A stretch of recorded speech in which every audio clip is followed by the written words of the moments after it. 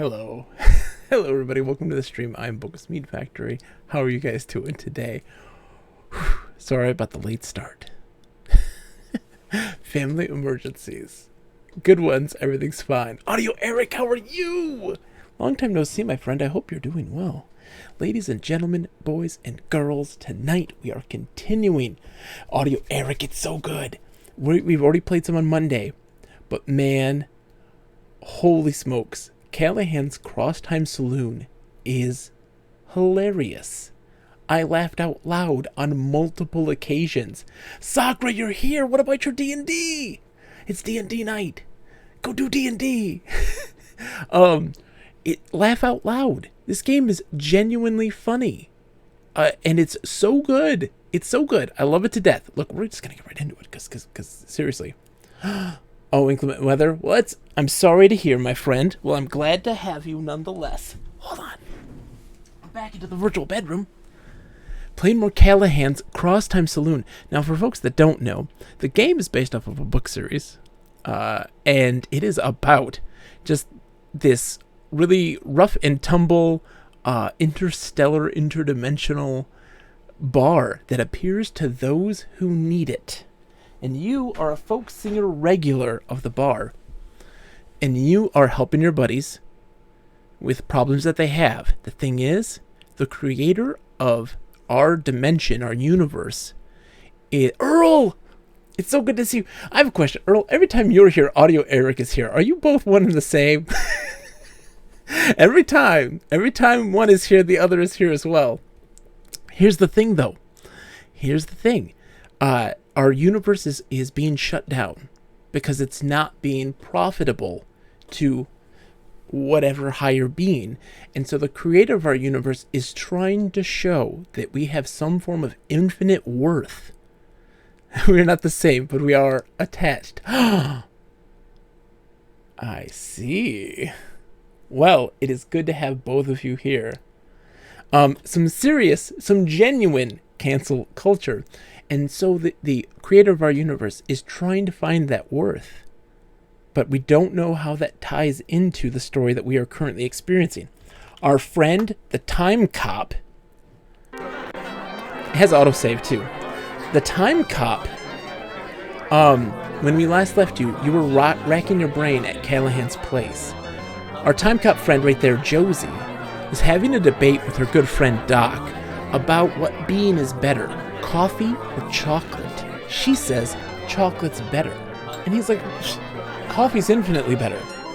She brings up that in the current day, there is a rare chocolate bean, a cacao bean, that's about to be destroyed and put into extinction that creates the greatest chocolate ever. So you two time travel back in time like 6 hours and try to convince this pencil company from not chopping down the rainforest within which contains the cacao bean.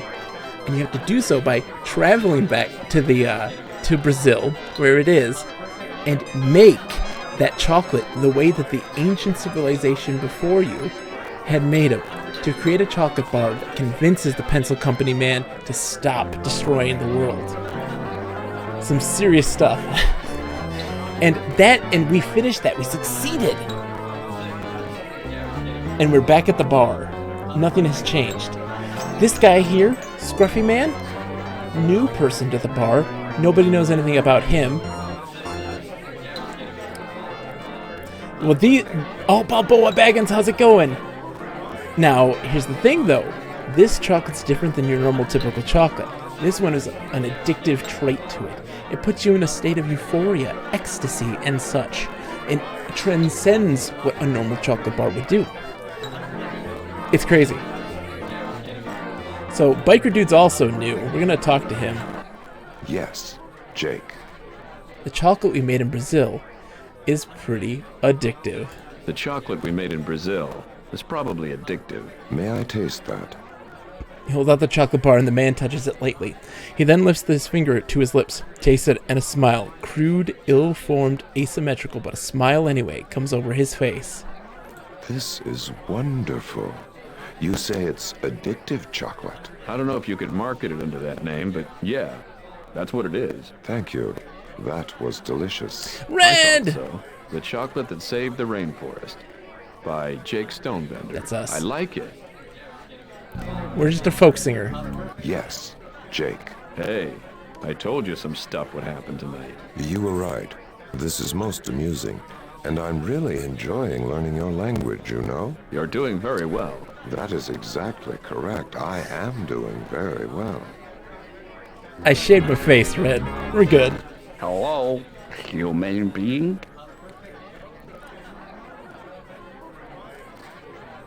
Have you ever tasted chocolate? I do not remember chocolate.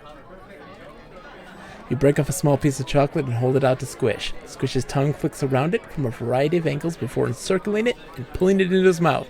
A moment later, it's expelled forcefully from his nose, flies across the bar, ricochets off the back of Tommy Jansen's head, and lands in the sink.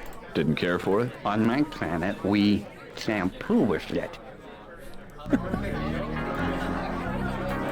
That's Squish. He's an alien. This is Finn. He's a cyborg from the future who has come back to save us from imminent death. Jake.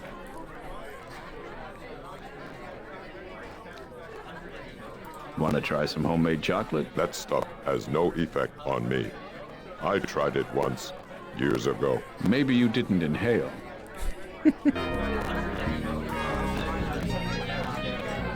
Random bar patron. I want to go up here. Latch up and find yourself on the roof. Just on the other side of the latch is the rooftop. You stand up to look around. Looking at the chimney reminds you of Dick Van Dyke, which naturally leads you to wonder how Mr. Banks is doing, and whether or not his relationship with his children really improved in the long term. Wonderful Mary Poppins reference. I mean, they must be out of college by now, right? Do they still talk? They couldn't possibly live in one of those Seville row houses. There's no way they have enough money. Still, he did become a partner in the Dawes, Tomes, Mousley, Grubbs, Fidelity Fiduciary Bank. Here's the thing. This game, Legend Entertainment, made text adventures before this. Ooh, a dumbwaiter. That's New York. Did you know that the original words to New York weren't, if I can make it there, I'll make it anywhere? They were, if I can make it out of there, I'll make it out of anywhere. That this is very much still very true to the text adventure lifestyle and design philosophy, because it's single screen, but now a panoramic view of that. And when clicking on things, you have a variety of things to interact with. It tells you pretty much all the verbs that you would use, akin to what a text-based adventure game would be. You may not have noticed, but there is a fire in the fireplace downstairs. The chimney's a little warm, on the warm side right now. I'm just playing around. I don't know. I've never been in here. Climb in, the dumbwaiter. One particularly muggy summer night a couple of years ago that lent itself to a bacchanalian revelry of mythic proportions, you learned to stuff yourself into the dumbwaiter shaft with the dumbwaiter beneath you. Or to be more accurate, Long Drink learned to stuff yourself into the dumbwaiter shaft, but you enjoyed it. In the light of sobriety, the idea seems foolhardy and more suited to frat boys. Frat boys, what you gonna do? This is a very silly game. I don't know why I just saw this shaft earlier. Audio Eric wants to release Bob! Bob, get out of here, buddy. We're going back in the bar. Have a drink. You thirsty? He's parched. Say hi. Love you, buddy. Bob's doing great, by the way. Here's Mr. Callahan, Mike Callahan. Good job, Jake. You couldn't have done it without us.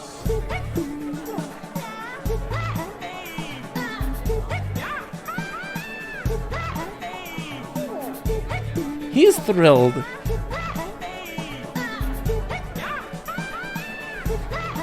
He's dancing. Right, Bob?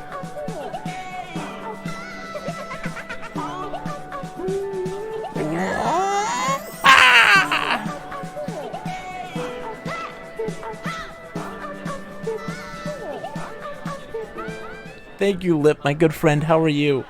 The beard is gone. The hair will be shaven as well. So, what How now? are you guys doing? What now? Well, that's up to you. There's a lot going on tonight. Such as? Well, let's see. Josie's all in a snit over something. You could see what that's Took all care of about. that. We've got the 2 drop-ins. They could probably use some chatting up. Or you could go see what's keeping Piotr. Want me to go see if Piotr's home? You know, he's been down lately. How can you tell? Yeah, he's cynical, but this is worse than that. I wonder... What? Well, okay. Figure it this way. The guy is, what, 80 years old? 100? 200? And he's alone. He's always alone. Doesn't seem to bother him. He never says anything about it. Up until a couple of weeks ago, I would have agreed with you. Now, I'm not so sure. Piotr. Tell you what, you want to do me a huge favor? Great. Go get him, bring him back here. But only when you're ready. Don't say yes till you're sure you're ready to take off.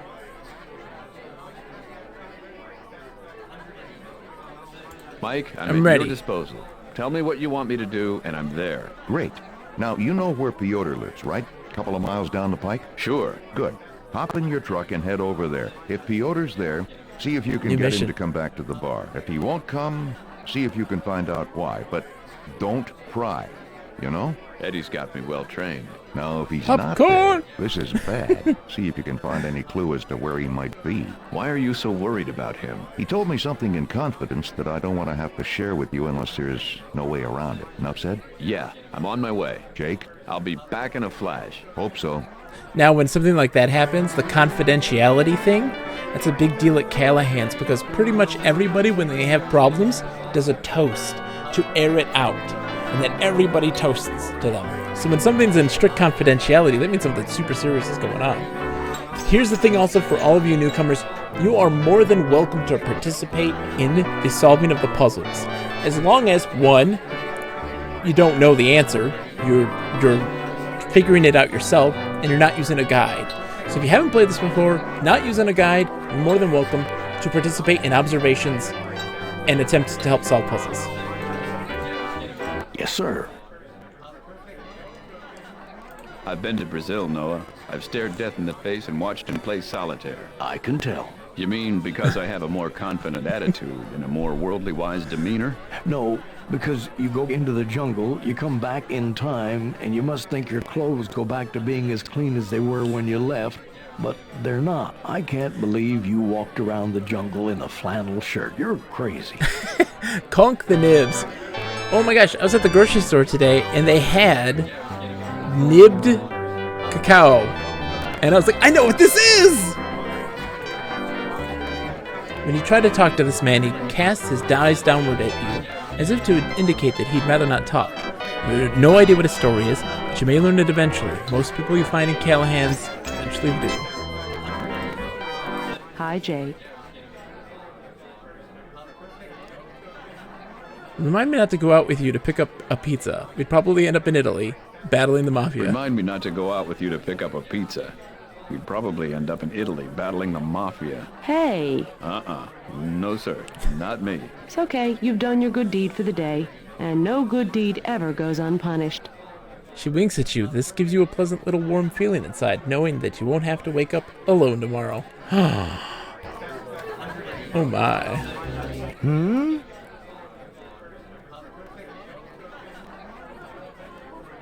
We had quite the little unexpected adventure in Brazil. Started off as pilots, ended up in a stone temple. Oh, yeah? Brett Summers. Job a good time, or did you milk a fool out of yourself? How long have you been working on that one? Ever since you guys left. Puns abound, I might add. I'm going on a mission of mercy to find Piotr. You want to come? Will it take long? I'm on call. I don't know. If he's home, it should only take a few minutes. If he's not home, well, I'm not sure what I'll do if he's not home. I'll stay put. Call Mike if you need me. Okay.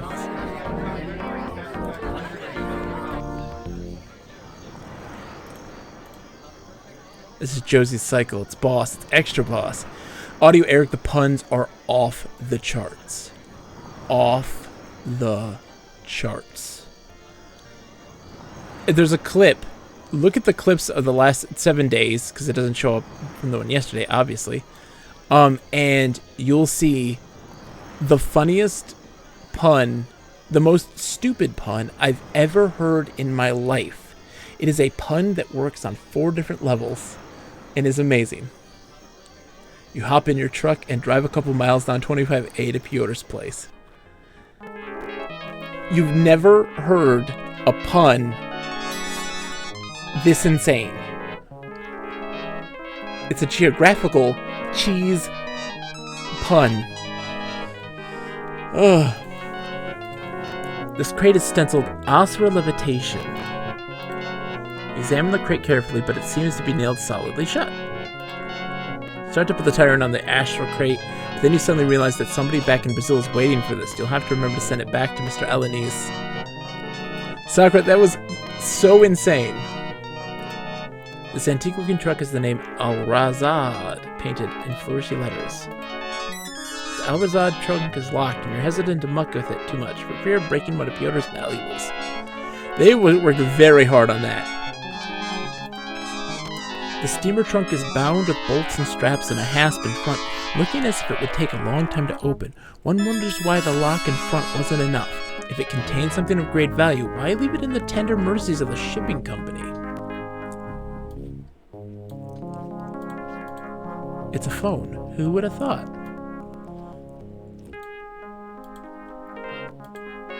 This great stenciled mismade girl. This conjures up all sorts of lecherous images. You put it out of your mind for the nonce, knowing that you'll want to re-explore that territory in detail at some later date. You knock on the crate.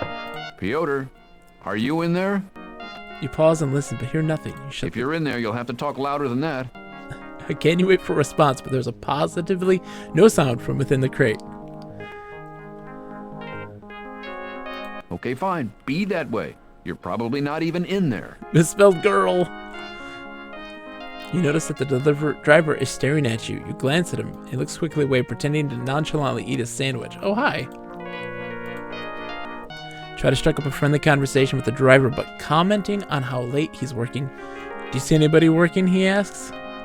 Then his brow furrows. You're not from Yi, are you?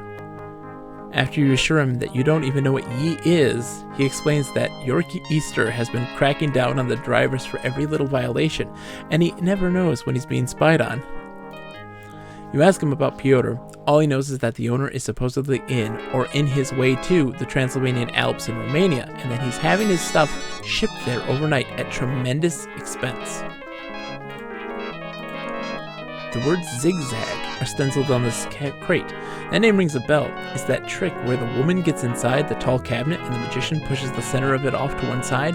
Why is it that magician feels a need to mutilate women? They must have had a terrible childhood. Ooh, according to the writing on the side, the crate is carrying a spider girl. Piotr? Spider Girl? Spider Robinson? Writer of the books. Anyone? Okay, fine. Trying to get in the last word, are you? Well, it won't work.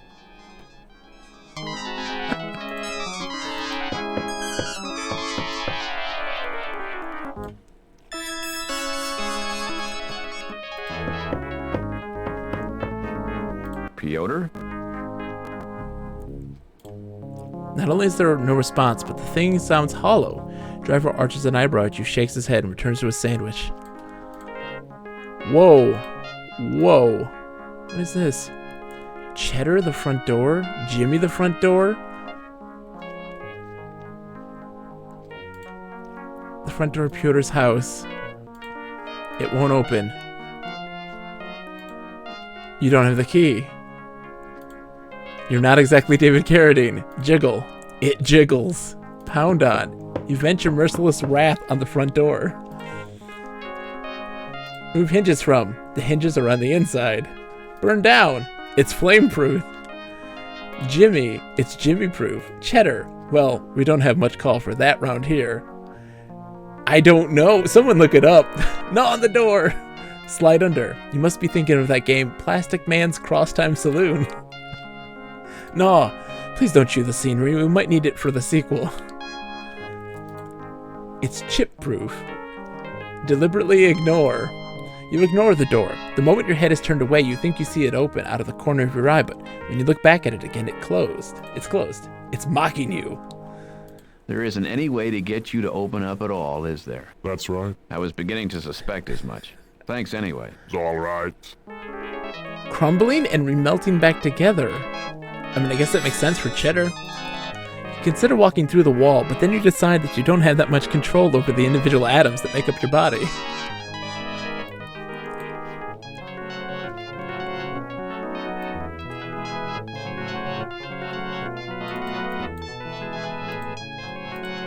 You swing into the cab. There are no keys in the ignition. Just as you start to search for them, the driver appears at the door and pulls you out by your ankle. You stumble to your feet, dust yourself off, and put him in his place with a big harumph.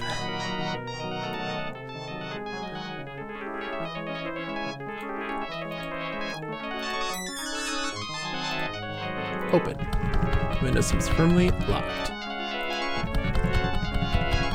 It gives just slightly. The window definitely gives a tiny bit, but it's stuck, as if it's been painted shut.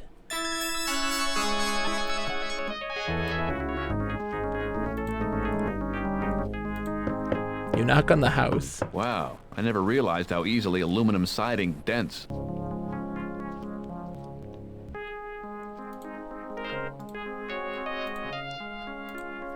It's a last resort, and you're not at that point yet.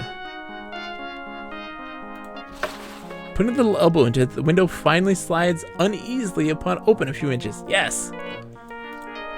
You reach to the window. Phone's beyond your grasp.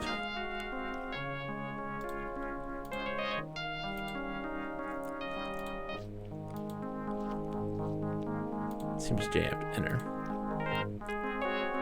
Okay, so we gotta find a way to reach the telephone.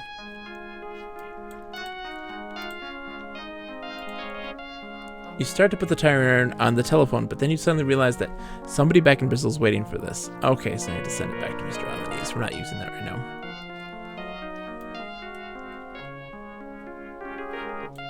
Oh, newspaper. The next time somebody tells you not to read in the dark, tell them you heard in a computer game that it's actually perfectly okay to read in the dark. They'll really respect your knowledge. You start to pick up the papers, knowing that they're a virtual beacon to burglars. As you do, a couple of small dark things sidle into your hand. You leap back, shaking your arm wildly like you're doing the hokey pokey. Ugh. Bugs, I hate those guys. Maybe I'll come back later and pick these up. Yeah, that sounds like a plan. Okay.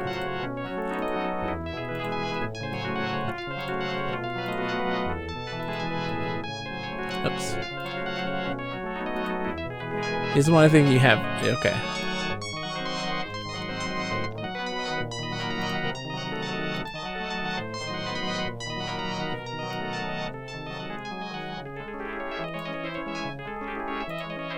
Oh, antenna.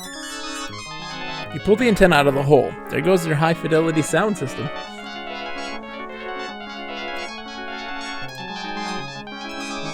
You pull the telephone closer. Now you can reach it.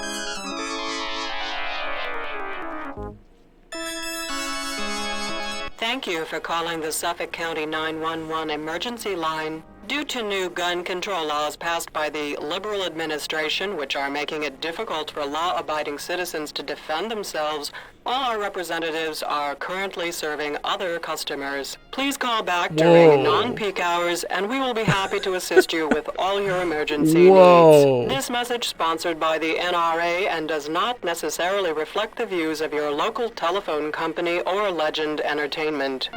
Whoa. Whoa!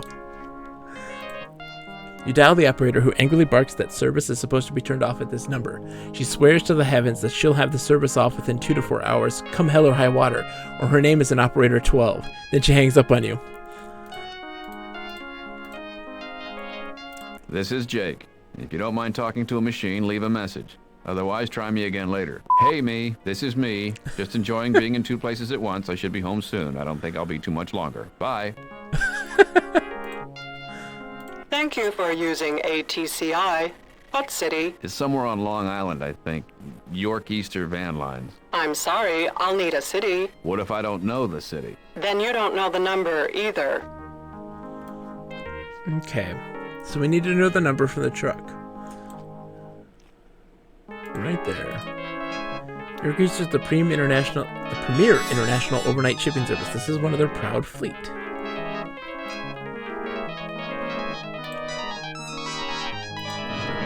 Slide the ramp into the truck. The driver looks very annoyed. Bumper sticker says, "How's my driving? Call Klondike." The driver, obviously peeved, rolls the ramp back out. Yep, we got the number now.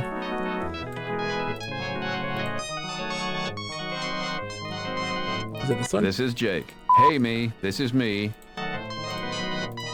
This one. York Easter Van Lines. Don't strain on your next big move. Think of York Easter first. York Easter! I didn't get it.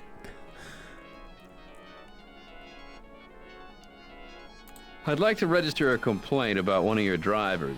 I see. Well, we'll be happy to contact him immediately if you can give me the license number of the truck. I'm sorry I didn't catch it. Well, I'm sorry, sir, but, and this is a very big but, I can't be sure which of our drivers is at fault without knowing the license number. But should this ever happen again, you can find it mounted on the rear. Thank you. I looked at the bumper sticker. I should have looked at the license plate, too. I feel like an ass. Quite all right. Hindsight is 20/20. That she hangs up. Okay.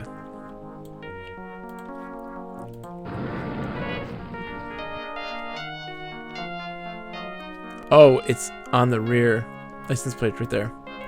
The truck's license plate, hard to see in the very dim light, is Evil 117. It appears to be a New York plate. Okay. York Easter Van Lines. Last year, over 20,000 families put their trust in your keister. I want you to put your trust into my keister.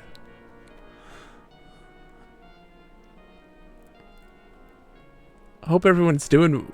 I'm doing great, Lip. How are you? I'd like to complain about one of your drivers. Did you have the license plate number, sir? Yes, that was YEVL 117. Just a moment, please.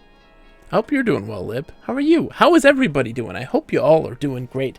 Bob's doing awesome. We already know this. She puts you on hold for a moment, then clicks back on the line. Okay, we have that driver, sir. And what was the problem with his driving? He was weaving all over the road. Oh, dear. Did he appear drunk? No, he was eating. Tush, tush. We'll contact him immediately. Thank you. Earl, it's rated E for everyone.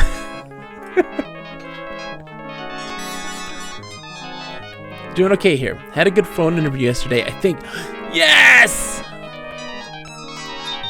The moving man's beeper goes off. His jaw drops open, his mouth full of sandwich. He says something that sounds like, "Oh, zip," and walks around into the truck's cab to call into his dispatcher.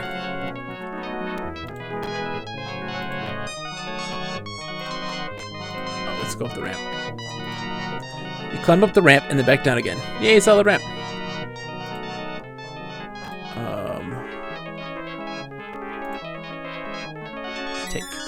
You attempt to take each crate in turn. They're all too heavy. It only Barley Chowan was here. Barley was a friend of yours from Alabama, an authentic hillbilly. You worked with him in the loading docks before you were married. Strongest man you ever knew. Barley could have 2 of these crates without breaking a sweat, and he was only chowing down on a sandwich to keep up his strength. And whenever he ate, people would say, "Ready?" It's the crate bumpkin Barley Chowan. Charlie Bowen. It is so wonderful.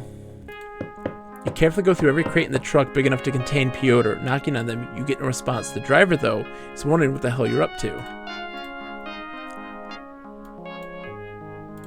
Yeah.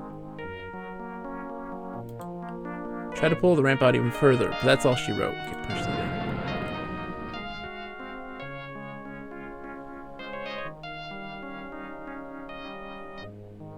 in. Trying to wonder what I need to do now. Phil, sitting in the driver's seat, struggles to fight you off the steering wheel while simultaneously defending his driving technique to the dispatcher at the other end of the cellular phone. Finally manages to wedge one foot in your left armpit and shove you out the cab door. He quickly locks it and sneers at you through the side window as you flail desperately at the door, your inner mind compelling you to drive, then chill out. So what am I doing with this? I needed to get him out of there. But to what end?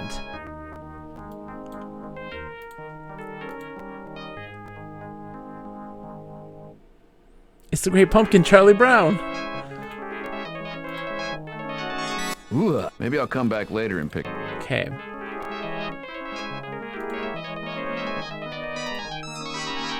Don't let Spider go, she might bite.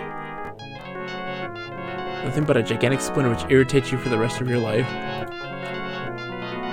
Roll-packed rotisserie you've ever seen. It's a magic marker. Alright.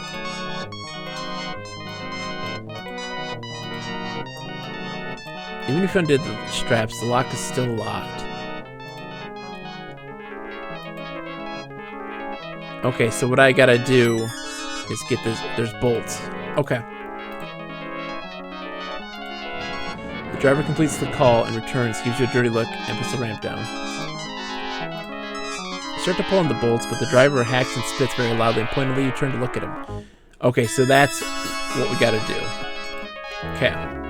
We've learned. Your keister. Yep, your keister. I need to... Oh, no. Why? Thank you. I have that driver's listing, sir. Oh, he was whistling dirty songs. I'll contact him immediately, sir. My pleasure. Bye-bye. Bye-bye. Okay. We're learning new things. We've got this. Just wait for the call. See, this is another major, like, text adventure thing. Waiting. It takes a second, you know? Yep, beeper goes off. Okay. bolt slide out half inch. There's a soft but significant click. The front panel swings forward, doing a concealed hinge along the base. Goodness, how disillusioning. Get in. With the driver out of the way, you're able to step into the trunk and pull the front closed, and it clicks shut. You spend about a minute trying to figure out how to get out again when you hear the moving man return and angrily finish loading up the trunk. Also doing the same thing repeatedly. Yes, that's true. Of having to multiple times trying to open the window. Classic text adventure. That includes the trunk you're in. You spend the next 24 hours or so being buffeted about, subjected to freezing temperatures, dropped and generally treated like a piece of meat. As you do, you constantly say to yourself, Jake Stonebender, to the Florescu. To the Florescu. During the many hours of rough travel, of the chilly airplane cargo hold, and of numerous unloadings and reloadings, you develop strange sensations. Confidence and power, as if you could easily stow away on any old tramp, steamer, or freight train.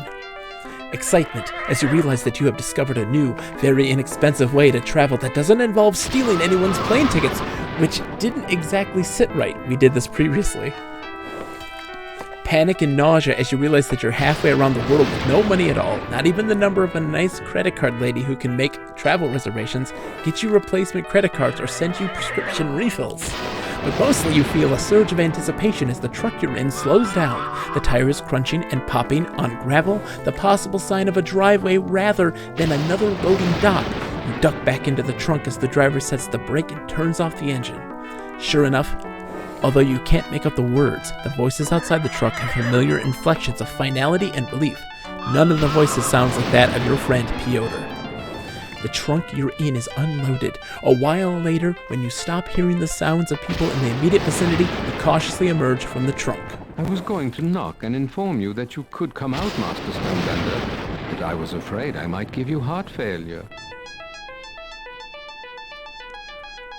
Are you all right? Yes, but no, I mean, I'm confused. I'm so sorry. Perhaps you didn't know we were expecting you. Master Piotr informed us you were coming. He did? Yes. I believe his exact words were, "A man named Jake Stonebender has done something very ill-advised. When he arrives and gets out of my substitution trunk, treat him with utmost respect, but inform him that his trip was unnecessary. I am then to make arrangements to have you sent back to America immediately. First class, of course." He did? Huh. Well, if he knew me well enough to know I was coming for him, he should have known me well enough to know I wouldn't leave without him. What? That's okay, I know what I'm talking about. Of course. Well, Master Florescu anticipated you would refuse to depart for at least a while. Feel free to have a look around and make use of Master Florescu's trap and driver if you wish. Let me know when I can make your return reservation. Okay. 6 massive support columns are spaced down the center of the room. You examine their surfaces carefully for hidden pulleys, levers, keys, gauges, push buttons, switches, knobs, slots, sockets, handles, dials, logic puzzles, or revolving panels. You do find one interesting thing, but no matter how much you fiddle with it, nothing at all happens. 2 days later, several of the castle staff die as a result of someone mysteriously shutting off the furnace. So dumb. Assorted cartons, boxes, and parcels are strewn about higgledy-piggledy. They contain items of The Piotr's. master has requested that his worldly possessions be distributed upon his demise. Therefore, we will not be unpacking just now, Master Stonebender. Okay. Book of Magic. Large book is sitting open among the effluvium of Piotr's life. The Headless Woman. In The Headless Woman, the magician affects a small starting illusion suitable for stage or parlor. A box is fashioned with 2 mirrors hinged at the back and meeting in the center. See workshop plans in the companion volume of this set. In performance, the assistant's head is clearly seen through the front of the box, figure A. Her hands support the box where it rests upon her shoulders. Magi closes the box. The moment this is done, the assistant draws the mirrors closed about her face. Figure B. A small movement, easily covered. If desired, daggers may be thrust through the holes in the box, thus further disguising the seam that runs vertically where the mirrors meet. Magi then opens the cabinet, revealing the vanished head, figure C. The process is reversed if the Magi wishes to reconjure the missing head. Interesting. Flip through. The Vanishing Horse and Rider. For suitably well-equipped stages, the Vanishing Horse and Rider is difficult to top for mystery and spectacle. The Magi atop a white steed vanishes from a box suspended well above the stage, and it instantaneously appears in another such box on the opposite side of the stage. A duplicate horse and rider are used, made up or masked to resemble closely the Magi.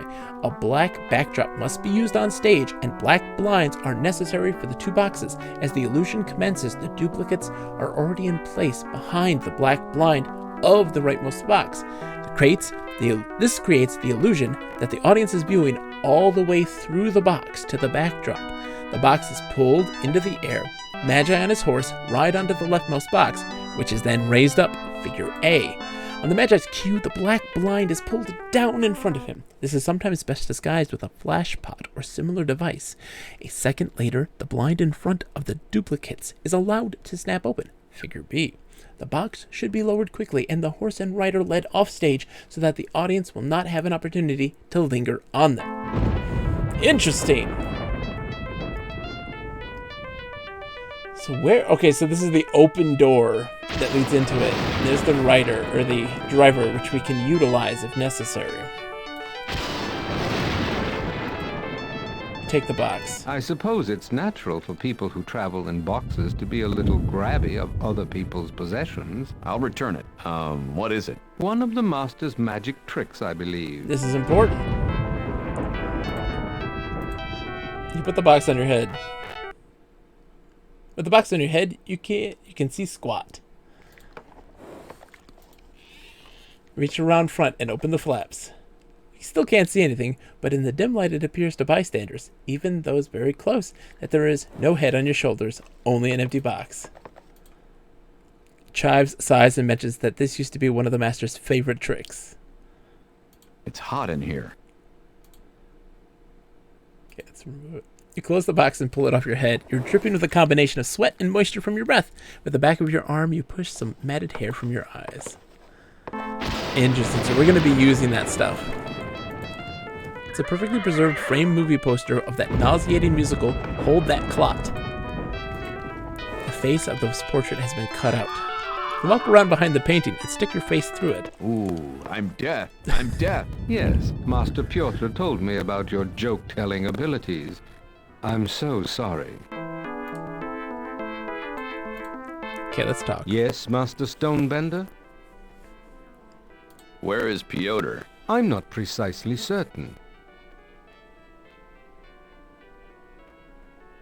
You sure do talk purty. Is this a little more to the American palate? I don't rightly know. I was just fixin' to get me some victuals when he done left. Now, please don't drag me round to the back of the shed and sodomize me, as you Americans are so fond of doing. Did you get all this from Pyotr? Certainly not. But I have seen 2 examples of American cinema, and I know all I wish to know about your customs and your people. Was Deliverance one of the movies you saw? It was. What was the other one? I Spit on Your Grave. And I must say that you Americans seem completely engrossed with the subject. Spit on Your Grave. We're not all like that, you know. Pardon me if I snort derisively. And I don't mean that as a come-on. If you guys don't know, I Spit on Your Grave is a very violent and horrifying movie. I won't go into the details, but it does also involve sodomization. So, like, oh man, that is a dark statement. You wander down the hallway. You could easily get lost here. There are more rooms and hallways than you can count. Outside of a dog, a book is man's best friend. Inside of a dog, it's too dark to read. Spotting nothing of special interest, you return to the main foyer. You ascend the staircase and get off at the second floor. You wander around for a while, checking out the rooms, but none of them look interesting enough for us to show pictures of them. Trust us, the foyer is the most interesting room in the house. Yes, Master... Okay. How'd you know I was coming? Master Pyotr told me. But how did he know? I left on the spur of the moment. Only one other person knew I was going. Nothing is ever as on the spur of the moment as it seems. Oh, that is deep. That is deep. Yes, Master Stonebender? Where exactly am I? Castle Florescu, south of the Transylvanian Alps in Romania. And Pyotr lives here? This is his family estate. He has not lived here for many years. It's beautiful. Thank you. I keep bumping into things due to the lack of illumination, but it does give a castle a homey feel otherwise so difficult to achieve. Maybe some track lighting would help. Indirect light, of course. Yeah, bounce it off the walls a little bit. You know, warm it up with some colored lenses. Yes, I like it very much. Very much. Thank you, Master Stonebender. Thank you. There may be a few extra snails for you tonight. We're having snails for dinner? I meant in your bed. Yes, Master. What sort of facilities do you have here? Racquetball, weight room, Olympic-sized swimming pool. I thought for sure you'd have one of those kidney-shaped swimming pools. Sauna, vending machine room, parking garage, solarium, conservatory, library, teleconference room, war room, bomb shelter, hedge maze, video parlor, isolation tank, planetarium, zoo, dungeon, and the world's biggest walk-in salad bar. Actually, I meant like bathroom facilities. It was a long trip. Yes, well, we couldn't think of everything. Sorry. No bathrooms. Okay. Sorted cartons, boxes, and parcels. Okay, so that's not of anything of interest.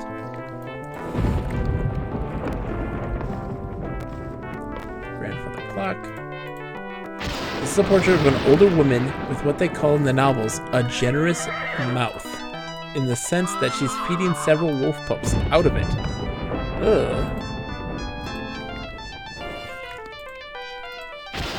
Take the box. As you lift it, you can feel the sides shifting. The joints are loose. You decide that the box is too fast to take with you.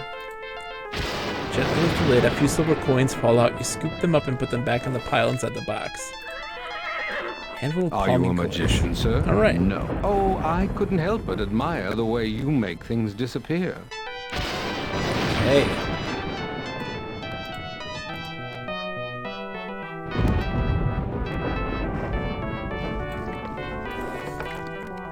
Big old crate stands out of the driveway, ready to be dollied in the next little thing.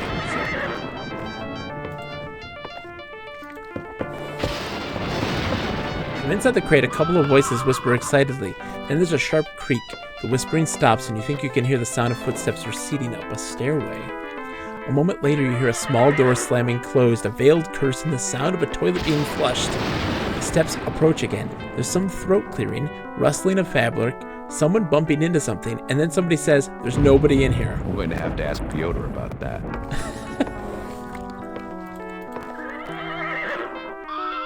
What do these symbols mean? Nothing, sir. They must mean something. No, sir. You're hiding something. No, sir. You'd tell me if these packages had something important in them, wouldn't you? No, sir. Well, it's a good thing for you I'm not feeling very nosy right now. Yes, sir.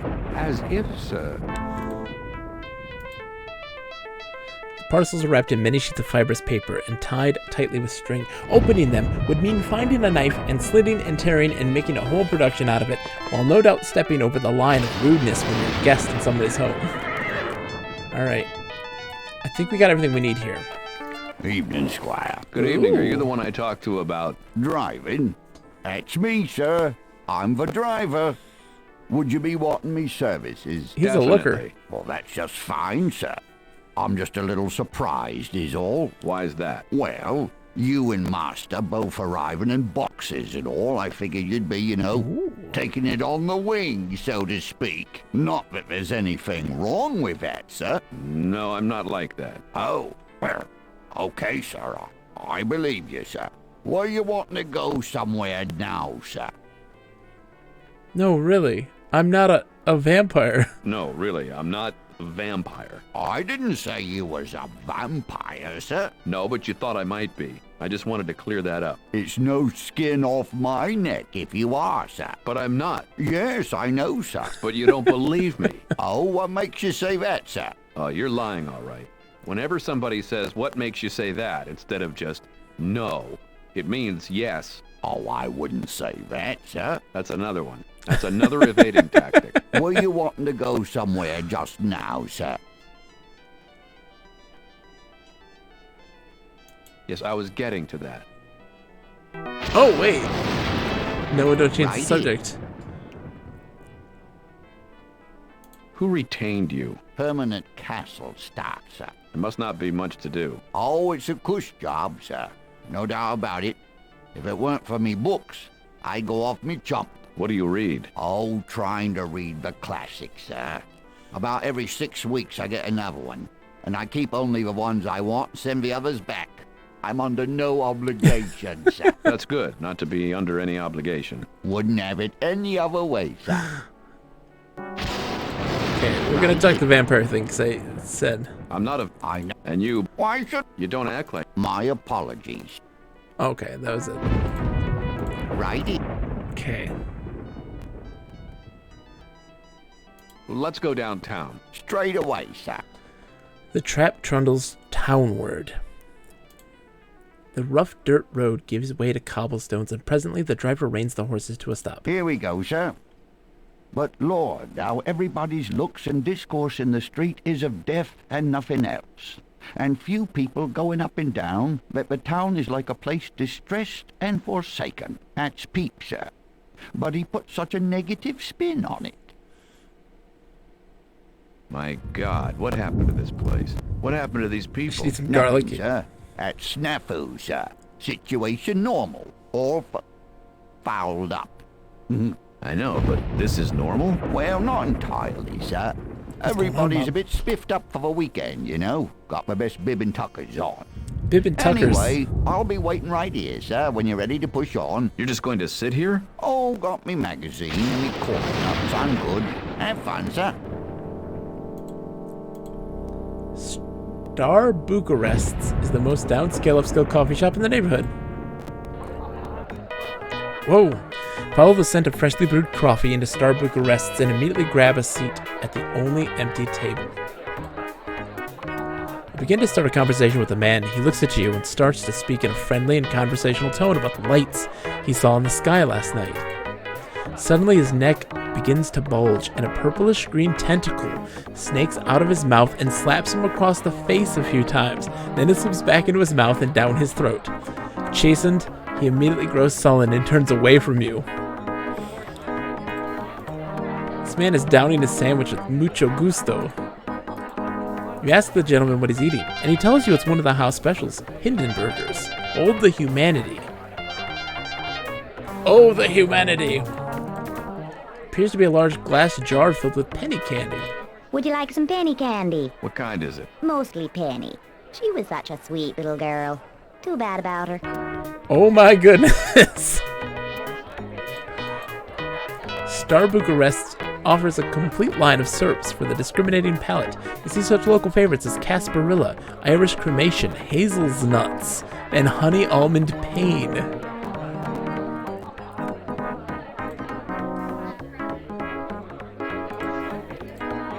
The preppy-looking man is smiling at the article, Sucking Chest Wounds We'd Really Like to See. Vlad! It's a copy of Vlad! Lucky Guy's got the latest issue of Vlad magazine with the "What? Me bloodthirsty?" kid on the cover. Rather than tear it right out of his hands, you just try and catch glimpses of the articles in the issue. You notice snappy tortures and stupid questions. You know you're really impaled on a gigantic spike when... The lighter side of Caligula. Behind the scenes of a crematorium. A peek inside Jack the Ripper's wallet. Spine versus spine. And a parody of Faces of Death, Part 6. Bob! What are we getting into? Bob looks horrified. Poor Bob. An amiable gentleman sits chortling at the article he's reading over the man from Vlad's shoulder. One day at the burn center. He's also swilling a cup of strong coffee with a handful of dead flies in it. You ask the gentleman about his coffee, and he tells you it's his favorite, a steaming cup of Kona Fly Now. The preppy-looking man looks at you with one eye, and with the other continues to read the magazine. This effectively creeps you out and convinces you to leave the guy alone. That's a paste wax shine. Sasha's left behind her coffee cup. Ugh, lipstick bars. Okay. Yes? Excuse me for interrupting. My name is Jake. It's nice to meet you, Jake. She offers her hand and you shake it gently. Her skin is cool and dry. What are you drinking? This. It's a private blend they make for me here. Would you care to try some? Maybe. Maybe. Depending on what. On what's in it, I guess. I don't want to prejudice you. What's in it doesn't matter as long as you like the taste. You have to be careful about catching things these days. I see. Yes? What do you drink? This. Would you get... I think I'd Yes, like I to. think I'd like to. She slides her drink over to you and you take a sip from the side opposite hers. It's coffee, all right, but has an unpleasant metallic taste, as if there were pennies in the bottom of the cup. She looks at you expectantly as you slide the cup back toward her. I was going to say it's not my cup of tea. That's all right. I didn't expect it would be. Polgara? What does that mean? Yes. Are you alone? Yes. Would you prefer me to leave you that way? She shrugs. Okay. Yes. I'm looking for a gentleman named Piotr. She hesitates and shakes her head. I'm sorry, I don't know anybody named Piotr. I'm given to understand it's a common name here. It is a common name. I know several Piotrs in Brazov. I just don't happen to know of any in town. Yes. This town is whacked. That's very descriptive. What does it mean? Means it's Cucamonga. It's Looney Tunes. It's flipped. It means it's Cucamonga. It's Looney Tunes. It's flipped. I'm freaking I'm blown away. I'm sorry, but Okay. language are you speaking? What language are you speaking? There's a long silence here, which we are condensing through the magic of advanced electronics. Well, perhaps it just loses something in translation. Must be. It means I find it highly unusual. What could be unusual about Florescu? We have stories about people in places like these. Somewhat. But they're considered fantasy. We have stories about America, too. I didn't say I was an American. How did you know I was an American? Because we're speaking English? Because you have a very American accent. Curses. Just when I thought I was going to get a straight answer about this. It means I want to go home. If you were not born here, it would take you a long time to understand our ways. I've known Piotr for a long time. I still know hardly anything about him. Mm-hmm. Okay. Sign on this bin says Florescu. Excuse me, but could you tell me what's in Florescu? It's chock full of nuts. The coffee or the town? Yes. These beans are for molten lava mocha java. What's the molten lava mocha java? Habanero flavored espresso brewed at 500 degrees. And of course, I'm now obligated by my insurance company to warn you that the coffee is served very hot. For Orient. What's Orient? Chinese coffee beans brewed as espresso and topped with a dollop of fresh mortar. I've never seen that before. You've never seen mortar on an Orient espresso? Decappuccino beans. What's decappuccino? Cappuccino without a head on it. Decappuccino. It's without a head. Rare Yuban roasted. Excuse me, are these beans rare or roasted? Both. You notice a small tag on the floor in front of the bin. You pick it up and look at it. It says, exclusively roasted for his royal emirship, Allah Maliv. You wave the tag at the clerk. Excuse me, is this rare Yuban for Allah Maliv? How many times have you used that line before, hon? Dope. What? So much snark in this game. Haha beans. What do you do with haha beans? We brew haha. Brew haha? This game is so dumb in the best ways. Toreador beans. What do you make out of Toreador beans? Cafe au lait. Haas beans. You ask if they're any good. She says they were. Yep. rapidly growing chain of coffee, pastry, and yak houses. This particular outlet is yakless, since all the yak in Transylvania are said for export to Washington, D.C. They're has-beens.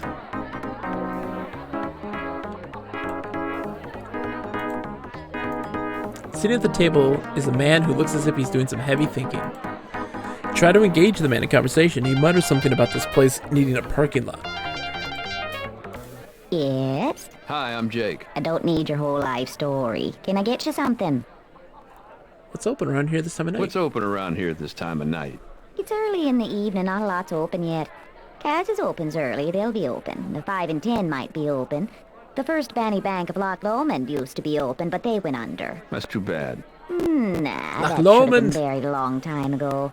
They had a free chicken accounts, but the stench of rotten flesh was enough to turn a rat's appetite. Any other places? Let me think. There's Horman's World of Spurtin' Goods, but that's all the way out in the hill and back around by the south entrance. Any others? Well, it's always fun to go to the unsafe way, but I think they're closed for inventory, and they try to find out how much they've lost lately due to spoilage or rats or just vanishing. They lose a lot of groceries, do they? No, employees. I can see that this is going to lead me into a lot of disinformation. Let's stop right now before you get carried away. Thank you, sir. May I have another? Thank you, sir. May I have another? Well, you got your Kinko's copies, but now this town's got more copies of Kinko's running around than we know what to do with. Thank you, sir. May I have another? Well, there's a microbrewery at the other end of town, Big Purple Brews, but it's kind of dangerous. A lot of maniacs and murderers. I've never heard of Big Purple Brews. Oh, you know the ones. If you can't do the time, we've got the beer. Thank you, sir. May I have another? I got customers. Oh. Yeah, hon. Normal coffee here? Like, if I just wanted a plain old cup of coffee? Do you sell any normal coffee here? Like, if I just wanted a plain old cup of coffee? No. Oh. Yeah, hon.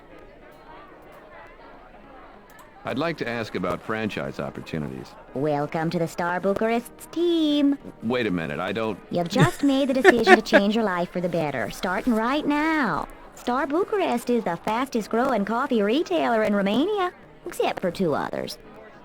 The only gripe that I have with this is just like, it ends the conversation. You have to restart it for more talk. Like... How many people live in this town anyway? Well, it depends on how you define the boundaries, but basically about 400 people are actually living here. Boundaries between neighboring towns? No, boundaries between what's actually living and what's not. Yeah. You know a guy named Piotr? Tall, thin, blonde guy? No. Oh, the short, heavy-set guy with the frizzy red hair? No. This guy's medium build, medium height, dark hair, fangs. Sorry. I know a lot of Piotrs, but none of them are medium anything. Alright. Refrigerated display cases stuffed with all sorts of fancy pastries. Wow, what have we here? Let's see. We have a delicious blueberry grunt. We have apple pandowdy, blackberry fool, plum slump, peach doofus, apricot drump, cranberry wince, nectarine smartass, and boysenberry chomp. What's in the boysenberry chump? Butylated hydroxytoluene, calcium and sodium propionate, dioctyl sodium sulfosuccinate, mono and diglycerides, propylene glycol, and sorbitan monosterate. You know Any what? boysenberries? I'd have to check. Oh, that's quite all right. I'll take a pass. Bravo to the voice actress in that particular thing. That's not easy to do. That's odd. You so rarely see wolfbane in bloom this time of year. Pick a blossom off the wolfbane plant. This isn't a real plant. It's silk. The plant looks offended. Not that there's anything wrong with that.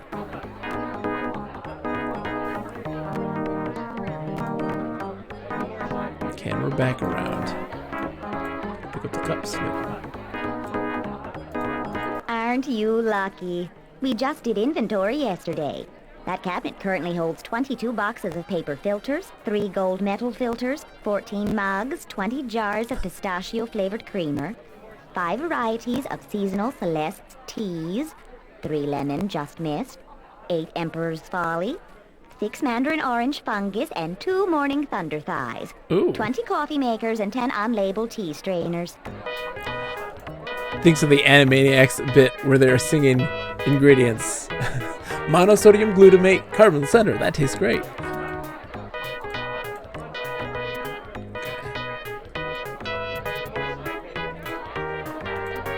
You start to get the wolfbane blossom to the quiet woman until you remember Pyotr telling you that in his homeland, giving someone a fake flower was a symbolic way of saying, I find you superficial. She holds up her hand for you to kiss, but instead you lean forward and give her a chaste peck on the forehead. She pulls back and nods expressionlessly.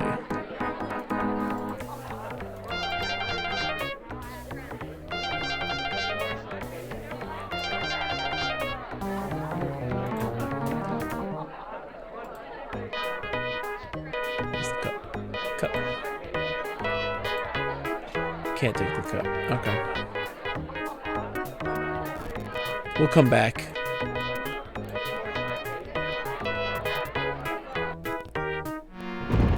Oh, look at these pleasant people. This woman is picking and talking a little about Chaucer, Rabelais, and Balzac. No matter how you try to interrupt, this woman's bound and determined to complain about some other local woman who made brazen overtures to a man who never had a friend in this town till she came here.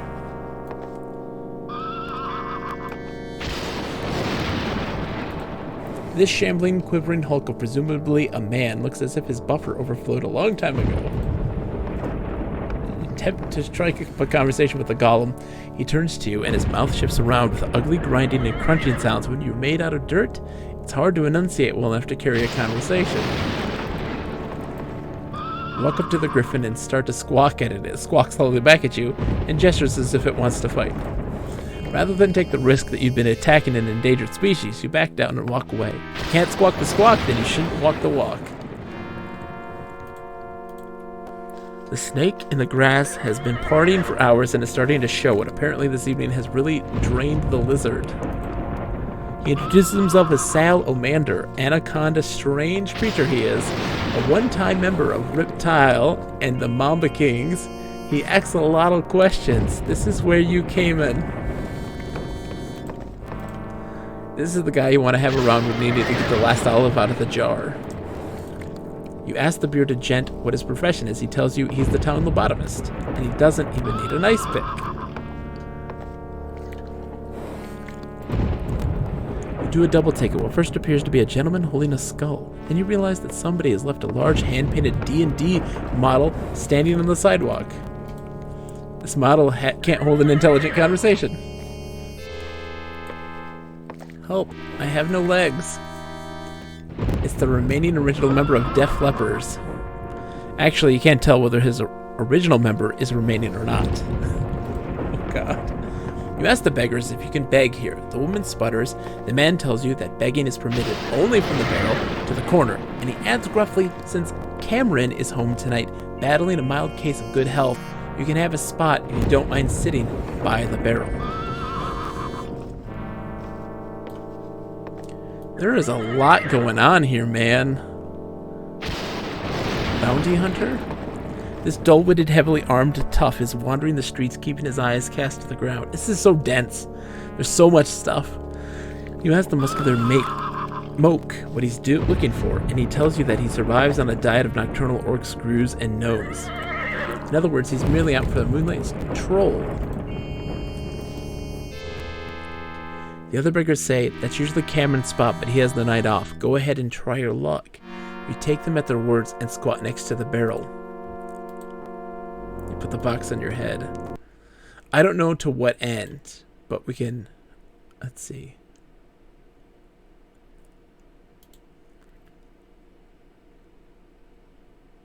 It's hot in here.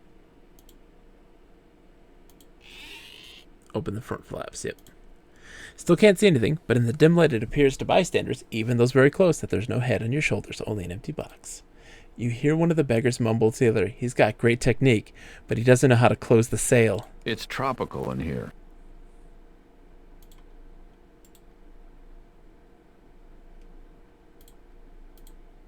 Shh, concentrate on slow resting your head to the peak of flavor perfection. This is really uncomfortable.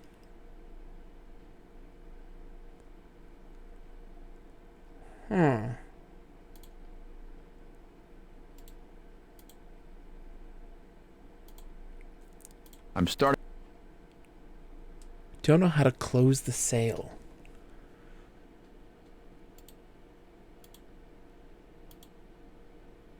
I should really take this off. I'm beginning to see brightly colored geometric shapes. I wonder if these are the first stages of oxygen deprivation. I can't take it anymore. You close the box and pull it off your head. You're dripping with a combination of sweat and moisture from your breath. Yeah. Interesting. Okay, so we got to find a way to close the deal. I don't have something for people to panhandle.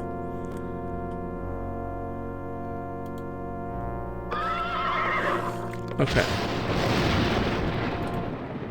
You walk up to the entrance, but the bouncer puts a hand to stop you. Me not know you. Show curse mark. Pardon me? Tonight, curse night. Must have curse mark. Otherwise, no admittance. The Dread Pirate Roberts. Me, Tor. Who you? Me glad my thyroid worked better than Tor's. Me glad my thyroid worked better than Tor's. Thyroid normal. Psychiatrist fault. A psychiatrist did this to you? Used to be pro golfer. Now, rawr. What? Me. Stonebender. Jake Stonebender. You bend stone. Me break stone. Yes, the similarities between your mind and cottage cheese are obvious. What's the cover charge? Tonight, curse night. Must have curse. Get in free. So it's like ladies' night. Rawr. Okay. Let's see. Oh, whoa, invisible lady.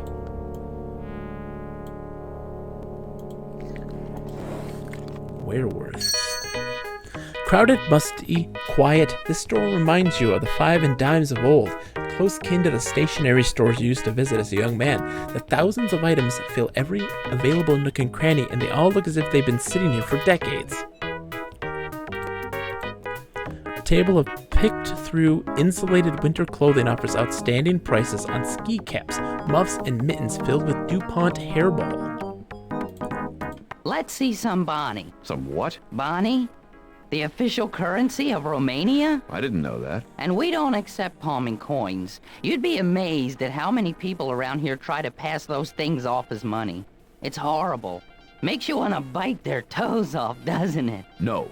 Oh, we gotta see who this is. Who is this talking? Wow. Before you is a ghoulish bone and gristle creature who runs the store. He looks at you hungrily as he introduces himself as Frank Detweiler. But you can call me Skinless Frank. Everybody does. Where have I seen you before? I don't know, but people have a tendency to say that. Your mind reels as you try to fit the words ligament and cartilage cleverly into a sentence, but what you come up with is too wretched even for this game. Oh. Can I get you? Pardon me? I said, what can I get you? I'm looking for somebody named Piotr. Do you know him? Do you have a last name? I'm not sure. Florescu, maybe? He lives in Castle Florescu. Wow. I thought it was a theme restaurant now. I don't think I know him. You want me to keep an eye out for him? Please. No problem. Which one should I take? I thought we were speaking figuratively. Oh, well, can't blame a guy for trying. How can I serve you? You have any odd jobs I could do for money? Sure. I could use a hand. I should have expected that. Black lips are exaggeratedly full and bee stung. Bugs Bunny pretending to be a female rabbit lips, and they give off a faint, sickly wintergreen scent. We soon recognize it as Eau de Pepto-Bismol. The clerk would undoubtedly be happy to sell you a pair of wax lips, Mr. Gimme. But you have no Bonnie. Okay, so we need to get stuff to Panhandle. We can't do anything here yet. Because we can't buy anything.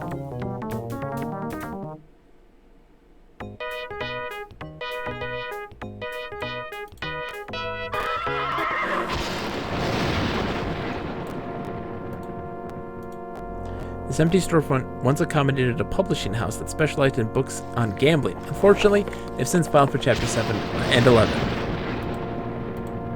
Approach the house and ring the doorbell. Someone lurches to the door and you can see the festering boils on its face. The man says, "Gomez around here somewhere else. I'm busy until Wednesday." Okay, no. Slender, was it? Weather-beaten looking man puffs idly at a cancerette. Throws hard looks at everybody.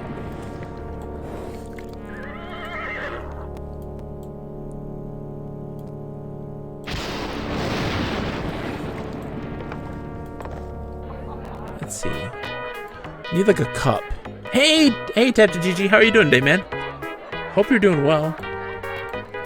Special brews here are scrawled on the blackboard: the cappuccino, cafe au plague, depresso, Frenchman roast, and hazelnut, sprinkled with real pieces of hazel.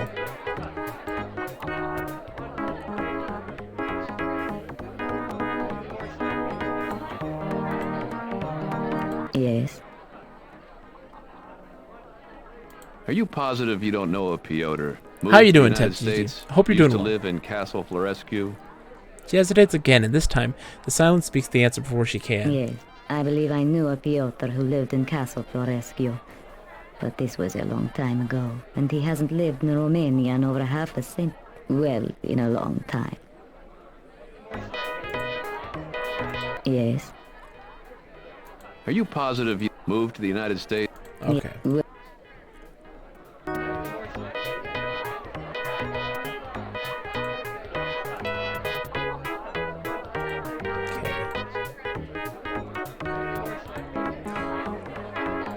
Okay.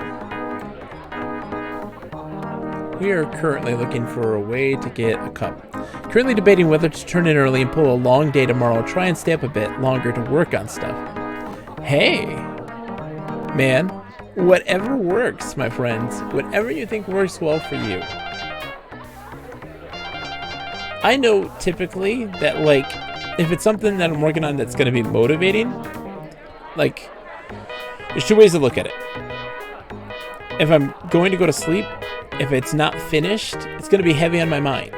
Or, if you get up and pull a long day tomorrow, maybe you're feeling more motivated to do the project then. It's a reason to get up. But that's kind of a tough question.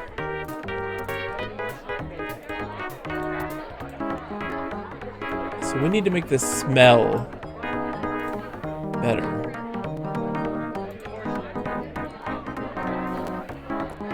This wolfbane blossom needs to smell.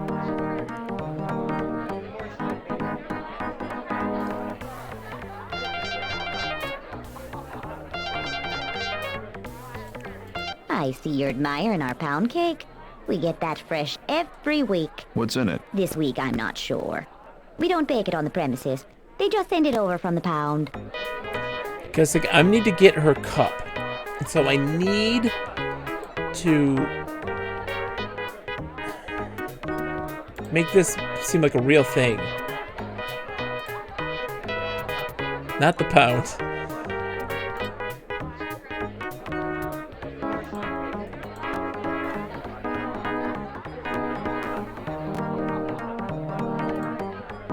Okay.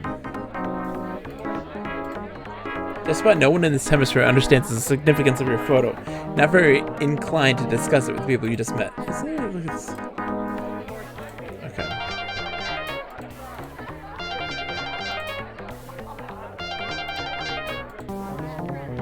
More into licorice whips. Why do I have the chocolate bar still? Choosing instead to nibble on some light, crispy lady fingers.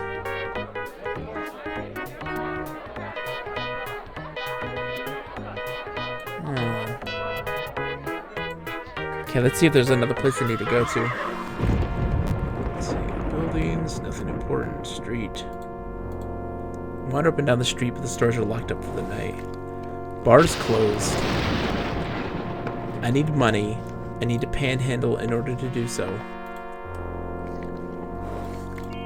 Oops.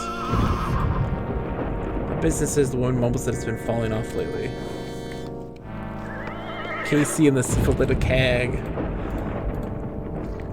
Locked. Don't have the key. You don't even have the bobby pin. I'm understanding. Okay. Peek inside, but all you see is sand. What were you expecting? A barrel of monkeys? Or maybe a cask of characters? After all, you certainly get no keg from champagne. Stop! Now's the time to play polka. Alright, let's see. Transylvania Tryst. Start up the stairs. 20 minutes later, you notice that you've been passing the same buildings over and over again, like running in a Flintstones cartoon. So you go back the way you came, and 30 seconds later, find yourself standing in front of the street. Okay. Where are we off to, sir? A place the clerk at Star Bucharest told me about. Oh, criminally, sir. Where's that?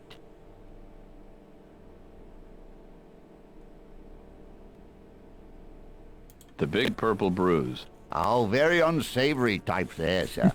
Always fighting. How does that happen? Well, every night some bloke winds up saying, "Hey, give me a big purple bruise."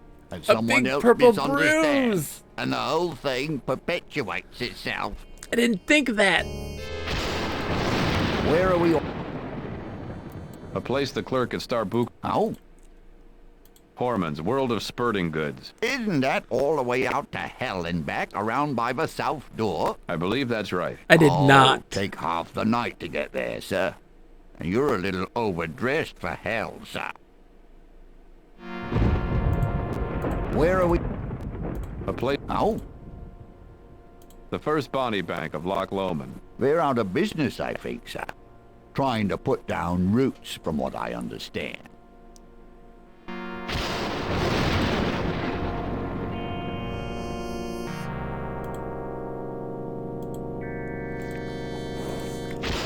Where are we off? How's it hanging? Which hanging are you referring to, sir? How many have there been lately? Let me find this month's calendar of events. Never mind. Never mind. Where are... Let's go to the castle. That'd be nice, sir. Humming something in a minor key, the driver returns you to the castle. I'm gonna talk to what's his name and see if I can get something else. Ready to depart, then. I haven't been able to find Pyotr anywhere. I'm sure he's in one of the 2 drinking establishments, sir. Have you visited them both? Oh, it's in the other one. Okay. Ready to... Not quite. I have some questions I still want to ask you. By all means. Okay, so we asked those questions. Actually, yes. Ready to... Yeah, I guess I am. Very good. I'll make... Wait just a minute. You seem very anxious to have me leave. Certainly your imagination is running away with you, sir. Now, back in the box. I'll have you shipped out of here in just a few hours. Not so fast. I think I'm going to look around a while longer, if you don't mind. Not at all. But when you're through, you know where the box is. Okay.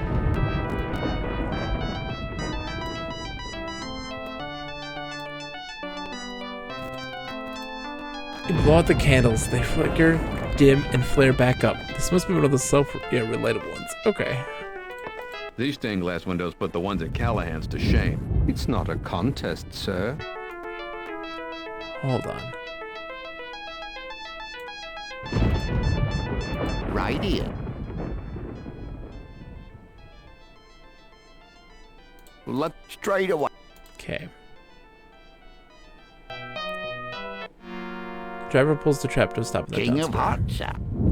Suddenly you leap to your feet and bolt out of the trap. Stumbling in your haste, you stop just as suddenly. Puzzled by your sudden response, you turn around and look at the driver. Yeah, those post-hypnotic suggestions rarely do the trick, don't they, Oh, gosh. You'll be on your way, then. I'll stay here till you've had your fun. Okay.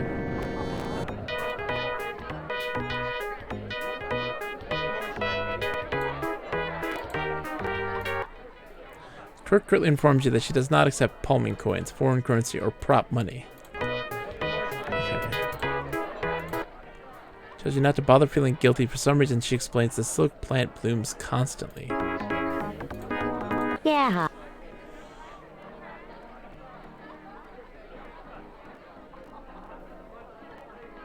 I need some local currency. Do you have any odd jobs I could do? She leans in close to you. I have a very odd job I need done. Whispers in you about a job involving an ostrich, a local gym teacher, a scalpel, and a needle I'm and sorry, thread. I can't do that. Sorry, that's the only thing on my list I haven't been able to get to this week.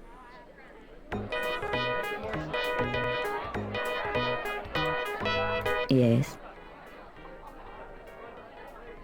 What do you drink? This. Would you care to try? No way. Jaws wakes slightly at the intensity of your reply, but then nods and looks past you. Okay. Yes. What do This. Would you get? Yes, I was going to say it's not... That's all right. Okay.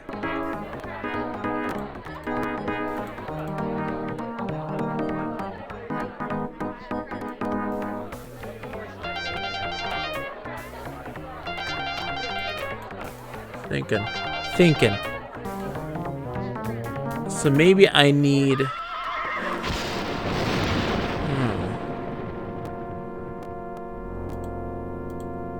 Holding your nose, you plunge into the well. It's dry and it's only about a foot deep, so you don't get very wet. Super sheepishly, you step out again. Okay. Spooky ghost.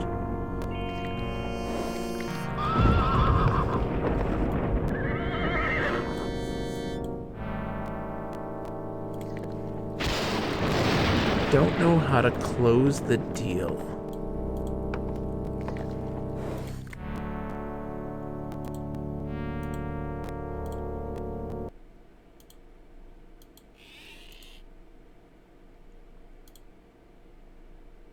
Got great technique, but he doesn't know how to close the sale. It's hot in here. It's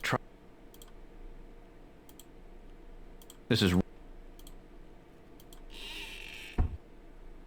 I'm starting to feel... Huh. I should really... Okay, so I need something else. Need something else there, and I still don't know what that is necessarily.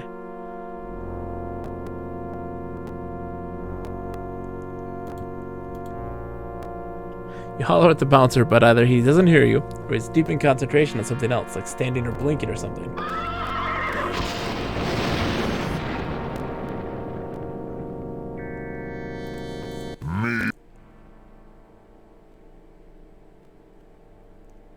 What's this about needing a curse to get in? Must have mark of curse.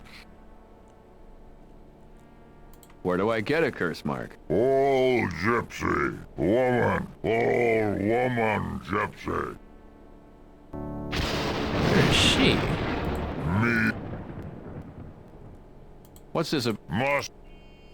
I've already got one, you see? Tor not see curse mark.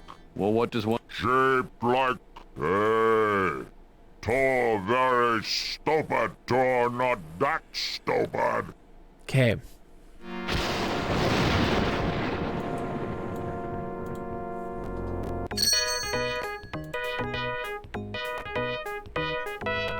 Smoother surface than real coins, making them shinier on stage. Okay.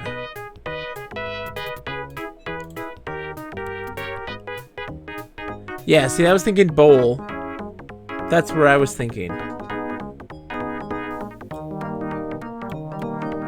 Or a cup, like, you know. Werewolves carries booster packs for Magic the Profiteering. How can I serve? Do people ever comment on your complexion issues? No, but everyone always asks me if anybody else comments on it.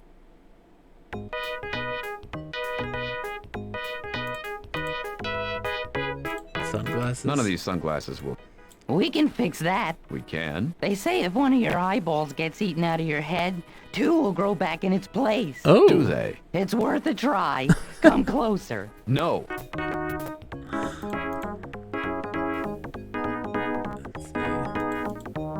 Rack full of temporary tattoos hangs on the wall. They depict body parts, reptiles, insects, vehicles, and various geometry shapes. You don't have a local currency.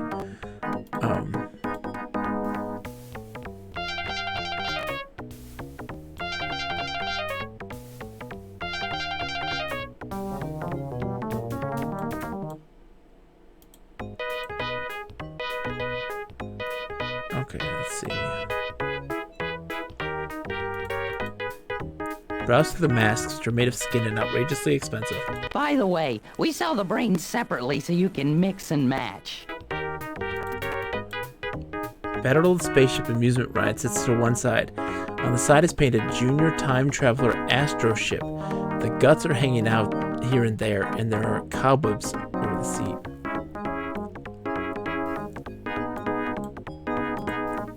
Ride. You have to put money in. Real money. Okay. I'm like, where's the coin? I was like, let's search for coins. In the coin return slot. Toys, souvenirs. Overstock. Ah, the old standby of the 5 and dime. Award ribbons with world's best dad and world's smallest grandmother. World's most disgruntled postal worker. This one has bullet holes in it.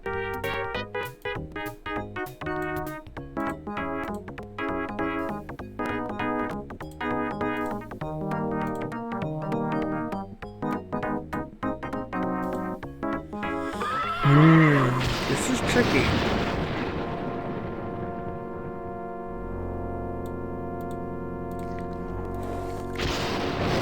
He looks grimly away, but the man snarls something incomprehensible and pulls out a brochure which he thrusts at you. It's a tattered description of a budget vacation package to a tropical paradise colony where gracious natives serve 4-star island food and drink in a stunning mission-style setting. Massage, laundry, and other services are available.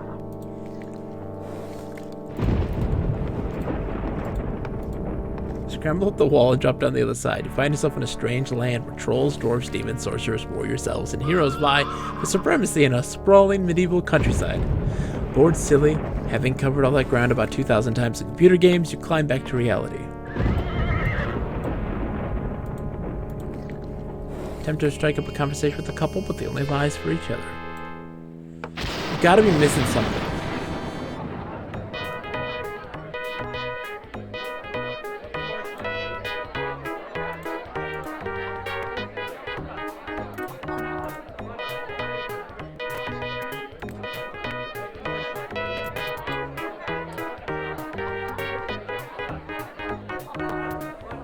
I don't know of a use for the coins yet. The palming coins?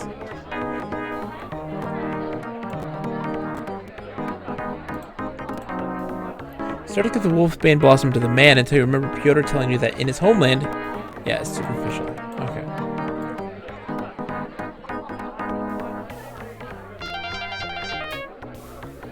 I don't know. No Bonnie, no coffee. No Bonnie.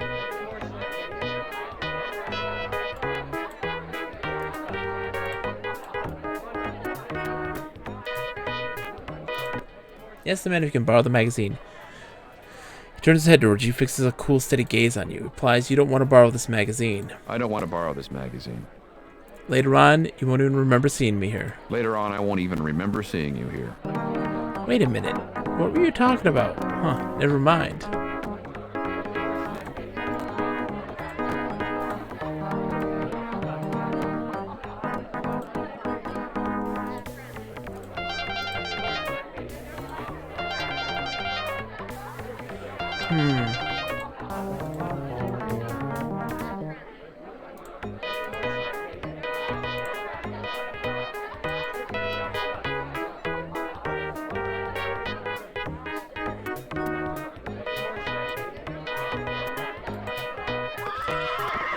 I'm wondering if I'm missing something.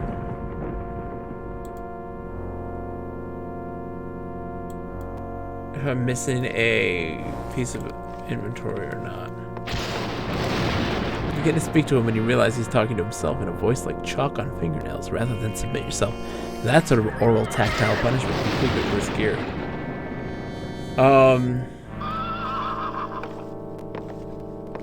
Just wondering what that is. Smells like fresh silk.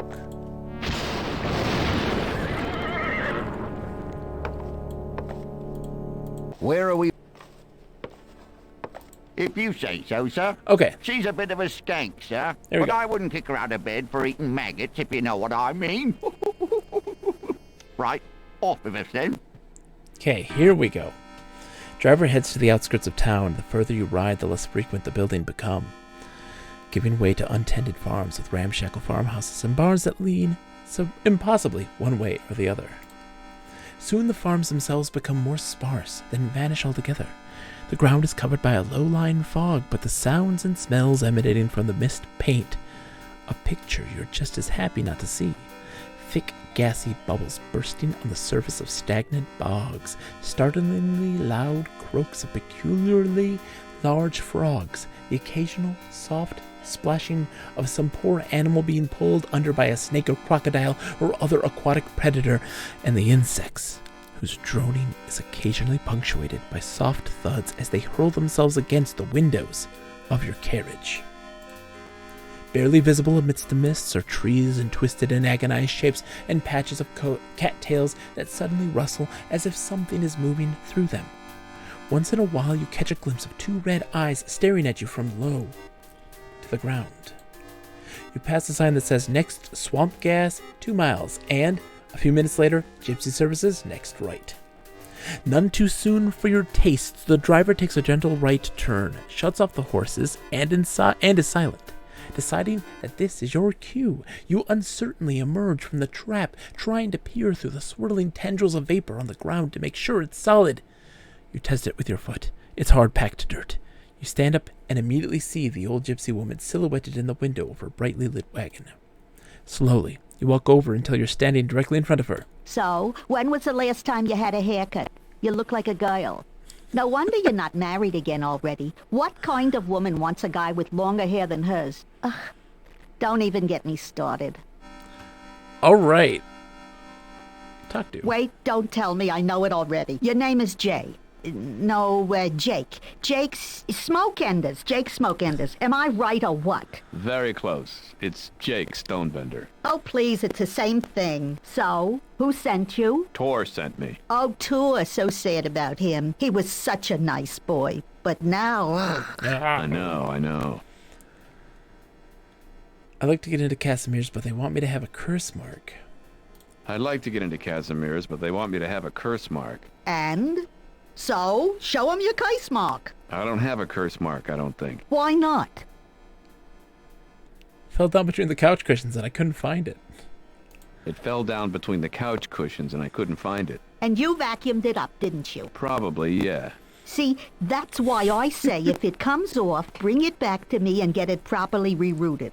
Otherwise, there's a replacement charge. Did you get it from me? I'll look in the book. No, I don't think I got it here. Well, what's your case? I'll get you a new one.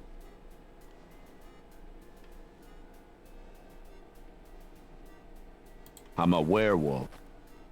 Holds out her hand. You lay your palm in hers. What are you looking for? If you were a werewolf, you would have the pentagram, the 5-pointed star upon your palm. Which needs washing, by the way. Besides, have you seen any wolfbane in bloom?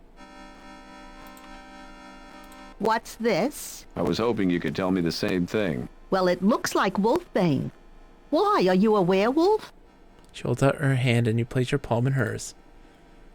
See? Sure, this might be wolfbane, but if you're not a werewolf, who cares? I need the sign of the pentagram on my palm.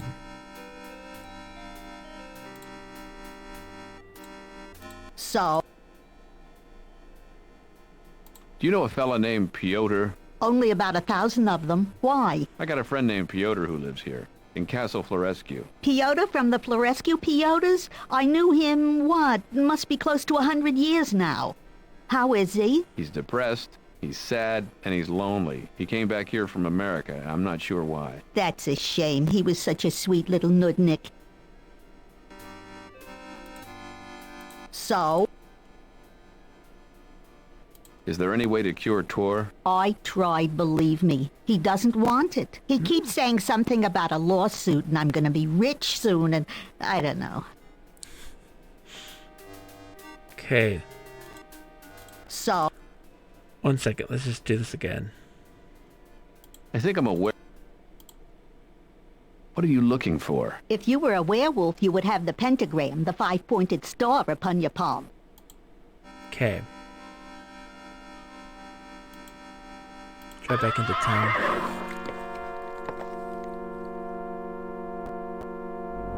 When you reach the town square, the driver slows the horses. He pulls a large wooden lever at his feet, and the bottom of your seat suddenly swings down, dropping you through the floor of the trap and onto the street. Before you can sit up, he pulls the trap ahead a few feet, stands up, and waves at you. You're all right then. Have fun, sir. And I'll be awaiting you when you're ready to go. Let's see if this lady has anything more to say. Yes. Are you alone? Yes. Would you prefer? Okay.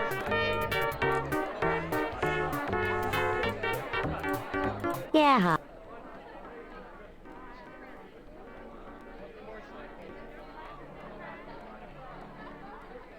I need...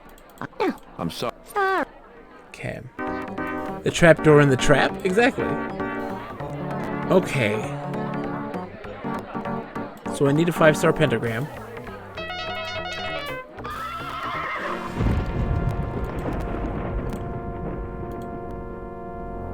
Palming coin theft is up 400, mostly due to carelessness of the sort you're advocating here. Putting it in the well. How do I get a pentagram on my hand?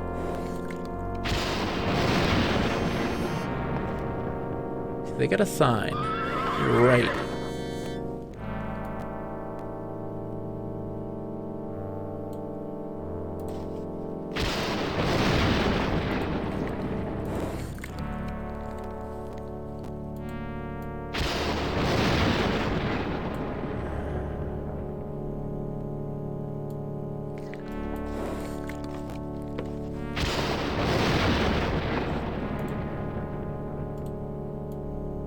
Huh.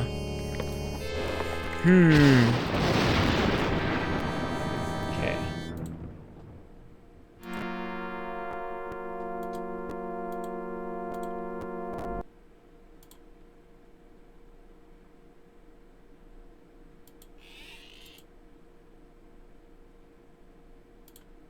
Cut technique, but he doesn't know how to close the sale. It's hot in here.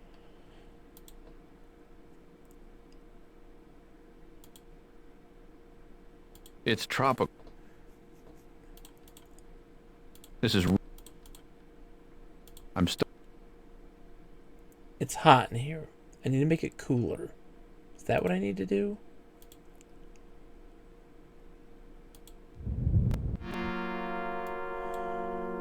It mentions that, right? So, like...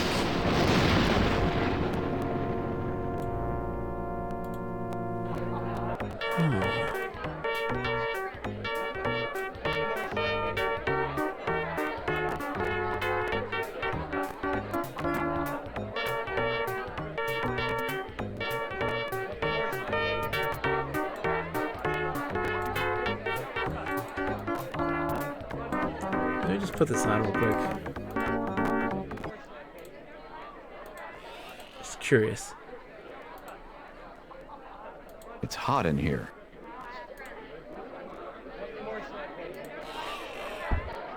It's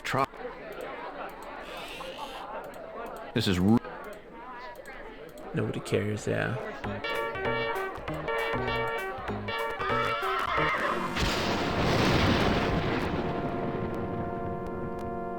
Huh. This was so strange that there's only a couple a couple things to interact with, right? Me, Jane. Just kidding, just kidding. What's it? Isn't this a discriminatory policy? Nobody else want to get in before.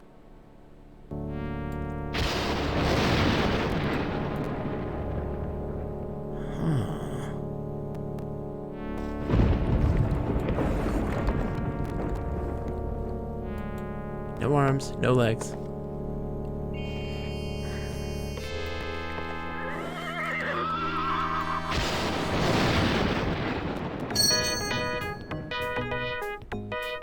Going to see if there's any, like, signs or something that I could take. Okay.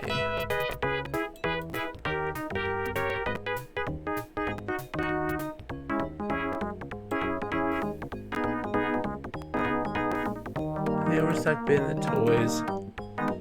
Yeah, Wretched Sketches, My Little Crony. Dude, Dunpeel, how's it going, man? Hey! How's it going, Dun? Hey.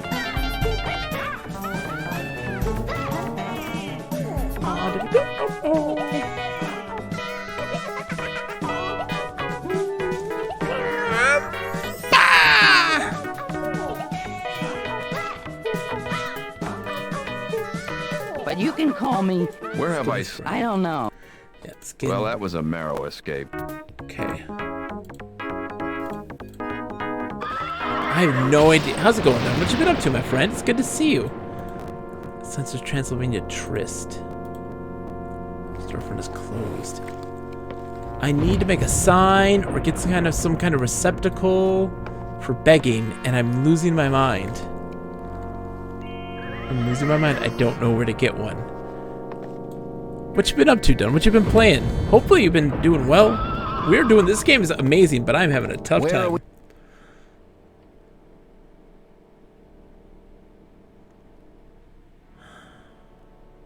To the old gypsy woman's place, as fast as lightning. Chalkboard? Hold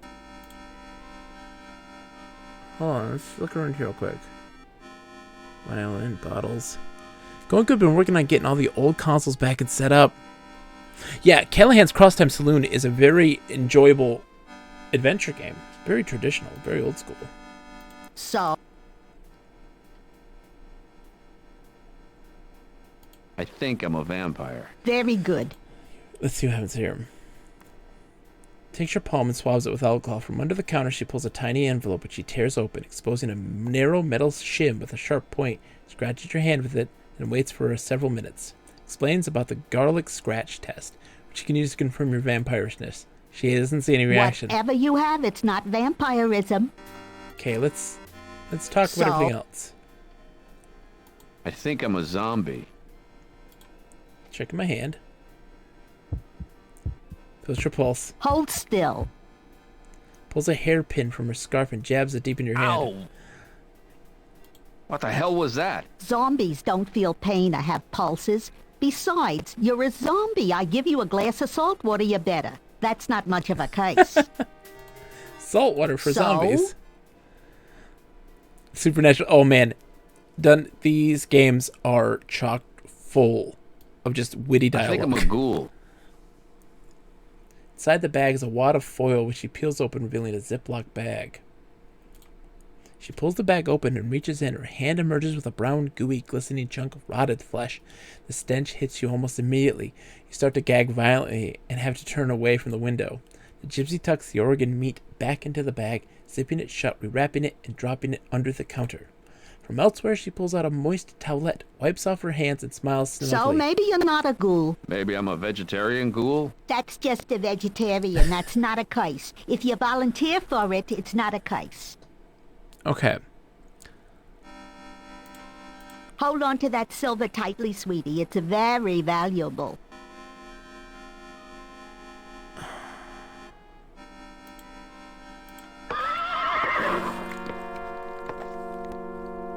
trap slows to a halt in the town square. The driver opens the top of the trap, reaches down and grabs you by the nape of your neck. He lifts you easily out of the trap and out. If you volunteer for it, it's not a curse, is my new mantra. And if you tried grabbing the back of your neck to see if it hurt, give yourself an extra 10 points. If you only thought about it, just give yourself 5 points. Okay, so let's go in here and check the chalkboard. There's a chalkboard here. We can only read.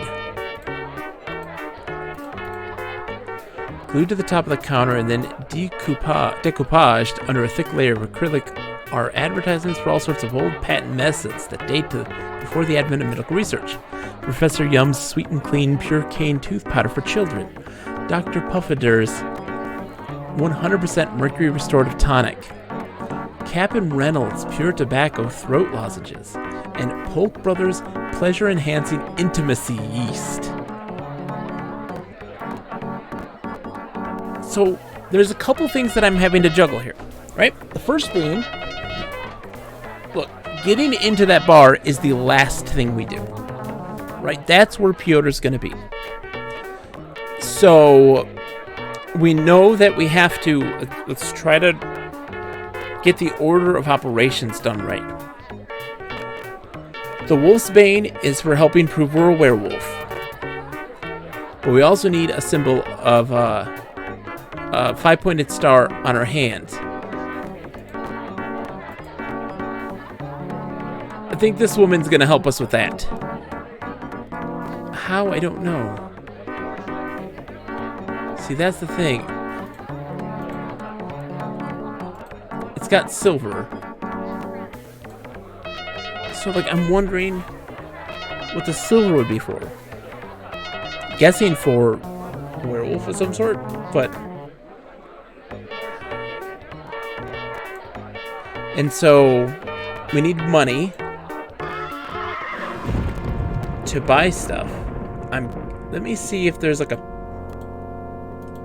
if there's something here that's gonna be what we need for the pentagram and stuff. The wax lips.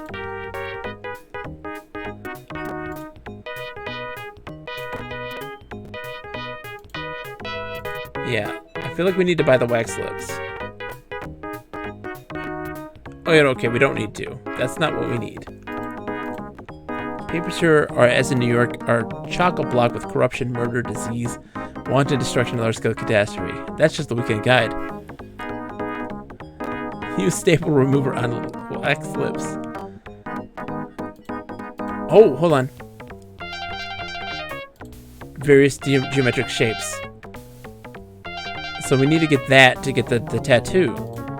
So that gives us the tattoo to give us the mark. So we need to get money to do that.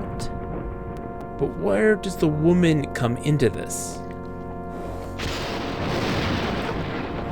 She's got the cup that I need to beg. But what do I need to do for her to leave?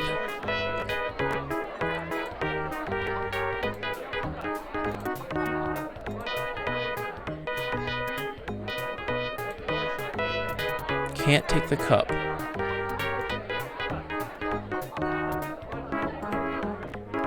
That's what I need, right? The cup that she has, I need. Hit her with a tire iron. Ziv and Sasha have other methods of transportation at their disposal, none of which requires a tire iron.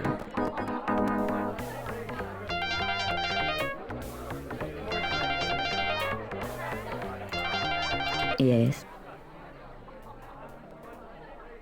This town. That's what does it? It means. What could it be? We have stories about people in places like these. I didn't say because you curse.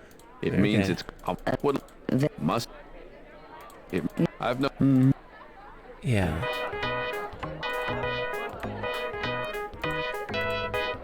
You ignore you.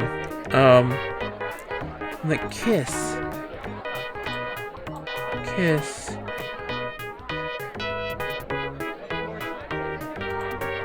Yes. Are you moved to the United States? Yes. I believe I knew a Piotr who lived in Castle Florescu. Well.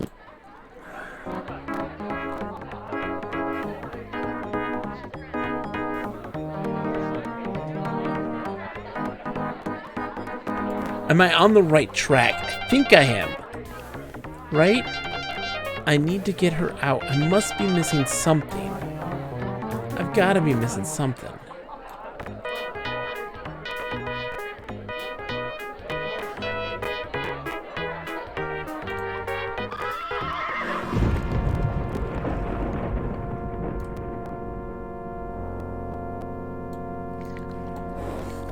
I've got to be missing something. What am I missing?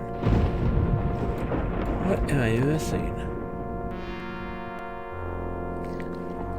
Let me check the castle again. Where are we? Let's go to that.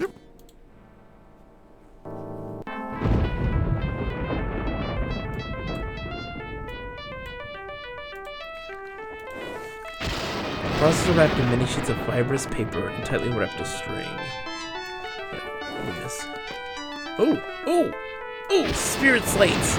Will that be all? I'm still browsing. Mmm.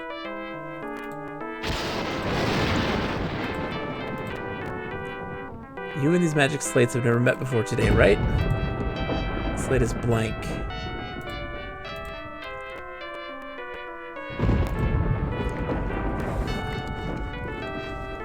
Okay, so we need to write on it. Oh, silver?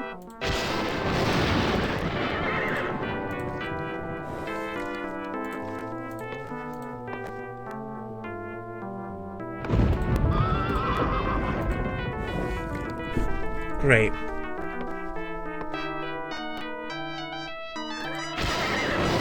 If I remember correctly, I wouldn't get too close to that fire, you. What? I said, if I remember correctly, I wouldn't get too close to that fire if I were you. Oh, okay. Okay.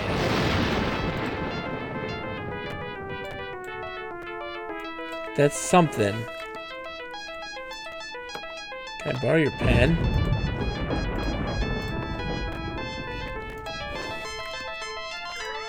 Ready to... I just wanted... Then you're... Nope. Rat. Excuse... We have rats. I just heard them in the screening room upstairs. Speaking of which, would you care to view a film? I don't think so.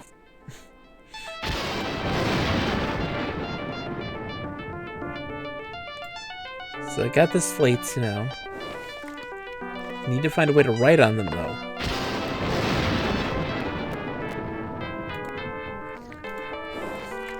This is a large snoozing delivery man. Okay.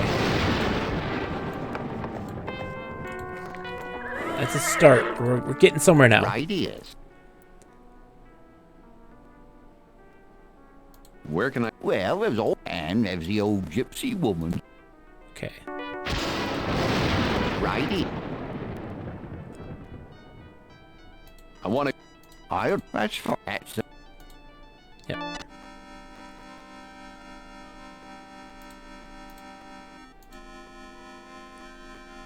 How about how trick slates work, but you know that a good magician never gives away the secret.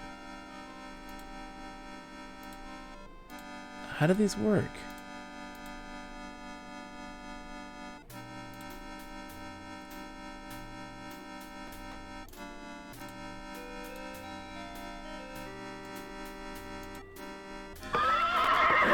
Hold on.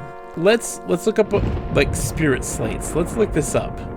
Cause I have a feeling we can. That it has something to do with that, you know? I'm gonna look up spirit slates. Magic trick. Place down a small piece of chalk between the wooden slates. He rubber bands them together. When the slates are reopened, the name of a selected card or writing on the brim skillet appear on the slates. Okay, so we need a piece of chalk. We just need a piece of chalk. Got it. One second. Oh, let me see. Adventure games. They stump me. Chalk. Okay. You will choose the 7 of spades. Science point DS. Burma shave. We'll sing for food. Sick on the inside, where it doesn't show. The end is near. Matthew 7:15. My child is on the honor roll at Edward High. Help, I'm too sarcastic for my own good. Learn to play guitar. 20 Bonnie an hour. Help, my dog up and died. He up and died. Help, I have no head.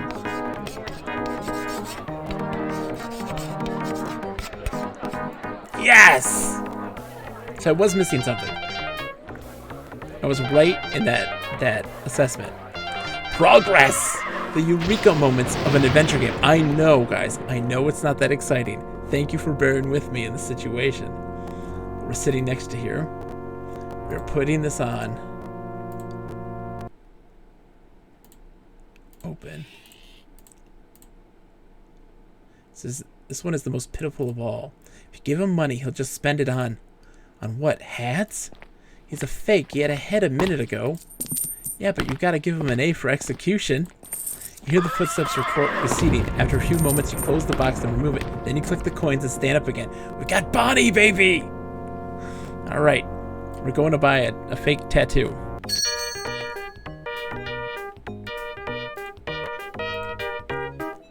Pentacle. Okay. Motorcycle, tentacle, pentacle, tentacle crawling through skull, skull surrounded by spider, spider wrapped in snake, snake wrapped around sword, sword with thorns, thorns wrapped around heart, heart broken in half, pentacle. You know how to get these off? Soap and water? You have to chew off the part of your body that's got the tattoo. Here, put one on your foot and I'll show you how to do it. No. You wisely decide not to put the tattoo on in front of the clerk. He's certainly champing at the bit. Okay, can I buy these? I'll sell you those, but I'll have to see your ID. Show the clerk your driver's license. Fortunately, the reciprocity laws work so that this Romanian reads English just as easily as you speak Romanian. So he accepts the license and gives you a pair of nice wax lips. Okay. The wax lips in your mouth and clamp down on them. I feel like you have to be carrying a sign that says, "Help, I have no class." Let's try to kiss her and see what happens. Does Bob have a tattoo? Of course he does. Can't show you though, it's very inappropriate. It's very inappropriate. And he's got the fake lips too. You press your Hollywood starlet lips to her temple. She turns and looks at you with curiosity and faint annoyance. Some women don't know how to accept an unwanted and bizarre compliment. Yes. What are you drinking? This. Would you get it? Yes, I think I'd like to. I was going to say it's... That's all. Maybe I just need that for my werewolf thing. For my convincing werewolf getup. Where are we off? To the old...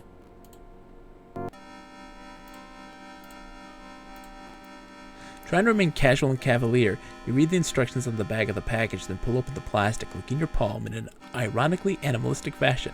You then press the tattoo against your hand and hold it there for 30 seconds, applying even pressure.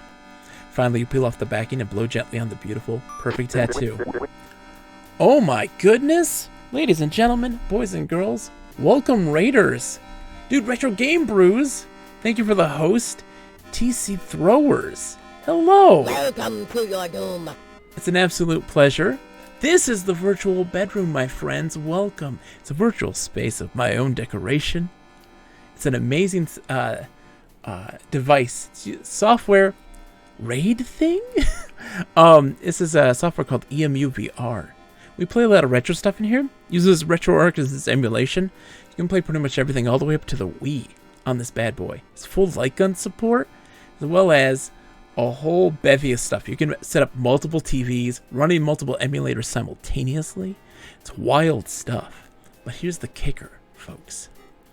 Welcome. I hope you're all doing it. You were just chatting. I like it. What were you guys chatting about? The kicker is this. Watch this. Watch this.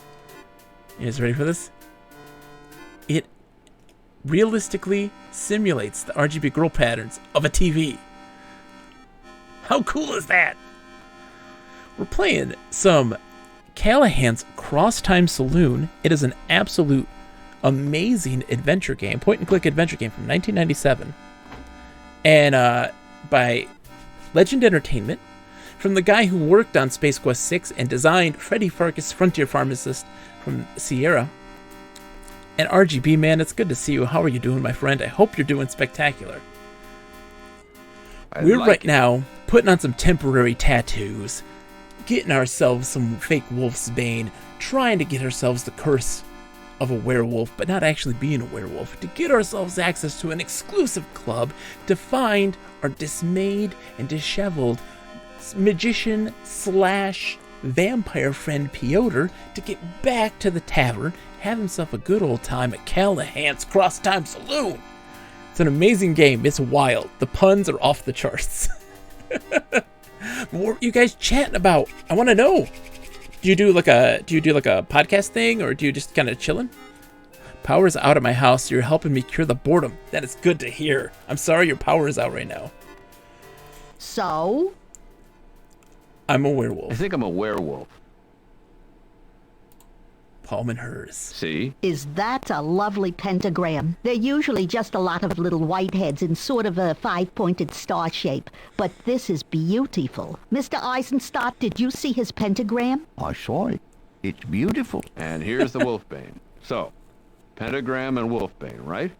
Am I a werewolf now? Just cross my palm with silver, and you got yourself a curse mark. Here. Give the palming coins to the gypsy, and her eyes sparkle. Wonderful, wonderful. She makes an entry into her ledger, and then takes a jar off the shelf. It's filled with a blackish-brownish, flesh-like putty. She molds it carefully for several minutes, using a toothpick for fine details. Painting a spot on your temple with a thick, green, pungent-smelling liquid, she presses the little curse mark onto your skin. I can feel it taking root. That shows it's working. She shines a small blue high-intensity bulb at it for a few minutes, then dabs away the excess green growth medium with her handkerchief moistened with saliva. Stop that. Now listen to me. Don't get this wet for at least 4 hours. Don't pick at it. Usually that'll make it come off, but sometimes they burrow down to get away from your finger. And don't shave it. Now run along. Go to your bar or wherever it is you're going. Thank you. See you later. You will. You will. This game is a pun-filled masterpiece. So much so that they literally make a pun, a cheese pun, about a Russian who likes to tell jokes by a bathroom. And he goes, is he fromage Azerbaijan? The greatest pun ever made. Fromage being the French word for cheese. Azerbaijan, because he's Russian. It's near there, it's Eastern European. And by the John, the place where he likes to tell the jokes. This is the game's great. It's the greatest game ever. It's so dumb, but I love it. Out you go, sir. Okay. He steps down, opens the door, gets into the carriage with you, grabs you by the shoulder, shakes you violently, stuffs you into the window, gets out, pulls you through from the other side, shakes you out, brushes you off, and climbs back up. That's got it, sir. See you by and by. I'll be resting right here when you're done. You would make a good masseuse. That was surprisingly pleasant. Oh, thank you, sir. All right, let's get going. You walk up to the entrance, but the bouncer puts a hand out to stop you. You have curse mark. You proudly show him your curse mark. He examines it closely and is evidently satisfied because he steps aside and holds the door open for you.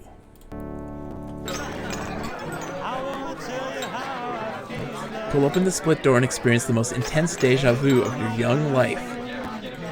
You instantly feel as if you were in Callahan's on Halloween, with everybody in costume and the only night when Mike turns the lights down low. Curiously, you can't remember if Callahan's is packed on holidays or if it's empty. Seems you remember it both ways. Besides the subdued lighting, the next most obvious difference is the smell, which is heavy and coppery, the aroma of fresh blood. Callahan smells more like sawdust and beer. But despite the smell and the intimidating crowd, the atmosphere is one of conviviality. You hear a lot of laughter and storytelling. You see a lot of belligerent-looking carnivores listening attentively to creatures who could easily constitute snack time instead. With the spirit of Callahan's place palpably present, you realize that this place, namesake Casimir, may come from the same place and time as Mike. Might even be related. Hell, it could even be the same person. Although you doubt Mike would send you here if he were making the trip himself. So yeah, this game is all about helping your friends, the various ragtag denizens of the bar, Callahan's Crosstime Saloon, an interdimensional bar that appears wherever someone needs it. There's people from other planets, crazy people from the future, a whole bunch of people. We know that our universe is going to be closed because it's not profitable to the higher ups in the universe. And so the creator of our space-time dimension has to prove why it is worth keeping around. And we don't know how that ties into this main story in general, but we're going to find out. We're helping our friend Piotr. He disappeared, and we're trying to find him and why he left.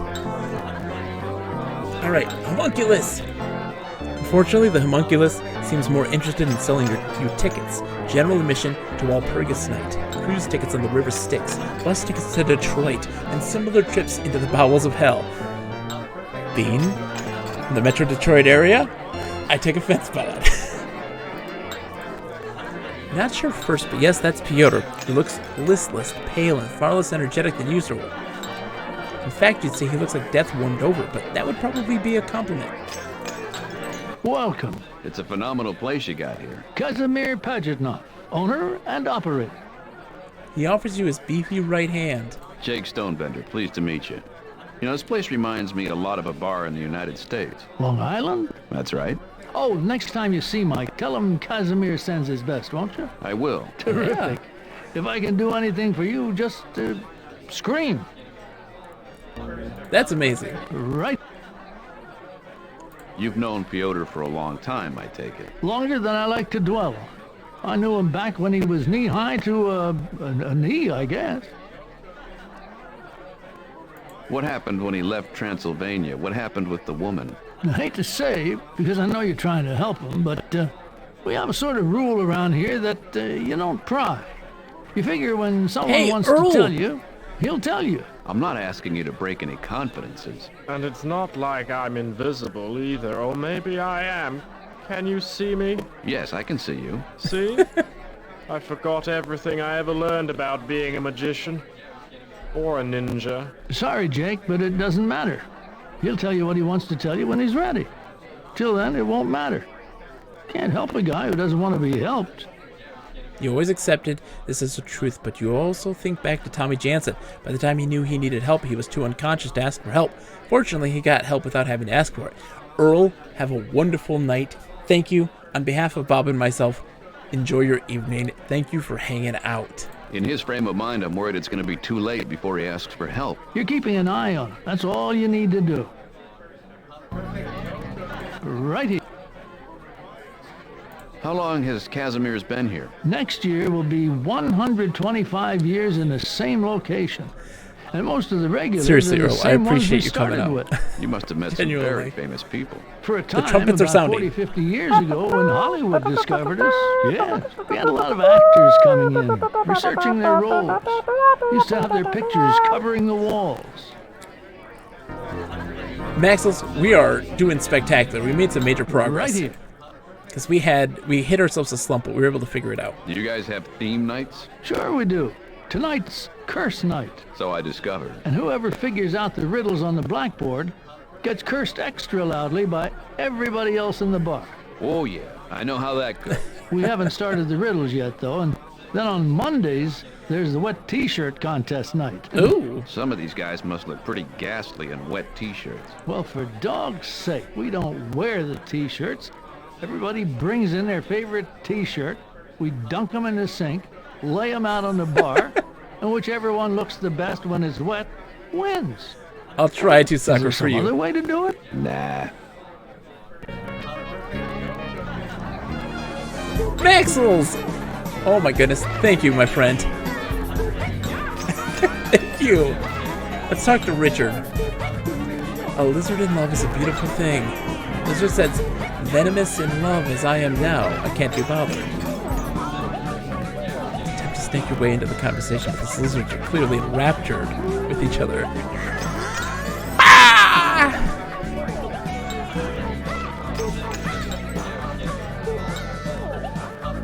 Phil.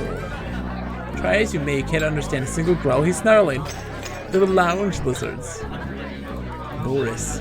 Part walrus, part anglerfish, part Hugh Hefner, this thick-skinned, pug-nosed partier is using his phosphorescent nodule to attract the dainty-looking lady to his right.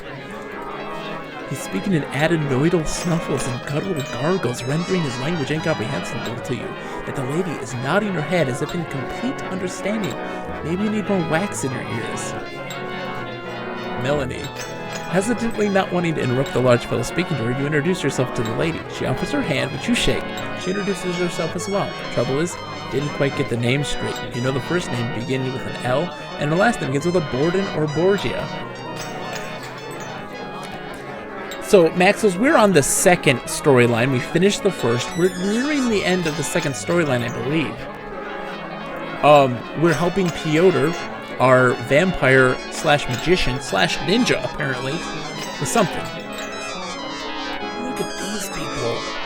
Try to engage the Fugato in conversation, but it shoos you away. You're obviously disturbing his train of thought, although tricycle of thought is probably more accurate. Sloshing around at the bottom of the bottle is a bulbous greenish purple tuber, undoubtedly the mako root.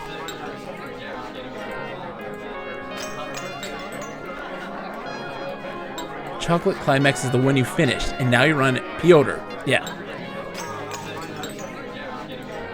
This is the Vietnamese pot-bellied pig that belongs to the celebrity chilling out by the fire. The pig seems perfectly content to carry a hot oil lamp around on its back, but the aroma of sizzling bacon is making your mouth water. The pig-stealing riddle was going to earn us a slap on the wrist from the computer games rating board, so we removed it. It would be rude to interrupt his tale. The big mouse in the verdant overcoat is regaling his dwarven friend with poetry about capital punishment. You can tell by his eloquent manner of speaking that he is a rodent scholar.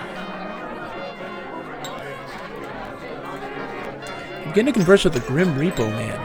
He stops filling with his cards, looks up at you, and smiles, although the smile is genuine. The overall effect chills you down to the marrow. Got a ways to go before you can always look past the surface. What a cast, man. The mutants. You don't need any more mutants. You and Barbara had an AFS student from California stay with you one year. Although when you think about it, since no two of us are exactly alike, we're all mutants. You're a mutant, he's a mutant, she's a mutant. Wouldn't you like to be a mutant too?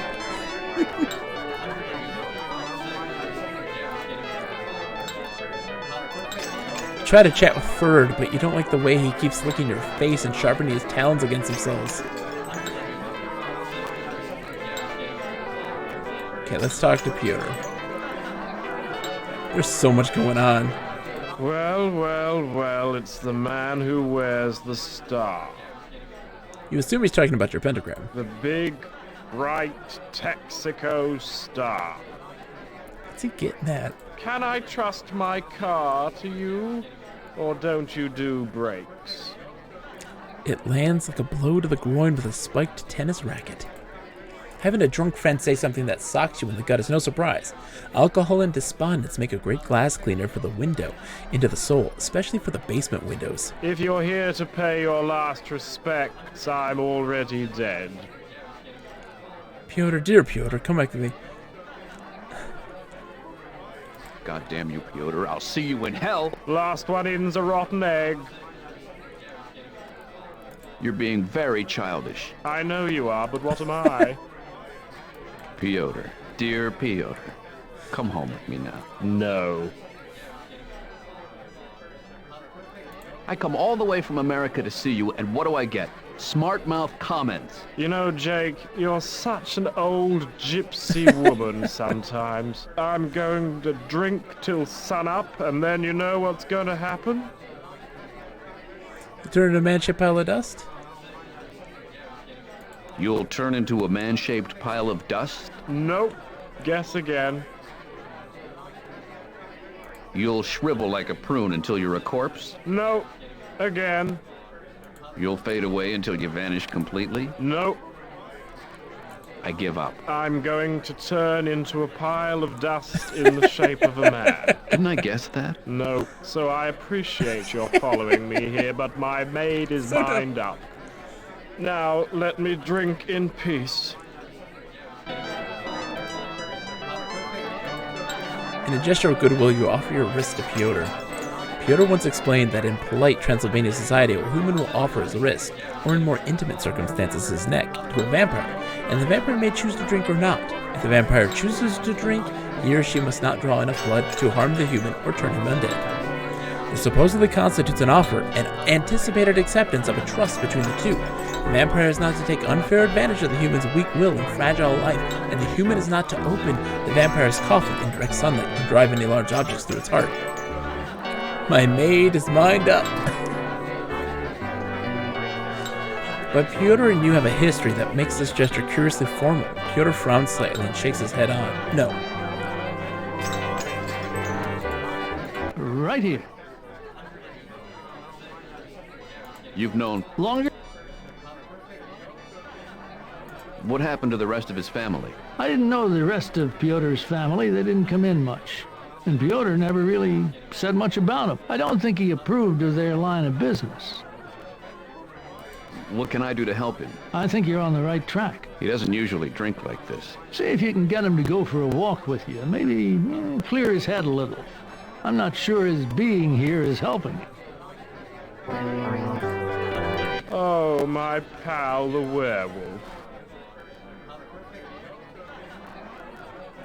If you don't cooperate, I'm going to use reverse psychology on you. So go ahead. Use reverse psychology on me. See if I care. Go ahead. I want you to. If he's that anxious for me to use it on him, he must not be susceptible to it. Darn. Oh. What's the problem, Pyotr? What's the real problem? You must be lonely, Jake. What if you felt that lonely for your whole life? I've lived my life as a lonely adult man for longer than you've been alive. But it doesn't have to be that way. Well, maybe you can replace Barbara, but I can't replace Sasha. Oh, snap. Oh. Who's Sasha? We used to sit in here and play As Slime Goes By on the jukebox. When she smiled, I could feel it in here. Taps his chest. The last time I saw her, I don't know how many years ago it was, she had made a decision. There was a teacher of hers, and he gave her something I guess I didn't have. Anyway, I've never heard from her again, so I guess she was happy with him. Is happy with him, for all I know. Oh. Come on, we're going home. Home where? Home to your castle. I don't belong here. I don't belong anywhere. Oh. All right, Audio Eric, have a wonderful night. Thank you as well for hanging out greatly. Home to Long Island. Appreciate it. Home is where the heart is, right? Well, I did not leave my heart on Long Island. Okay, where is it? It's gone. My heart was ripped out a long time ago. You built a life for yourself on Long Island. You made a lot of friends, good friends. You became important to a lot of people. You didn't have a heart then? I was running on fumes. Any home you want. I want rest. I've earned a rest. Oh. Okay, let's get out of here and go talk to Sasha. Where's the door out of here?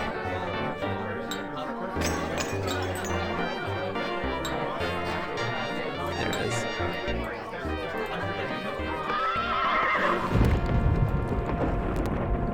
Let's see. Let's go back to the coffee shop.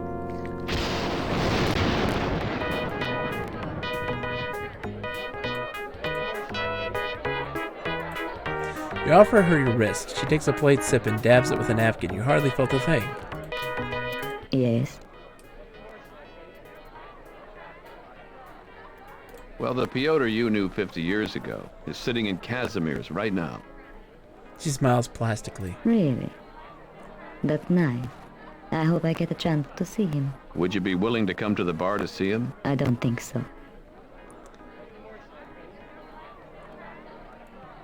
What if I told you he could really use a friend right now, and it sure as hell isn't me? Then I think you should stay away from him. Why would you refuse to do this? I don't think we've parted on the best of terms.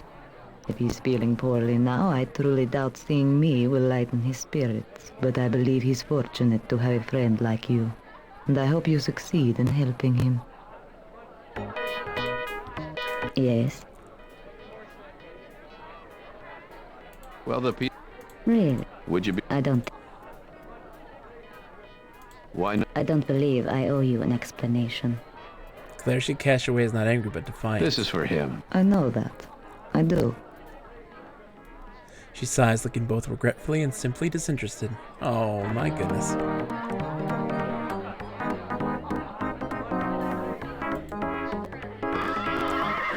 Okay. So we gotta find a way to get him out of the bar.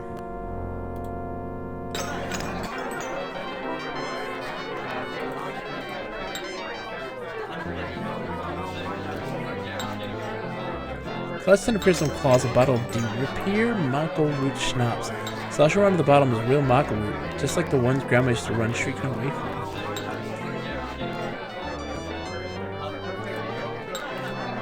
Oh my. Who's... We used when she... The last... Anyway. Okay. Is there a jukebox here? Invisible man! For some reason you can't see yourself trying to talk to an invisible man. Hey, want to deal me in? The Grim Repo man smiles icily at you and asks you how many souls you've got. When you tell him you only have one, he chuckles and says the house minimum is 100.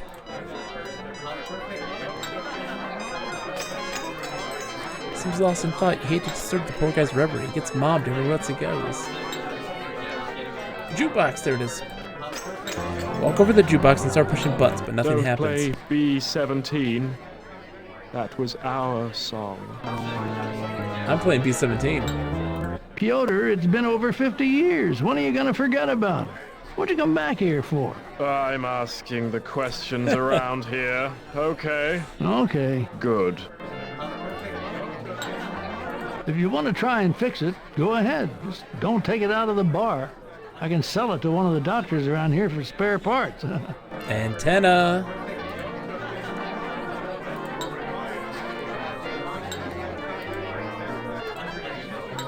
Wooden stand meant just for the jukebox. We're tired of carrying the jukebox around. Okay, hold on, let's see.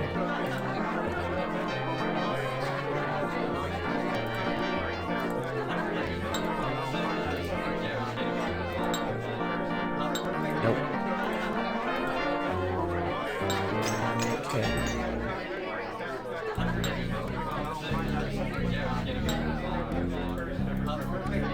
You ask the elf if he needs any help, but the elf declines. So much for God helps those who helps themselves.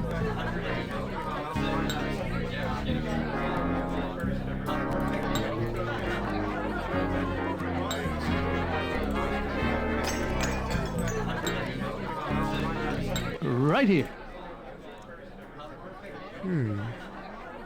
You've long... What happened when he left Transylvania? What happened? I'm not asking. And it's not like... Yes. Sorry. In his... You keep... Hold on. We gotta think. We already heard that. Right. You've... Longer... How about if you just throw him out? What? Didn't you ever see It's a Wonderful Life? Martini, don't you know me? Oh, mammy. Alright.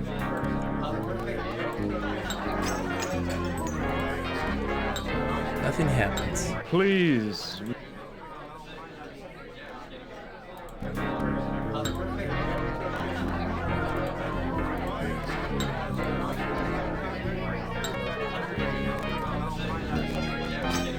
Put the jukebox on the bar?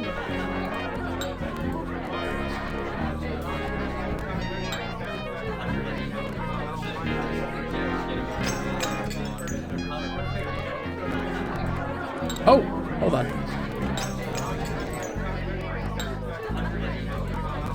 Climb the ladder and attempt to exit to the roof, but from the sound of things, some large creatures are partying up there and somebody's sitting on the hatch.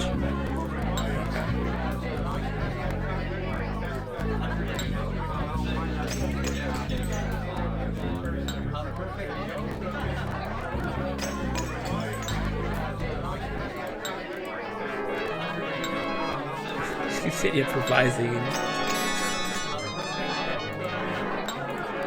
After several bad experiences, one of the local counts and a tall guy with bolts in the neck tasked Mary to put in unbreakable mirrors. Can't leave it to the thing. Keep on your toes.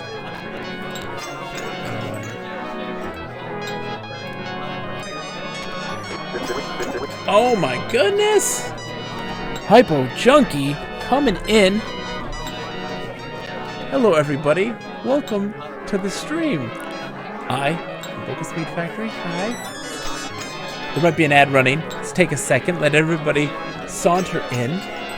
It's good to see you all. Oh, Journey to the Savage Planet, how is that? I hope that's good. I've heard lots of people have been, like a lot of mixed reviews. Not necessarily bad. It's a good game. I hear some good things. Here we go. How's it hanging? Me, Jake. You know kill I. Okay? Folks, welcome. Sure, man, no problem. Chill. I'm Bogus Meat Factory, a player of games new, old, it matters not.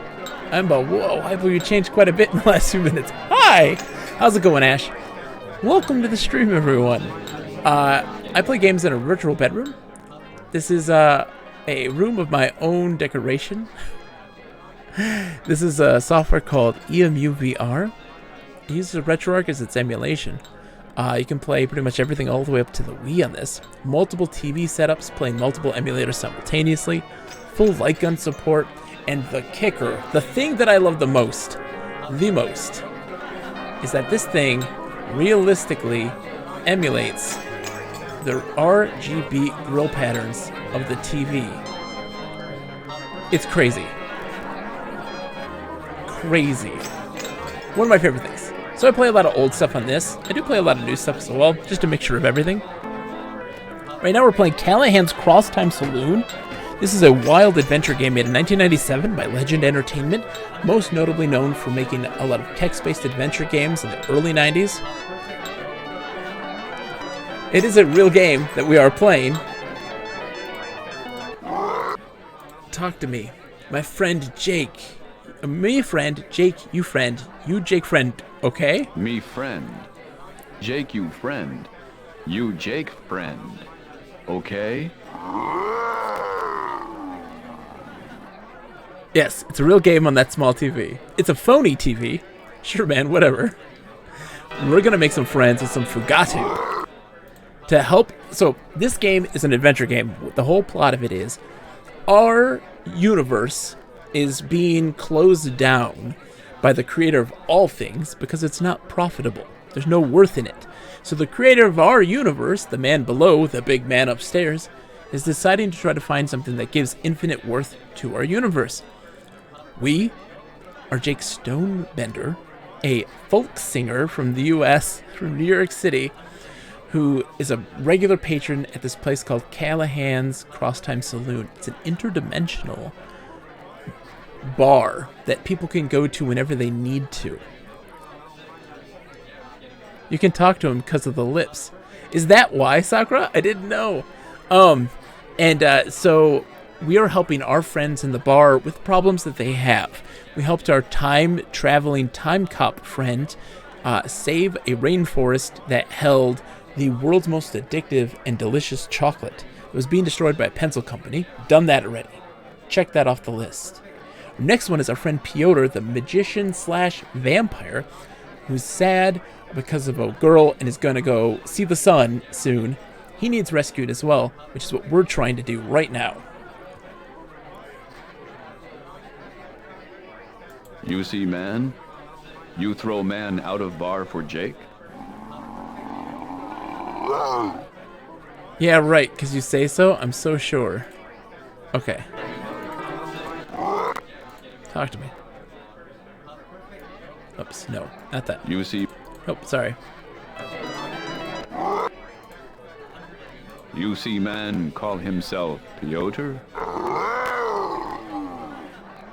He's sitting at the bar. Cheer him up, will you? He's bringing us down. Okay. This Piotr, this man, good friend. Oh gosh, Jake. That's the nicest thing anybody's said about me in a long time. This man, good friend.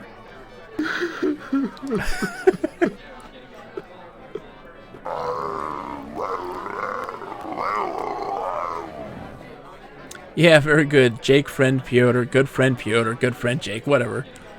Okay, let's talk to Piotr. I want him to get into a fight with these dudes.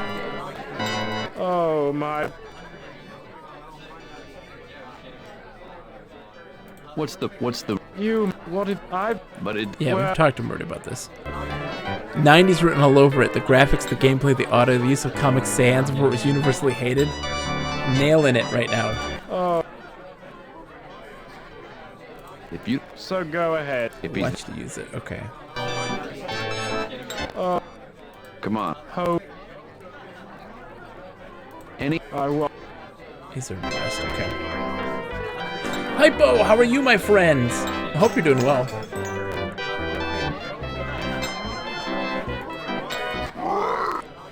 Talk to me.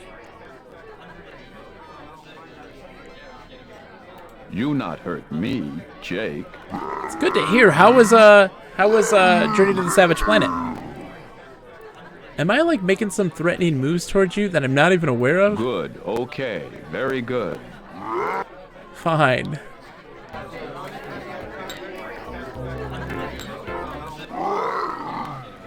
Excellent. This game's fantastic. It's very funny.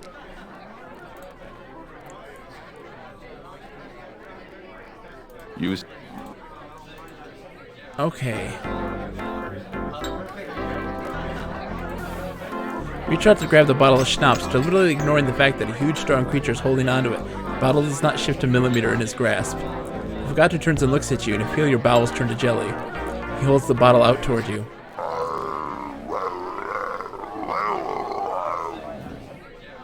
You want some? Thinking he's offering you the bottle, you reach out and try to grab it.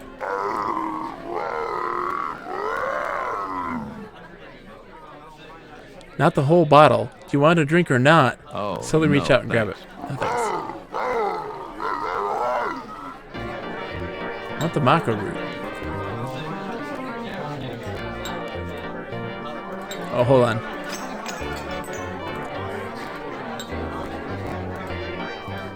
I want the bottle. Give me the bottle. No, I kind of need the bottle. Fine. Hey, do you speak German? Okay, we can get something else to give him. Once more with the Yeti. Hold on. What do you mean once more with the Yeti? You see.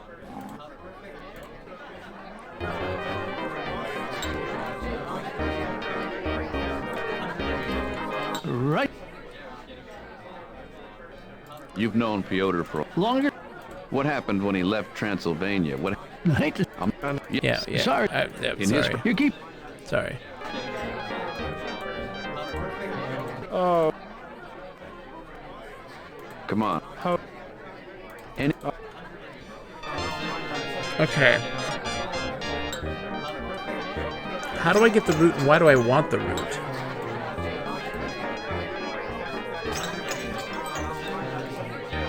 Huh? No, I kind of need. Bottle. Taking quite a time to put this artistry together, especially when it comes to the animation. What's crazy is that like the level of detail is incredibly dense, but also everybody has something. Brendel, werewolf, invisible man, demoness, like all these things you can interact with in really interesting ways, and it's really interesting with the beast. The slightly fish-faced, flute-jawed beast is holding forth on how his ancestors ate the Mayflower. You start to say something to the beast, but Doc's words ring in your memory. Never interrupt somebody whose mouth is bigger than your head. So why does he ask me if I speak German?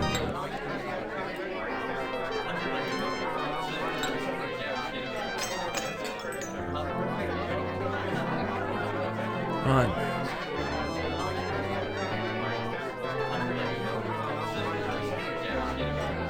We're gonna shave, we'll sing for food. Sick on the inside where it doesn't show.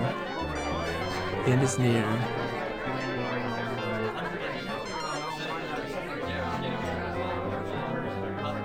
I was wondering if there's other things you can have in this.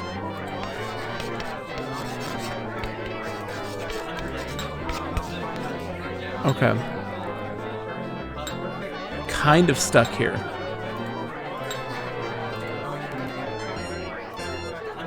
Who's a big fella, huh? You want some Bonnie, big fella? Come on. Gato cocks his head at you, then shrugs after a moment and turns away. Okay, doesn't want the morphine. Doesn't want to get chocolate on his queen white fur.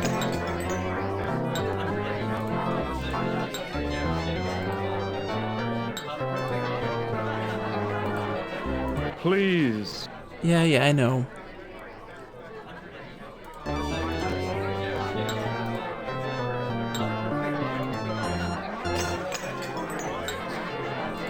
want to eat the jukebox. How do I get the jukebox working? Hold on. Hold on. I might know. I might know how to get the jukebox working. Let's go back to town. I checked in the long way so we can take a nice look at the view. The cities don't look like the kind of guys you'd want to anger. Exactly. Well, we want to get them angry so they can throw our friend out. But what we're going to do... Let's put a coin in this bad boy. It's raining Bonnies from heaven. Right? Wipe some of the cobwebs away and take a seat in the cramped astroship. You fish a Bonnie coin out of your pocket and drop it into the slot. It audibly falls into the coin box, but the machine shows not a flicker of life. Hey, this thing doesn't work. Can I get my coin back? The clerk digs around in a drawer and hands you a Bonnie. I don't think that thing even works. Thanks for telling me.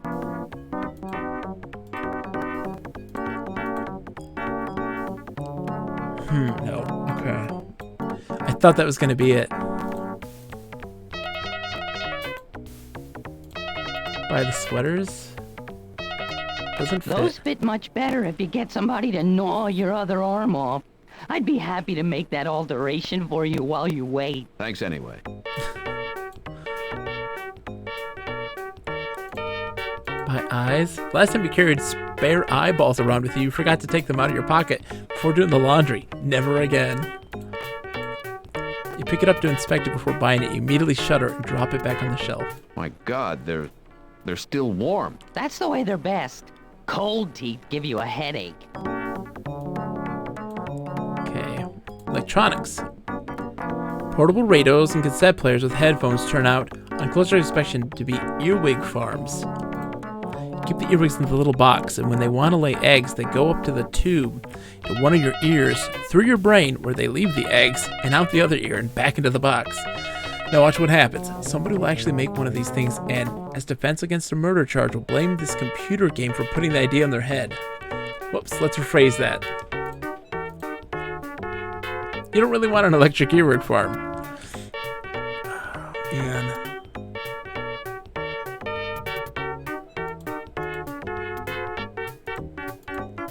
Buy a few chunks of Berserker Bubble Glum. Chew them until the flavor has you thoroughly dismayed and spit it in the garbage behind the counter. Okay. Got the tattoos already, so maybe nothing here. Probably don't remember, but when you were in that crate being shipped to Castle Florescu, you vowed not to bring a lot of crap back with you on this trip.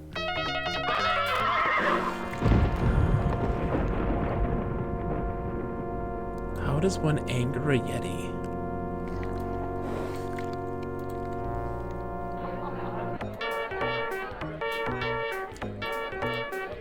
Yes. Okay. What are you drinking? Yes, I was... That... Yeah. We already did all that stuff.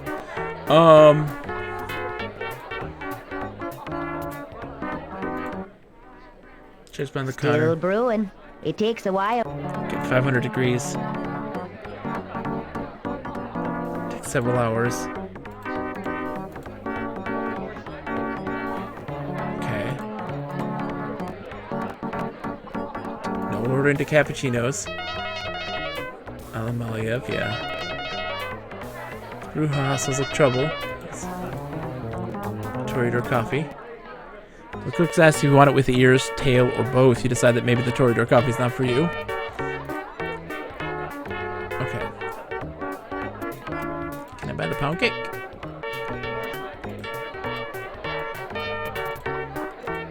No. Nothing I can buy here.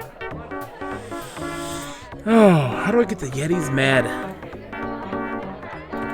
How do I get the jukebox fixed? The jukebox is gonna get him pissed off.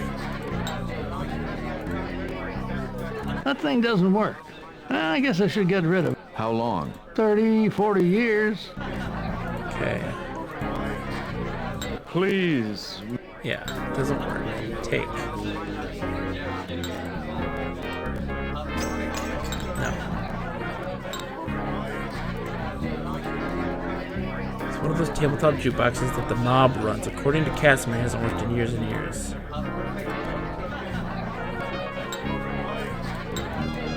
Gotta put it somewhere. Right?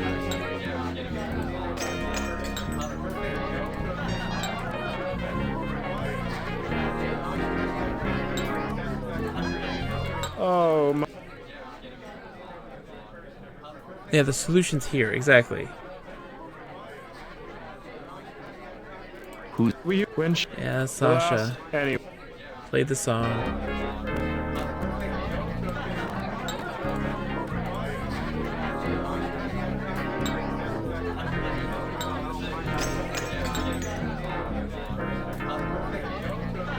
Walkman would probably be fine. So I gotta give it to somebody, right? Nobody wants it, it's broken.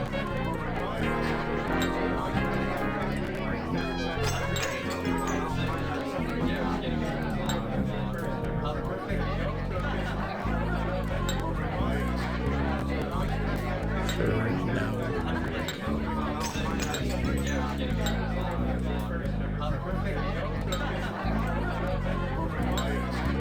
It's broken.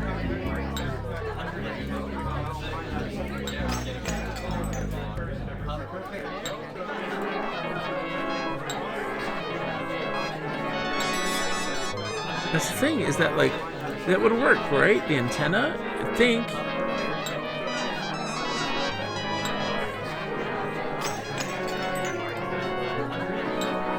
Nope, the body doesn't work.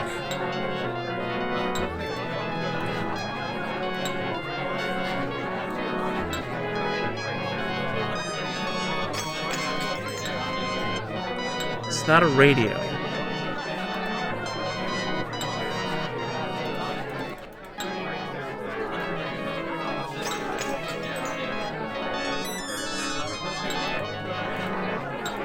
Yeah, I can't go up there. Can't extinguish the fire, of course.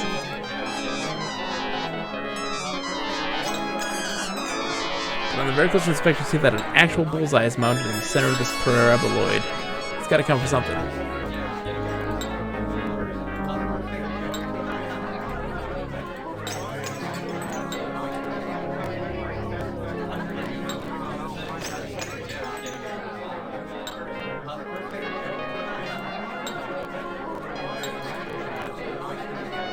Tell by her outfit that this witch is orthodox.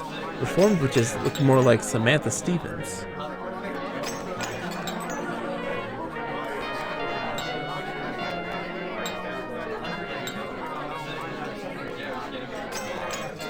Pale man with a serene smile is hung elaborately upside down, a tap stuck into his neck. Is he dead? Hardly. That's Dimitri. He's got kidney disease. So some of the regulars here siphon off his blood, filter it for him, and stick it back in him at the end of the night. Huh. We get all the flavor, he gets the benefits. It's cheaper than dialysis. He's what we refer to as the local White Russian. This reminds you of Pyotr's symbiotic relationship with the regulars at Callahan's, in which he acts as designated driver. Once he's got the most inebriated of the bar-goers driven home, he drinks their blood, enjoys the alcohol buzz, and injects the detoxified blood back into his source. Voila, no hangover. Never quite understood why that hasn't turned everyone in Callahan's into a vampire. Piotr says it's under his control and he's never had any complaints. Rescue. Dimitri doesn't need rescuing. He could use a good pair of gravity boots, though. Those ropes can be very uncomfortable. Cheaper than dialysis. Simply enjoying the experience.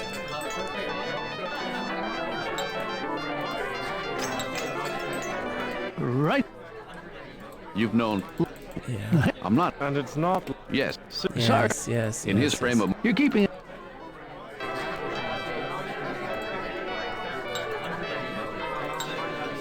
Oh. Who's Sasha? Were you when she. The last. Anyway. Yeah. Oh my gosh.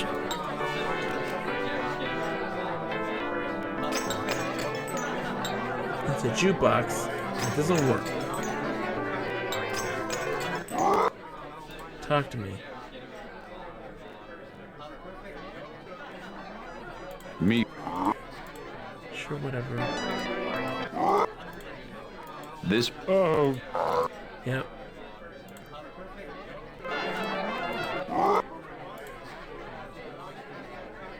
You. Bringing us down. How do I get this jukebox fixed? I really don't even have the slightest clue.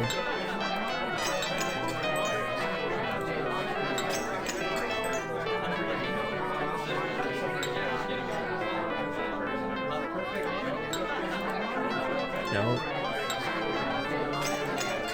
Please. Please don't play Please. E17.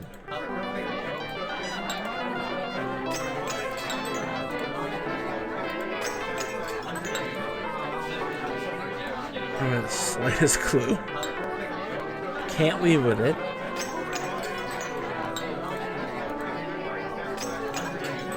Talking about tickets. Looks for interactable objects. I have been. I don't know. Candle. Dumbwaiter.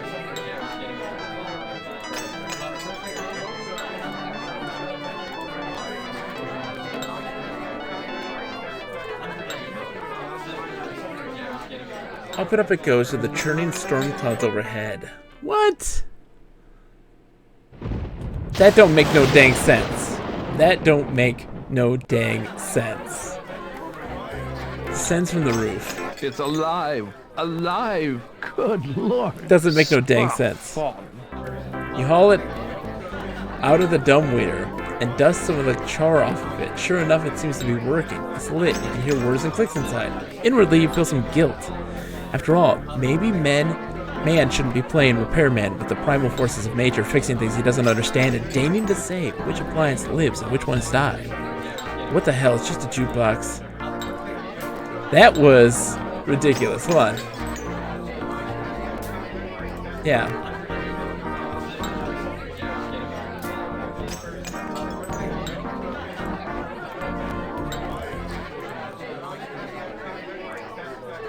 "16 tongues, brute, do entune me one more time. Torn between two livers, I'd really love to see you ignite. My best friend's ghoul.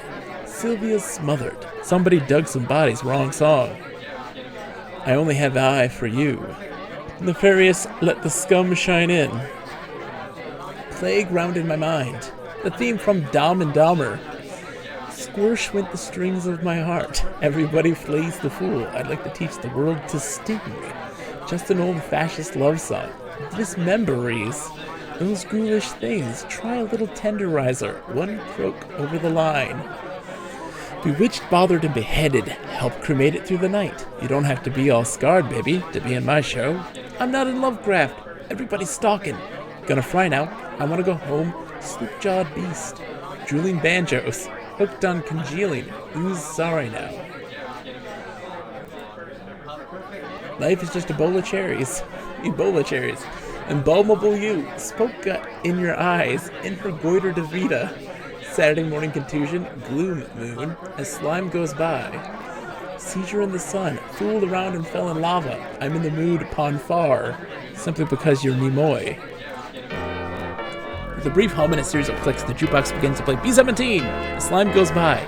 The moment his slime goes by, starts to play, Pyotr stumbles off from his chair. Didn't I say not to play that? Yeah, let's get out of here. Yeah. Put your arm around him, but he shrugs it off. I can walk myself.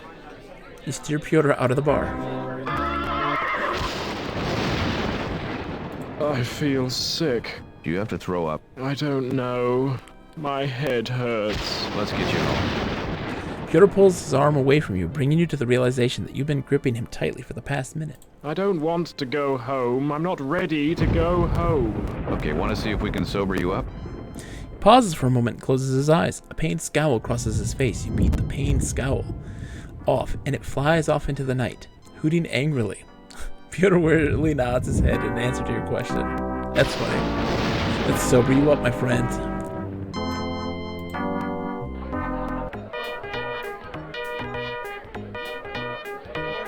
Hi! Yeah, Pyotr? Pyotr groggily takes a look at the woman sitting at the table. He squints at her, looks away, squints at her again. Takes a third look before his eyes get huge. Actually, his eyes stay the same size, but because he's looking particularly emaciated, they really appear to take up more of his face than usual. Sasha? How are you? Same as ever. I think I'll just step outside for a while. Stay here, Jake. We just sat down. This is the woman I never told you about. You must have. I would have married this woman. Ziv and I both wanted to. Pyotr. When she met me to tell me she'd picked Ziv, she had lines on her face. I don't... Lines from the bedclothes. From lying on the sheets with him. I don't believe this. She put her arms around me and called me sweetheart. But she smelled like him. I'm just going... You're drunk, you're being disgusting, and you're embarrassing everybody. I think you should leave. And if you won't leave, the least I think you could do is leave me alone. Come on, Pyotr, let's get out of here. I'm sorry, this was my mistake. What the hell happened to you? You know? Come on. Countering only slight resistance, you manage to lead Pyotr out the door. Handling him is like handling a huge floppy marionette. It's like alcohol-oiled joints. Sit him down on the convenient barrel, manage to prop him up after some balancing, head back into Starbrook Arrests, offer a quick apology to Sasha, and leave with a cup of cafe au lait. This you proceed to pour down Pyotr's throat, much to his dismay, but the caffeine and capsaicin do the trick, and with 15 minutes Pyotr is looking and sounding noticeably better. Is she still there? I think so, but I wouldn't try to talk with her again just now. Jake, I swear she's nothing like the woman I left here. I mean, completely different. She looked different, too. Very severe. I'll tell you something, she didn't used to have that Cindy Crawford thing going on with that mole on her face. We don't get cancer, otherwise I'd be worried. What do you get? Too much iron sometimes, a little vitamin A overdose. Could it be a curse mark? I know where her curse mark used to be. That wasn't it? No. Oh my.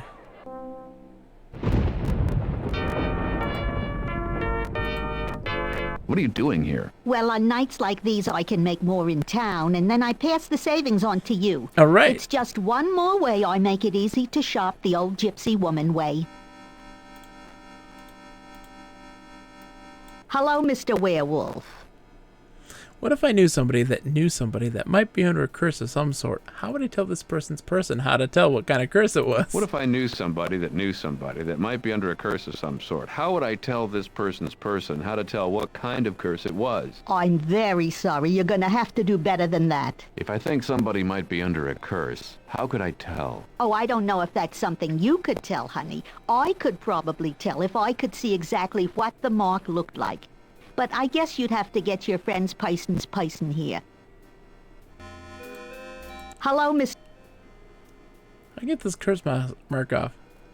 Do you and the driver have a thing going? Did you hear that, Mr. Eisenstadt? He wants to know if we've got a thing going. He's a crafty one, that boy is. Should I give him an answer? He didn't ask me, madame. He asked you. He's a very evasive man. He's a very well-respected man, and that accent.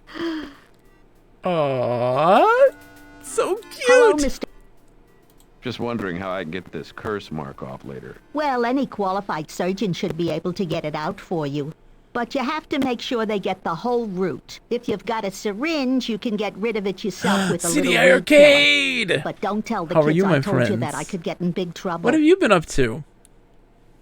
What have you been up to?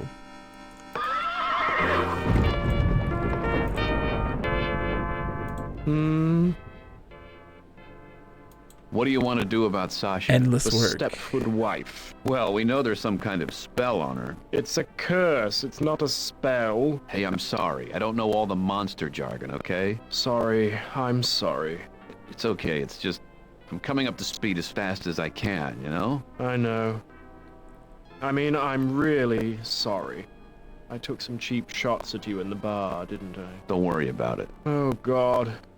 I don't remember what I said, but I'm sorry. Would you stop apologizing? Sorry. If you're there, give a shout out to CDI Arcade, a wonderful person. Everybody should follow him. Plays a lot of retro stuff. Big fan of the CDI. Consummate professional. Awesome guy. About the curse. Jake, we can talk about that later. Oh, Woo! right, I'm cool. And you're a mean mother. Shut your mouth. I'm just talking about Shaft. I can dig it.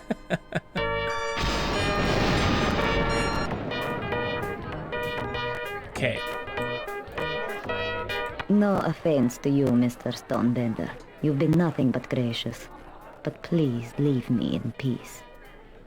Turns to Piotr. Sasha. I don't want to talk to you right now. Maybe sometime when you're fit to talk too. I'm sober now. Turns away from Piotr.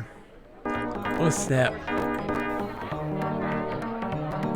Oh! The lips.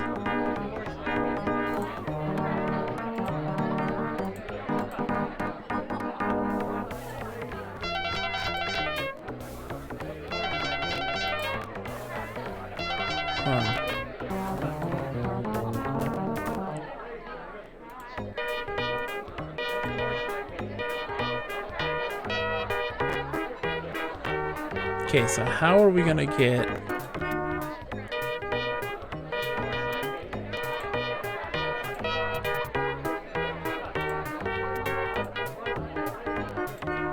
Okay.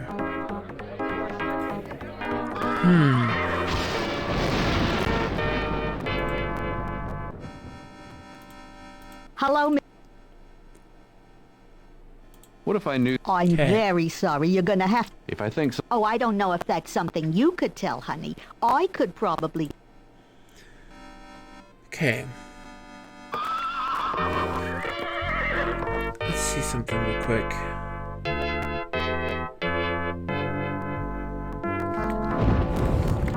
Master. Lead on, Macduff.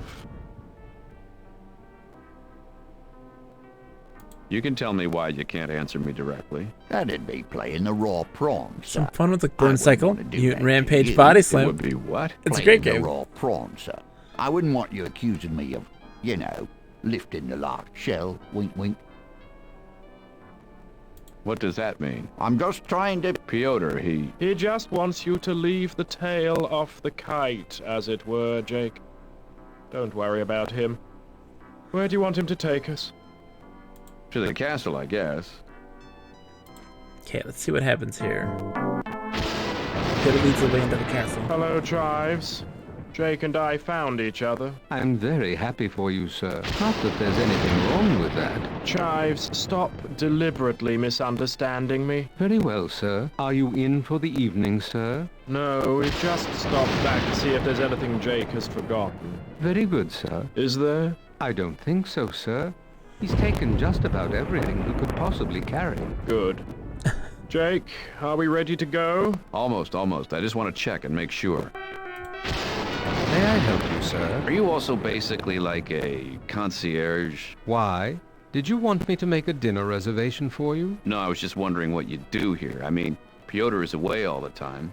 So do you just make sure the house is clean and the garden is weeded? Maintaining a castle is not easy, as I'm sure Master Piotr will attest to. The rest of the time, I volunteer my services to the Visiting Nurse Association. You're a nurse? No, I visit them. Okay.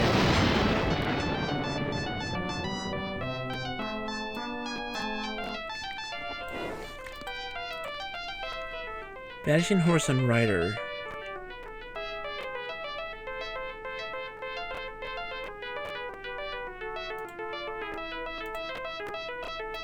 We haven't had to do that. I don't know if we need to or not.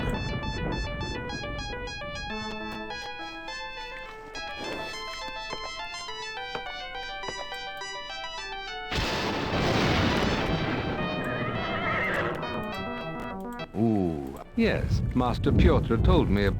Yeah. This is Rash G's win. I know, right? Alright, let's go back to town.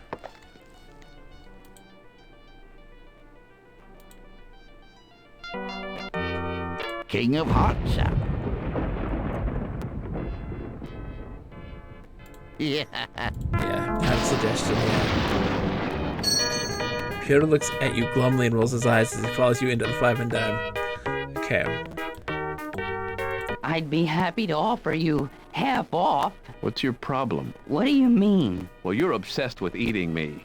You got a one-track mind. No, I don't have a mind.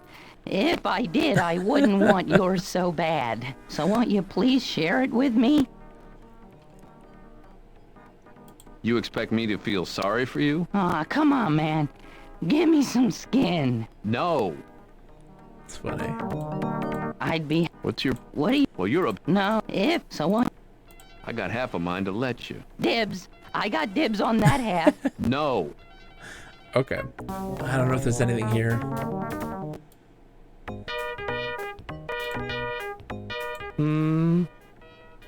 Feeling any... My head doesn't hurt as much, if that's what you mean. Okay, let's see. 1 second. About the curse. Jake, we can talk about... Oh. And you're, Shut... I can... Talking about Shaft.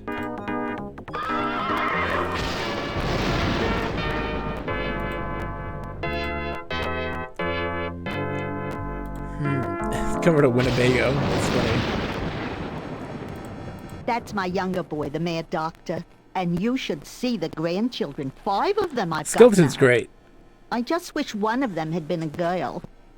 Or a boy. Are those magic mushrooms? For $14 a pound at the Safeway, they better be. Try to reach past the old gypsy woman to take the mushrooms, but she grabs your wrist with an iron grip. Hey, keep your hands off my shiitake.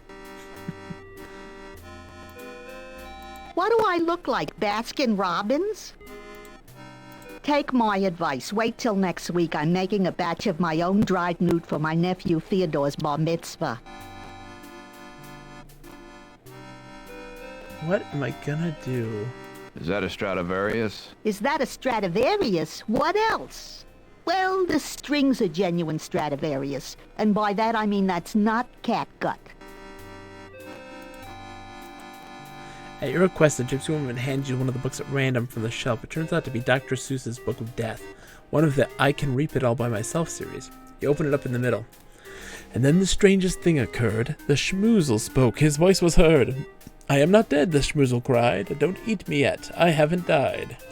So please don't put me in that box. Do not cremate me in my socks. Don't put me in the compost heap. I wasn't dead, but just asleep. The schmoozle spoke on, undemurred, of how he'd like to be interred. With dignity, of course, he said, so mummify me once I'm dead. Well, make it look like suicide, the jackal Vorkee Yum replied, pulled out his make-zum-dead machine, and placed it on the schmoozle's bean. Thoroughly depressed, you closed the book and handed it back. The ledger. It was... Oh, hold on. Can't open the ledger. Look at it. Okay. I know, right?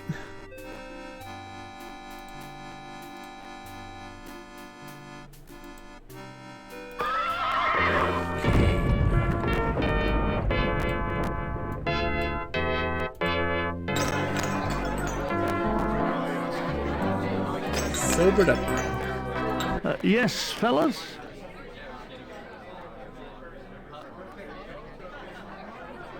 What's your house special? That'd probably be a death by chocolate. I know someone who would love that. What's in it? We give you a cup of grain alcohol and then dump your body off by the chocolate shop a few blocks down. Yeah. Tell me about the glory days of Hollywood and Transylvania. Oh, it was very exciting at the time. Big-name stars would come here and the press would follow them around. So the hotels and restaurants did a boom business. Sometimes they'd shoot stuff here that was too expensive to build for themselves on the lot. You know, like big cliffs and castles and so on. One time I remember the woman who played the Bride of Frankenstein came here. Oh, she was so beautiful. I'd lose my nerve completely when she came in.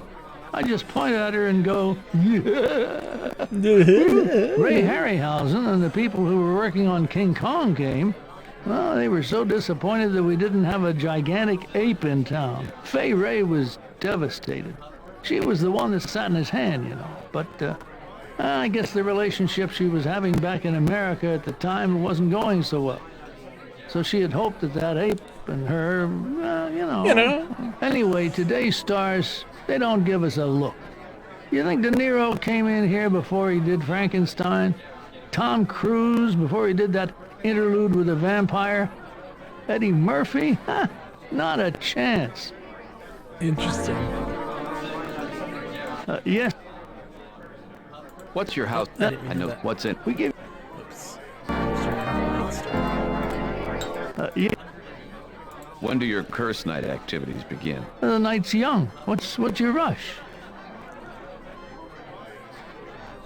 I want to fleecy bloodsuckers for all your gut, because I suffered long and hard to get through the same thing just a while ago at Callahan's, and now that I know how to do it, I'm ready to kick a little monster butt. Because I suffered long and hard to get through the same thing just a while ago at Callahan's, and now that I know how to do it, I'm ready to kick a little monster butt. Mm-hmm.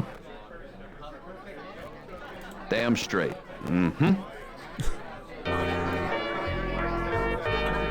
Hi, guys. Talk to me.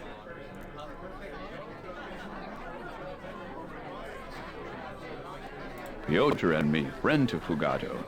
Like Fugato. Make nice Fugato. Sure, just don't touch me, okay? Okay.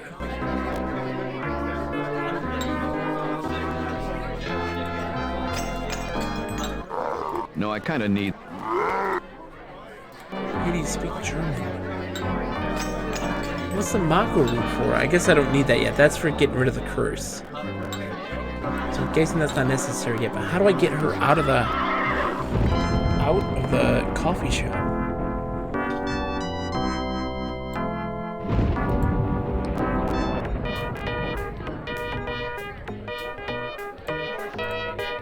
No offense to you. Sasha. Maybe. I'm... Yeah.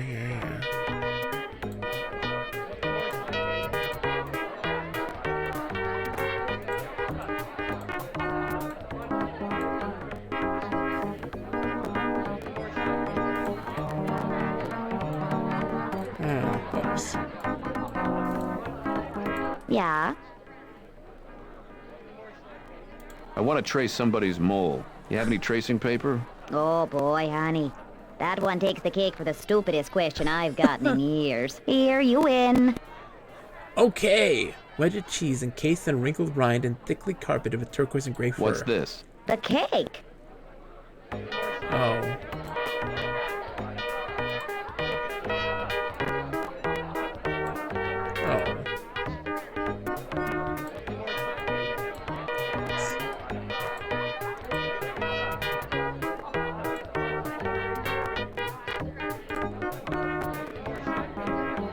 Wings and giant rings have made way for other toys.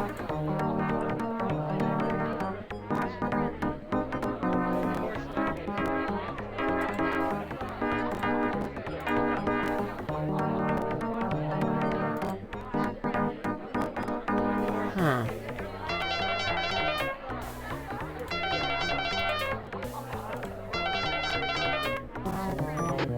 Oh my goodness. Decaf Jedi, hi again. Hello everybody, welcome. Fournier, how's it going? Hey, it's Garrick, how are you? Pickle Dog, how's it going, everybody? Welcome, everyone. I am Bogus Meat Factory. For those that don't know, I play a little bit of everything, but I also play in a virtual bedroom, a place of my own design. Good old time. It's software called EMU VR. It allows for a playing of everything. I'm still trying her coffee. I know, Wilco. I go shower and come back. No! Yeah, we're raiding Cannoli. How's it going? We're playing a virtual bedroom. EMU VR. And uses RetroArch as emulation, right? You can run multiple emulators simultaneously on multiple different TVs. Full light gun support. Thank you for the phony. Yeah, the phony TV is very cool. But here's the kicker. We got, what, Space Quest 3 bed sheets? I mean, how could you say no, right? But here's the kicker. Ready? Watch this. The game realistically simulates the RGB glow patterns of a TV. It's nuts. It is incredible. You can even see it moving here. How crazy is that? That is nuts. It's my favorite thing in the world. We're trying to figure out Callahan's Crosstime Saloon. This is Callahan's Crosstime Saloon, Matthew. This is a 1997 point-and-click adventure game made by Legend Entertainment, the folks who brought you the wonderful series like the Spellcasting series by Steve Moretsky, and a whole variety of text-based adventures in the early 90s. This is, I think, their second or third endeavor into point-and-click, very much influenced by text adventures and how they play. It's very fun. It's a wild game. I am stuck. We've been made such great progress, and you guys come in at a moment where my brain is like, I got no clue. We are trying to get this woman outside. Oh, Matt, you did! What are some of the ones you like? I've only played the Spellcasting series. I played those as a teenager. My mom had came back with like boxed copies of the series. And I played those, and that was what got me into Steve Moretsky in general. Played a Mind Forever Voyaging because of it. For those that are new to the stream, have you tried Crossing the Time? Josh Mantle did the writing. Guys, I highly recommend. I have genuinely laughed in this game. It has brought out actual laughter, genuine laughter. It is some of the funniest writing. The puns are groan-inducing, but so charming nonetheless. I am trying to figure out what to do here. About the curse. Jake. Oh. And you. Shut Yeah, I want to talk about the curse. Oh, pardon me. Hold on.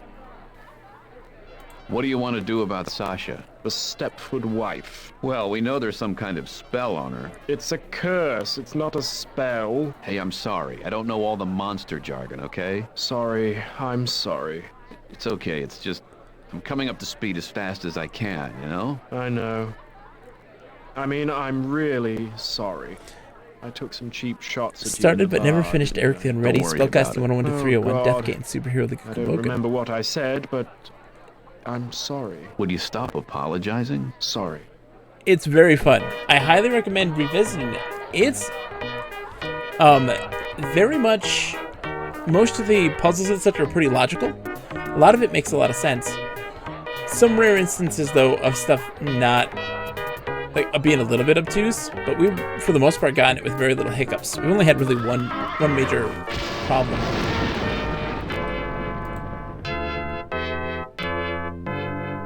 I gotta check out Hoboken, both, yeah, in person and virtually. Hello, Miss. Just what? Well, if you. Yeah, we already know this stuff. We haven't got anything here.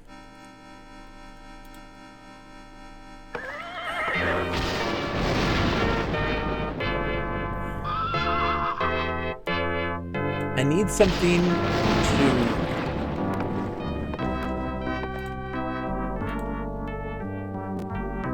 It's a sheet of transfer paper. Hold on. Hold on.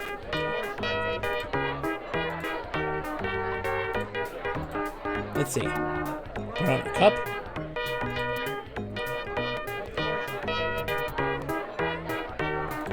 Okay, that's not what that is for. Never mind. Man. Well, have a good night, Canola. It's good to see you. I love games of all types. So like, understand if you come into the stream, we're here to enthuse. Don't ever be afraid to talk about games that you love. I love talking about perspective. I love talking about design, things that make things very interesting and fascinating. And also, for those who have never played this game, you are welcome to try to figure these things out as well. These puzzles, you're welcome to play along as long as you're not looking at a guide.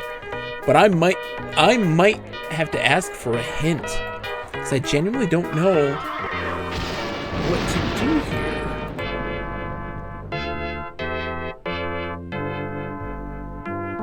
Yeah, the amazing chocolate. Magic Slate, I already used that, right? We got money. I'm trying to figure out what to do with this stuff, though. Like, I don't know. Don't have any.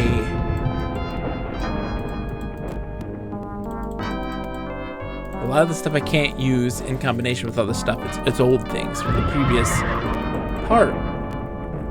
None of this seems to be anything that I need in that moment, you know? I tried to buy everything in the Wellworths. Nothing appeals. Nothing appeals. Yeah.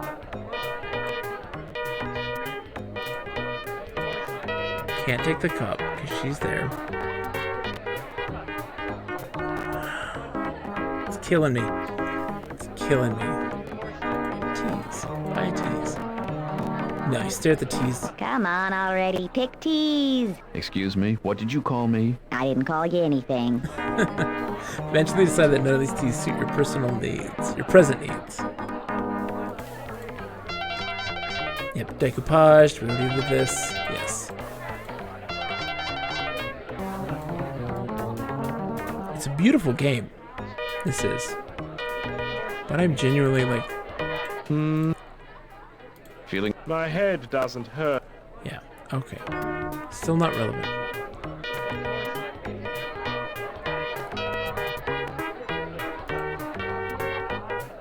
Yep. Kissing doesn't do anything. Offer blood doesn't do anything. How do I get her outside? Generally miss the way old PC adventure music had to loop, but also be eminently listenable. Kissing. I know.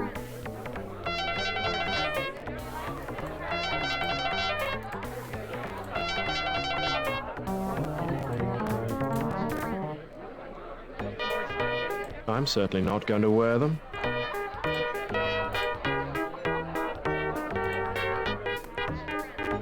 Yeah, I know. Wax imprinting.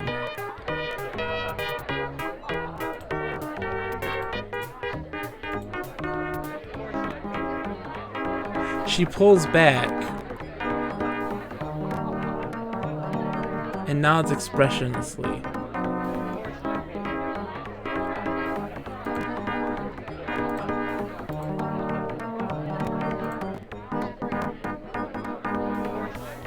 Do I need to heat them up?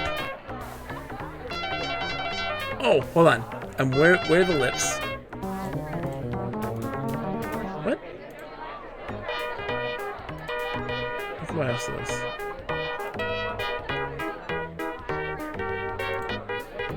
What? I can't wear them anymore. I can't wear the lips. No offense. Sash. I don't need it. I'm. Hold on, maybe I can show it. Maybe I already done it. And I wasn't paying attention. Very nice. I used I'm to just- have I'm lips just like dumb. this when I was a young I'm woman. just dumb. Dumb. Wait. I almost. Hello. What if? Oh, I don't. Did I screw this up again? Oh no. Oh no.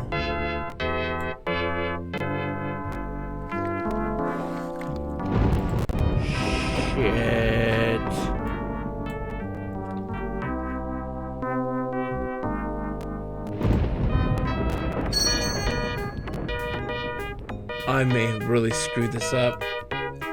I'm sorry. We're only allowed to say... What a stupid rule. I'll break it for you if you let me eat your face. No.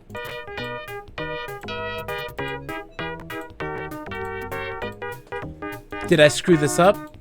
Did I screw this up, Sakura? Please, for the love of God, tell me I didn't screw that. Oh, boy.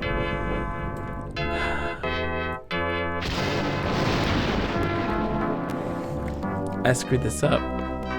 You have no idea?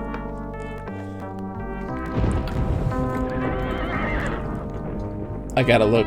I gotta look.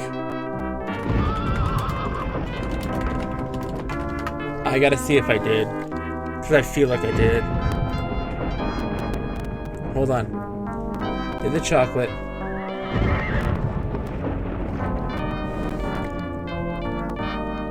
Okay.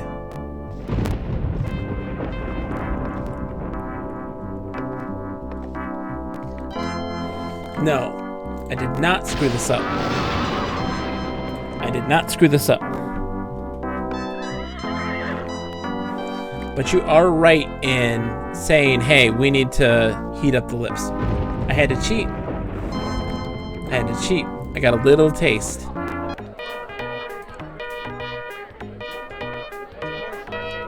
The lips are right.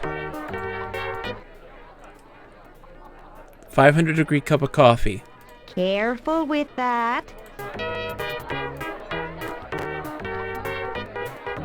The wick softened.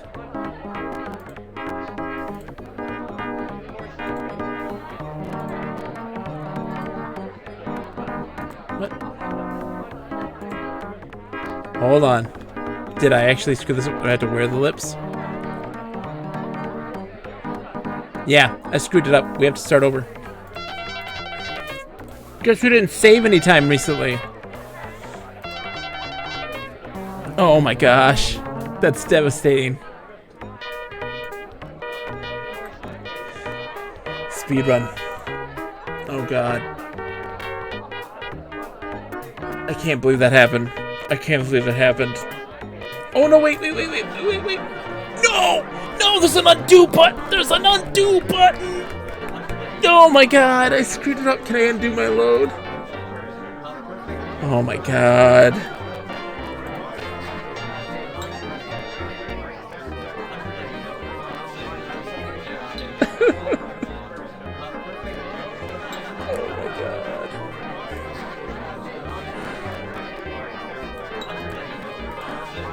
Good.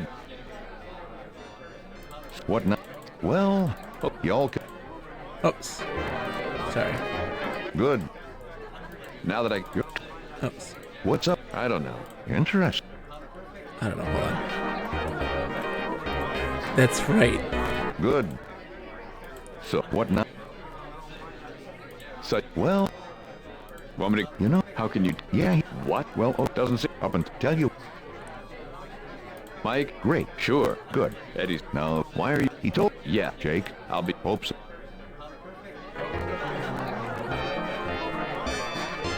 I know. I can't believe that. That's devastating. That's devastating. Oh, the truck's this way. It's fine. It's fine. It's fine. We're driving.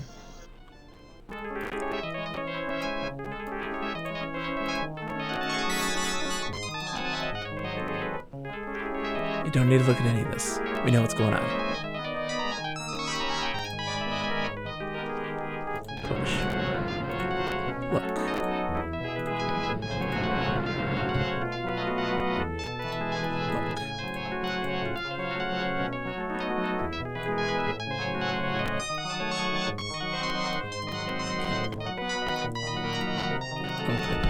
Open.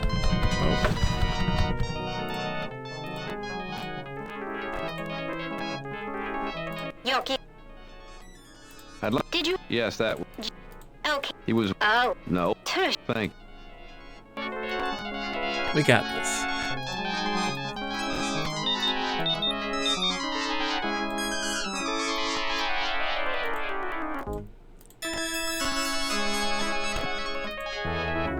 What?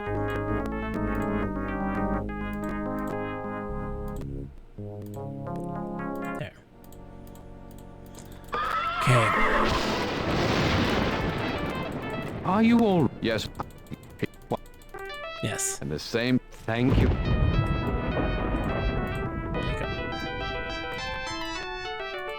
Will that...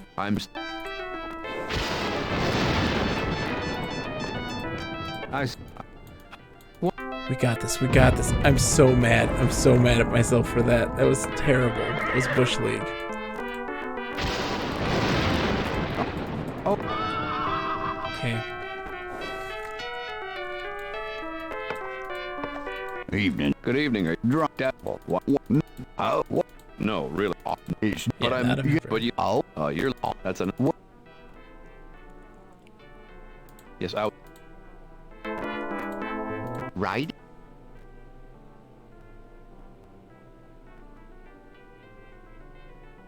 Let's go straight. Here we catch.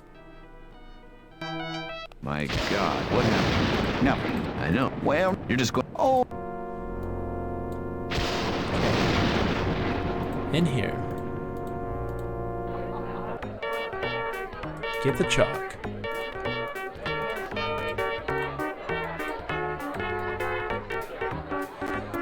Okay, we can do this. It's gonna be okay.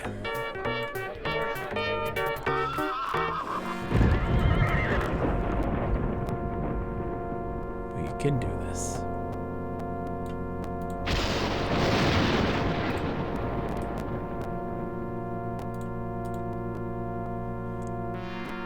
Help, I have no head.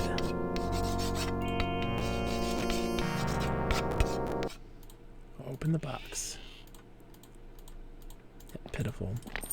Thank for the money.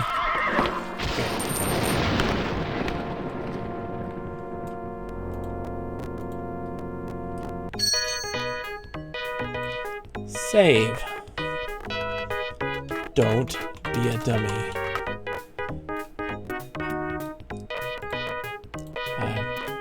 Pentacle. You know how... Soap and... You have... No.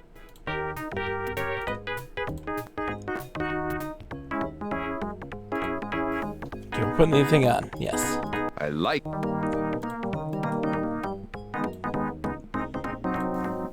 I'll sell you...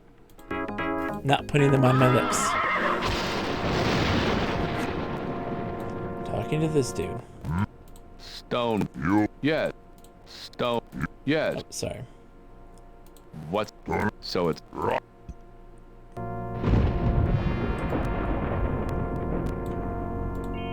where are we?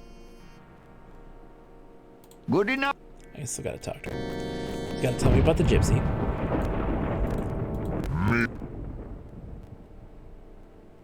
What's this? Where do...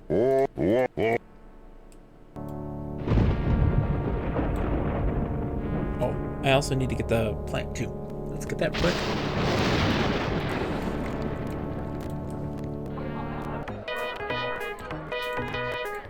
This is...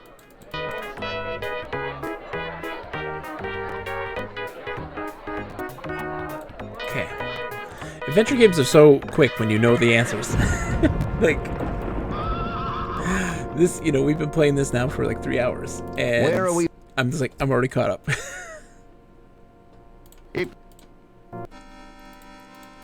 Yeah, Gypsy Lady. Yeah. Wait, your name is Smoking. Very... Oh, so. Torch. Oh, he was. I know.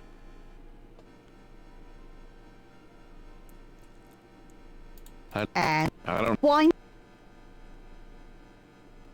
My dog ate it. See, that's why I tell people to rub bitter apple on them. The dogs won't lick them then. Well, my supermarket doesn't carry bitter apples. Well, I don't know what kind of supermarket that is. What's your case? I'll get... I'm a... See? Is that... They're usually... Mr. Ice... I saw. What else do I... I'm not... Wonder... I'm not... Try me. Will these do? Will these do?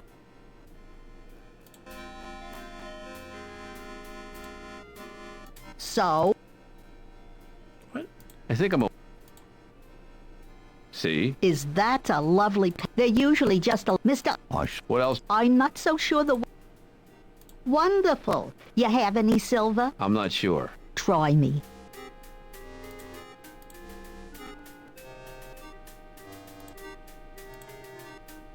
Hold on to that silver tight. What? So,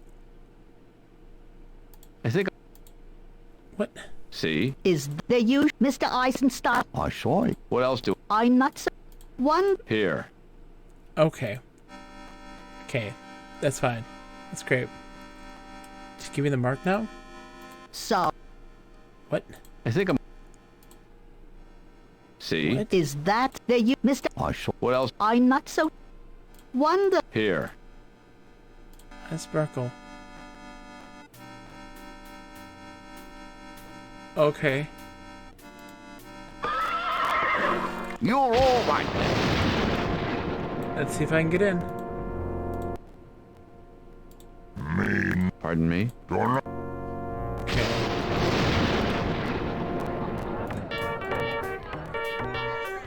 I think I broke it again. Yeah. Excuse me. It's... I'm giving... It is... Yes. Are you... Move. Yeah.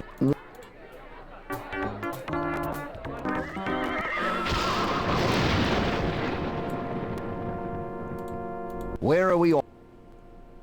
To the old... So...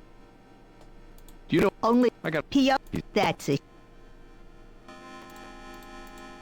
So... I think I'm... See? Is there you, Mr. I saw... What else? I'm not... Wonder... Here.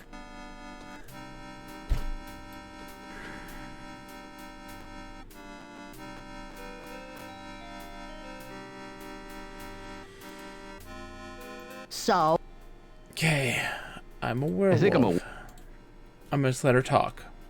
See? Is that a lovely Let her talk. pentagram? They're usually just a lot of little whiteheads in sort of a five-pointed star shape, but this is beautiful. Mr. Eisenstadt, Please, did game. you see his pentagram? Please I work. saw it. You It's beautiful. stinking What game, else do I please need? work. I'm not so sure the wolfbane is in bloom. It's in bloom, lady. It's in bloom. Wonderful. You have any silver? Here. Her eyes sparkle.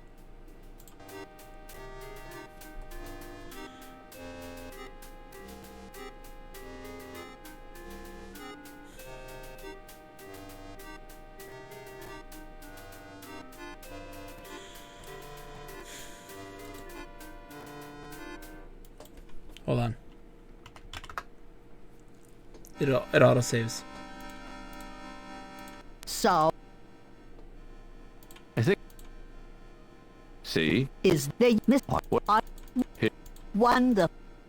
There we go. There we go. Sakanaka, how are you today? It's good to see you. I can... That's... I Stop. had to save and reload Thank it. you. You will. Sakanaka, we got a game-breaking bug. We got a game... Oh, yes. Just a little bit. I'm no longer the ruffian that I once was. Yeah, save. We got a game-breaking bug, and we hadn't saved the whole night. Oh, it hurts. So we're trying to get back to where we were. If... Piotr. No. Piotr. Goddamn. You're... Yeah. You... No. No. You'll... No. You... No. You'll... No. I get... I Didn't... No. So... Okay. If he's that anxious... We're just trying to... Nice! Sakanaka, nice! We are just trying to... What's the... You... What... I... But it... Well... Okay. Talk. Who's... Were you... When she... The Yep. Thing doesn't work. That's great. Let's fix the thing. Don't... Piotr, no. Go. If you want to... Let's fix this stupid thing. Put. Send it up. Cue the cutscene. Hair today, gone tomorrow. Fix the jukebox. Play the stupid song. It's a luck. Okay. There. Play. Next selection. Next selection. Next selection. Didn't I? Yeah. Yeah.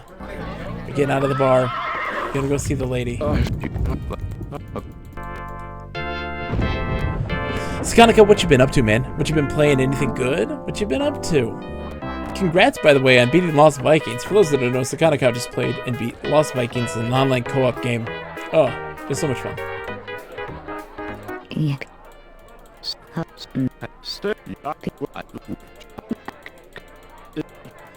Yep, it's going poorly. Is that making an NES game? Nice, the NES game's going well, I hope. What are you doing? Well, Talk. Hello, What? Oh. Okay, great. Perfect.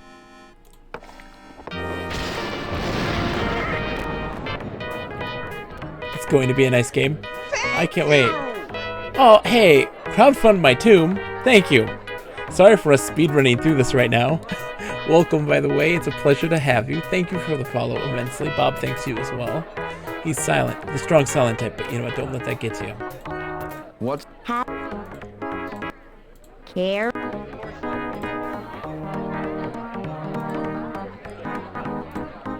Okay, now we wear the lips.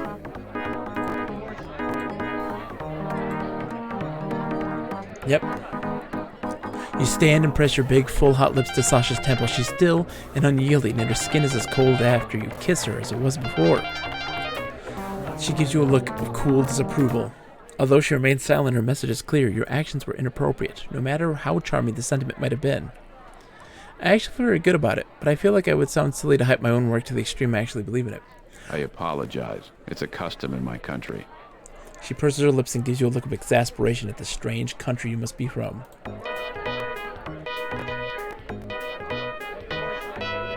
I'm Jay and Silent Bob. Hey, look! Sakanako, do not feel bad. If you genuinely believe in it and you think it's good, you can say, I think it's going to be really great. I'm enjoying making this and I'm very proud of this work, right? That's not, you can hype your stuff without being, overzealous and confrontational in that way to kind of like blow hot air. You're not blowing hot air, so it's legitimate. I believe in your work. I've seen Lizard. I know what's up. She gathers a newspaper and rubs the spot on her forehead around her curse mark where you press the hot lips to her skin. She icily suggests that you both sober up, and that said, turns on her heels and walks out.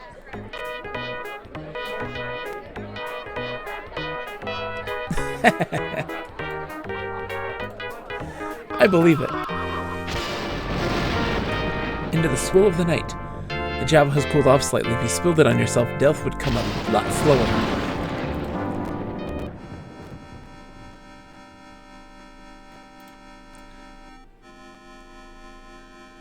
Her mark remains. Hand the lips to the gypsy and she eyes them. We're now into new territory. This is an impression of a curse mark. Yep. It's not very good. What do you mean? It's great. It's precision. I don't like it. She pulls out a jeweler's loupe and peers at it intently. Then she swings around and grabs a ledger off the shelf behind her. Setting it on the still, she opens it up and runs her finger down a list. Let's see. Clothespins, clouds, cloven hooves. Oh, here we go. Clovers. 11, 121, 232. Flips a few more pages. 232. Alan Pellegrini. Is this from Alan Pellegrini? What, the curse mark? No. No. All right, don't get huffy. Let's see. 121, Mrs. Murchison. Oh, I gave Mrs. Murchison a clover. Imagine that. Is this from Mrs. Murchison? Shakes his head. Well, no. I only have an 11. Let me look. This is old. Is this Sasha? I can't read the name. That's the one. Oh, this is a wonderful... I know, the accent. Oh, this is a good... You'll never get this one off. This is a curse that drains the cursee of the ability to experience emotion. No love, no hate, no happy, no sad, no joy, no pain, no nothing. How do we counteract it? This is what makes it such genius. To cure the curse, you make an anti-cursulant. You need tanner leaves, you need, Oh, this is going to bother me until I can think of it. It's important. Rather. Just a minute. Tanner leaves and is it... No... Mako root. Mako root. Yeah, that's it. Okay. And those are hard to get? Oh, I don't know. No, the hard part is, the third thing you need is the tears of the Casey. And that's the thing. How do you get tears from somebody who can't cry? Good question. Can't. Exactly. I'm so proud of it. It's one of mine, this case. Original with me.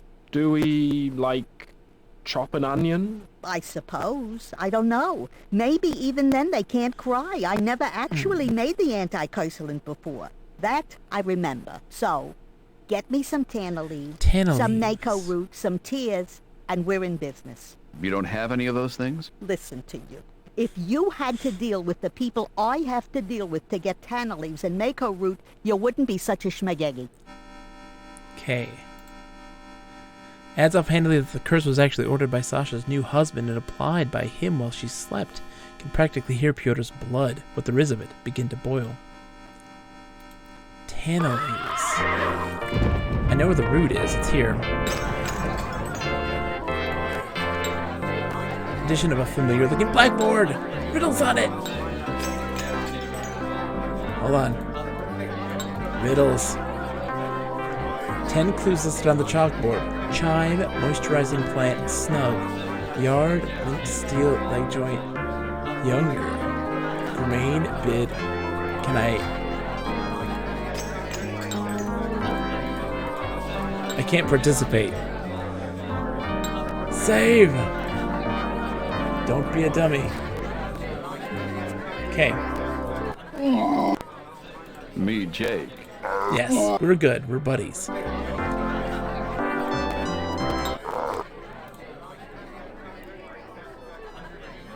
What Jake must do, Fugato give Jake bottle. These are Fugatos. What's so important about the bottle? Jake need Mako root. Mako root in bottle. Sounds good. You give us the winning answers, we'll give you the root out of the bottle. All right, guys. It's time.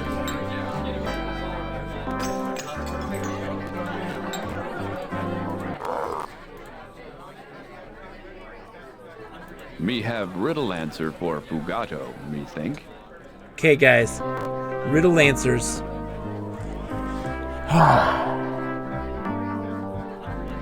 The rules are, these are a similar word, and they make up another series of words that fit a theme.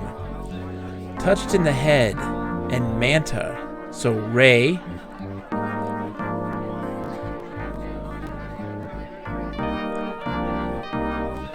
$5 bill. A colloquialism for a $5 bill. They're from Star Trek, right? I know, right? Penny. Cost. Oh my gosh. Sawbuck?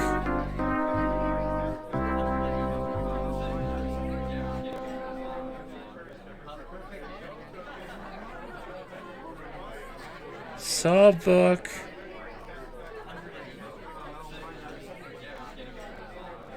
Oh man. Chime. Ding. Aloe. Aloe, right? Dingalo? No. I don't know. Oh man. It does, absolutely. Hold on. Let's talk to the bar dude and see what the rules are.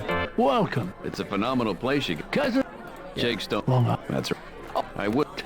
We already talked to you about this. Yeah. I'm having trouble with the Curse Night puzzles. What kind of trouble? I don't know how to play. Oh, it's easy. Mike taught me how to play these. The answers to each of the 10 riddles is a name. All 10 names have something in common. So once you figure out what that is, that can be helpful in thinking of possible other names. Each clue is made up of a string of unrelated words. The right you synonym. have to come up with the right synonym for each word in order to, for instance, let's say I gave you the following puzzle.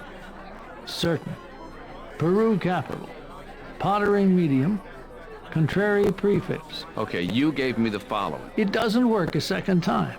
Now, if you thought about it, you could use sure for certain. You would know that Lima is the capital of Peru. Sure I would. You would probably guess clay for the pottery medium. And let's say you had no idea what the contrary prefix was supposed to be. Put the rest together, say it in a string, and see if it doesn't suggest someone's name to you. Sure, Lima, clay. Faster. Sure, Lima, clay. Sure, Lima, clay. Oh, Shirley MacLaine. Shirley MacLaine. Un is the contrary prefix. Sure, Lima, clay, un. Right, that's how these are all done. Yeah. Thanks. This. Nice. Okay.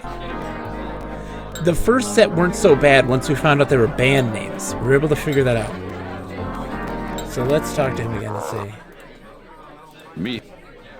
Okay, so look at these guys. Grain, bid, wind shelter. Permeable, famous marks, spoiled.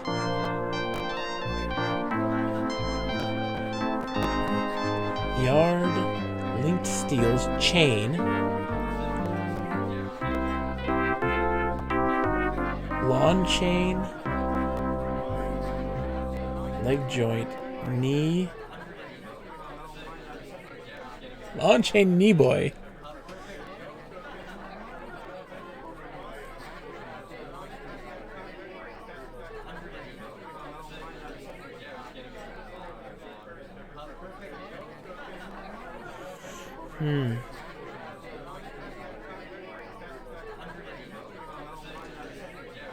Oh boy. Urinated. Member of British nobility. White with age. Oh my gosh. Touched in the head. And Manta. I would think Manta is Ray.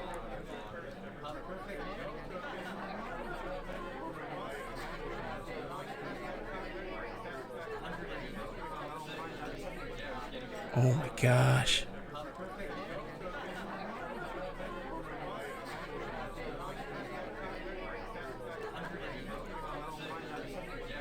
Scorch, Chicago trains, legal code, massive weight. What's a Chicago train? P.S. Garrick, Chicago trains. You know this.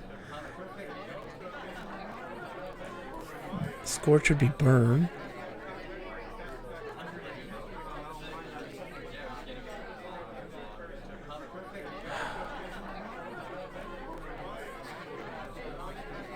Grain would be wheat.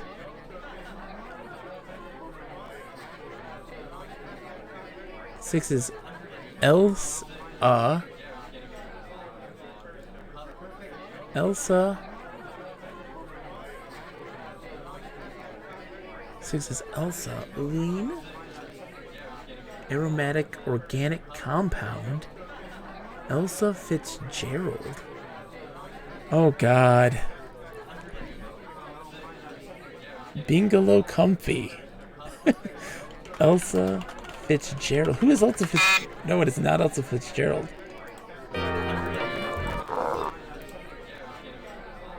Me. It is not Elsa Fitzgerald.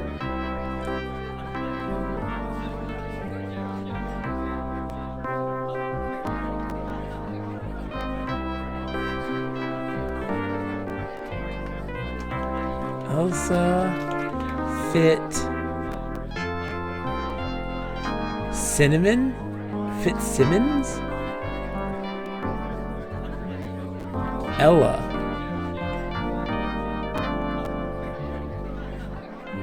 Ella Fitzgerald. Nope, still not Ella Fitzgerald.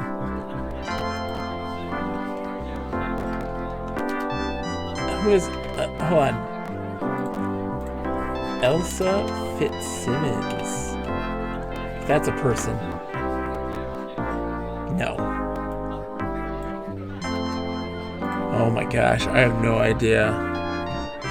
Alright. It's Elsa's right, I think. Look or something?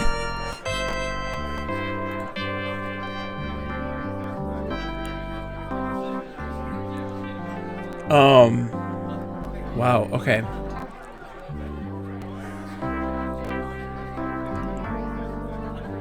Let me see. Oh my gosh. Elsa what?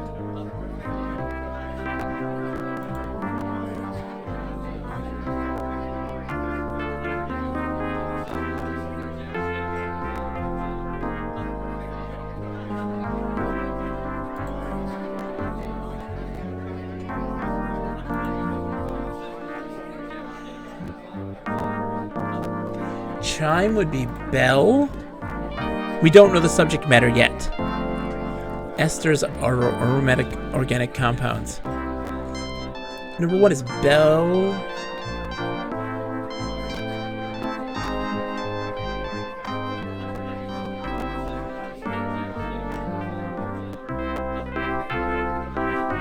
Bell something. Bellalo?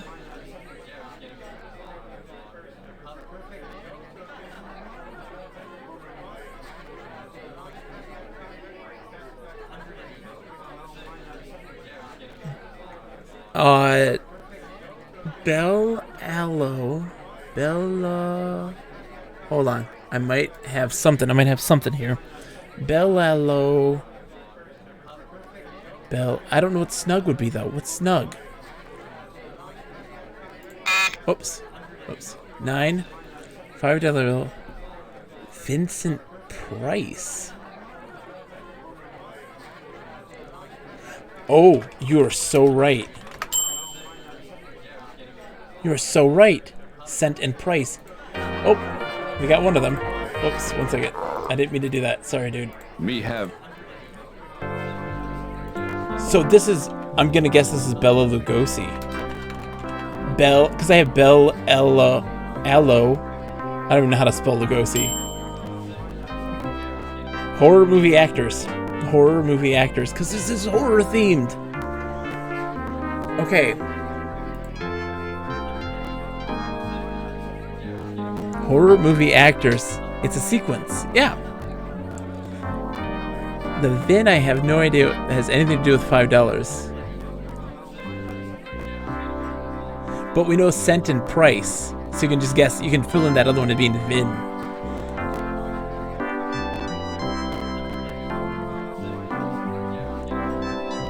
So what would the Ray be? And that is Ray, right? Manta would be Ray. Carl, Groucho, Harpo, Zeppo, or Chico. Boris Karloff. Maybe? No. Is that... Let's see. It's not. Okay. It's like Boris Karloff. Wait, no. Karloff. If you get it close, it doesn't mind. Oh, there we go. It's Boris Karloff because you said Carl. Grain bid wind shelter.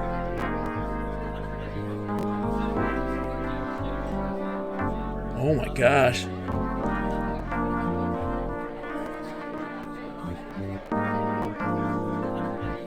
Eight is Peter Cushing. P. Okay. It's kind of a cup. Oops, I totally pushed that. Hold on. Nope. Bet is bid. Who's a famous... Hold on, let's look at a... Hold on, because we got famous horror movie. Elsa. What's her name? Elsa's in there, right?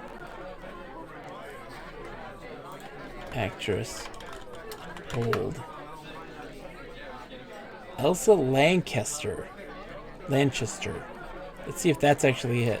Because I know Elsa's that first name. Let's do that.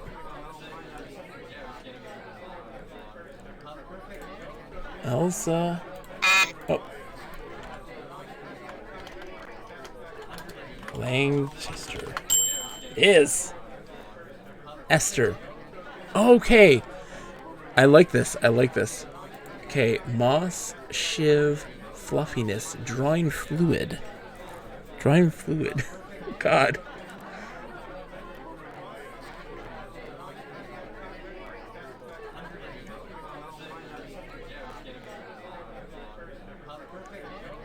Peking. White with age. Peking. Lanky. I don't know much about horror movie actors. Let's look up horror movie actors. Old horror. This is what I'm googling. Old horror movie actors. Ray. It's Ray Milland. No, that's not what we're looking for.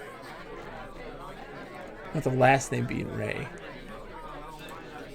Last name's Ray.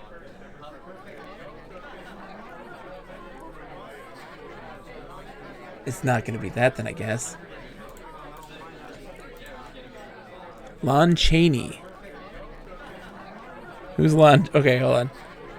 Because I don't know anything about. Who would be Lon Chaney? Oh, this? Lon Chaney Jr., there you go. Yep.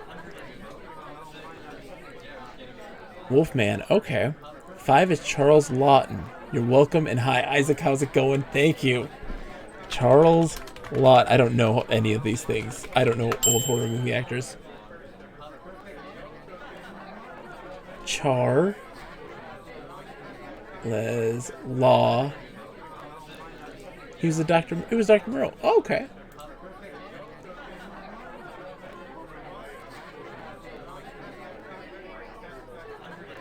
So grain. Wheat. Snap. Peter Lorne. So Lord. Peter Lorre. Oh. Whoops. Well, it worked.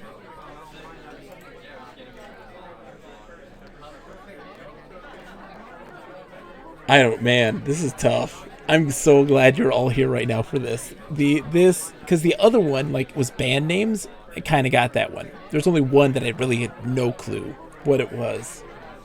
And this one, I'm like, I don't know any of these. I think it's Lori, but it allows for spelling mistakes. Touched in the head.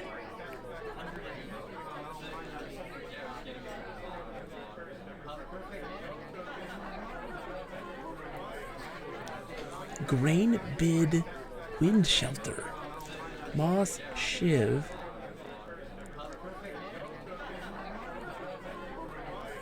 Special? But special what?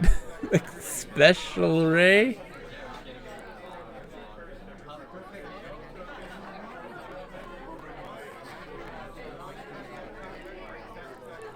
Like a knife? Like a knife. You know, my old buddy Like a Knife. Like a knife, fluffy drawing fluid. Grain could be corn. It could be wheat.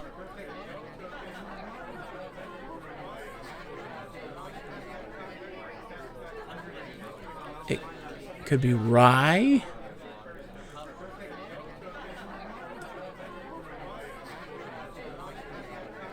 Oh man. I'm gonna look up old-time horror actors and see what comes up in IMDb.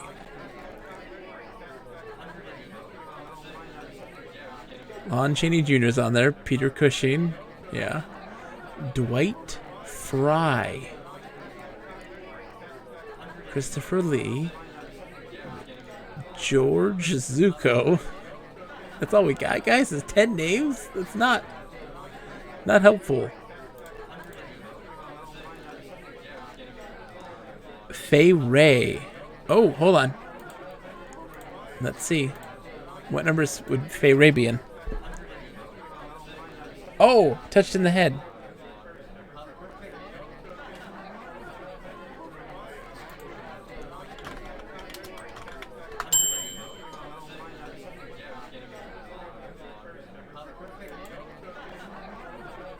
I mean, Christopher Lee did stab somebody.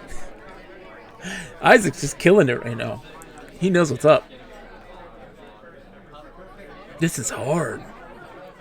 Grain bid wind shelter. What's a wind shelter? What would be a wind shelter? I know he was Dracula.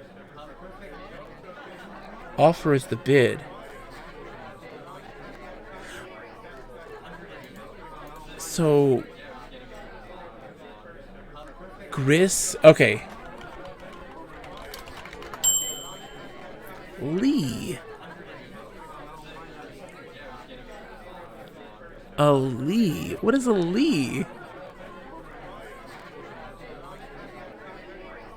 Okay, so now moss, shiv, fluffiness, drawing fluid. Drawing fluid. We just got one. We just have one left. Drawing fluid. What is drawing fluid?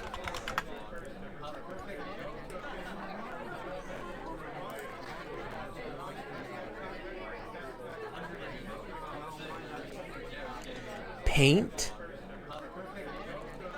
or a goo?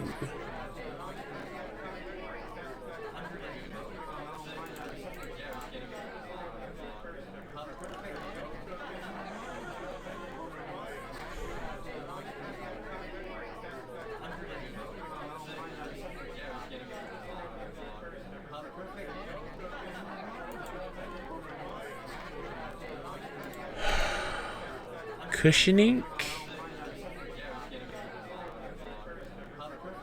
Ink. Ink.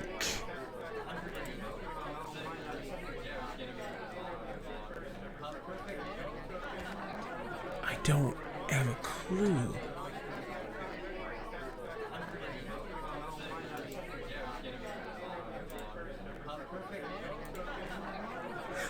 Peat moss. Peat moss. Peat moss. Peter Cushing. Yes! Peter Cushing goes there. Okay. Peat moss. Yeah, that's Peter Cushing. You guys are right. The whole cast of Star Wars here. You got Count Dooku and Tarkin. The Fugatu waddles over to the bar and growls softly at Casimir. His eyebrows shoot straight up off his head. That is correct. We have a winner. Oh my gosh, Bob. Chat, everyone in here. Lip, Sakura, Isaac. Me. Not the face. Ouch. Everyone. Thank you. Thank you. A promise is a promise. The lead Fugata throws the bottle of schnapps into the fireplace and walks over and retrieves the mako root. Shakes the ashes and broken glass from the root, drops it into your writhing hands. That was so much fun. Thank you, Sakana Cow. Thank you, P.S. Garrett. Thank you, everybody. Sort of honestly. What? This is the first time you've spoken to me like a normal human being. Yeah, well, you started it. Because you started getting these riddles right. We thought you were a moron. So we got the root. Okay. Now I gotta know where to find this plant.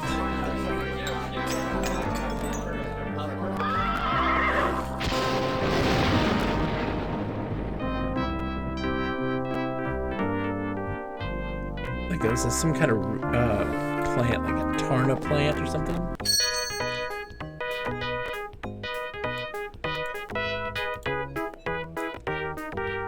Cruds, sumac grass, resist peanut. Okay. Can I get... Pardon me? I said... What can I get you? Yeah. I think... Oh, wait a minute. I said I was gonna... Oh, I thought you said you were going to braise. Yeah, okay, dude, yeah.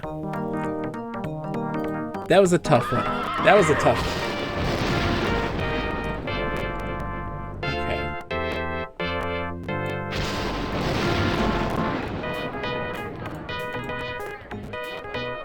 Seymour Jr.'s vegetarian, okay. Not the plant we're looking for. Poison sumac.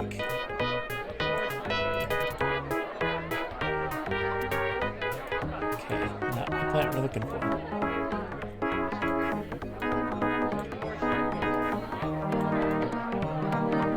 Okay, let's see. Excuse me, but... It's chock full of nuts. The coffee... Nuts. Yeah. What's or... Chinese coffee beans brewed as espresso and... I've never seen that. You've never seen... Orient espresso, yeah. What's... Cappuccino. Cappuccino with the head off. Excuse me, are these beans... Both. Excuse me, is this rare U-band? How many times? Dope. Okay. What do you make? Cafe. What do you do with hot... We brew. Brew.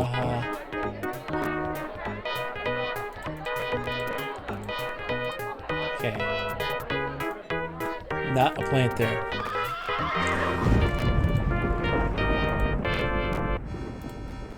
Oh, it's you. Listen, I'm beginning to think you're maybe not such a werewolf after all.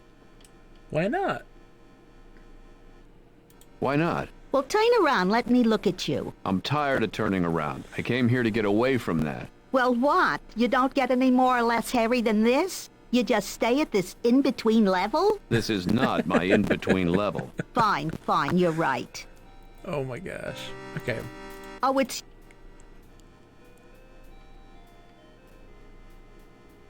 Do you have the address for Sasha? I can't give that out anymore. We used to be able to. Then the whole Nancy Reagan thing, and from then on it was confidential and psychic client privilege and the whole schmear.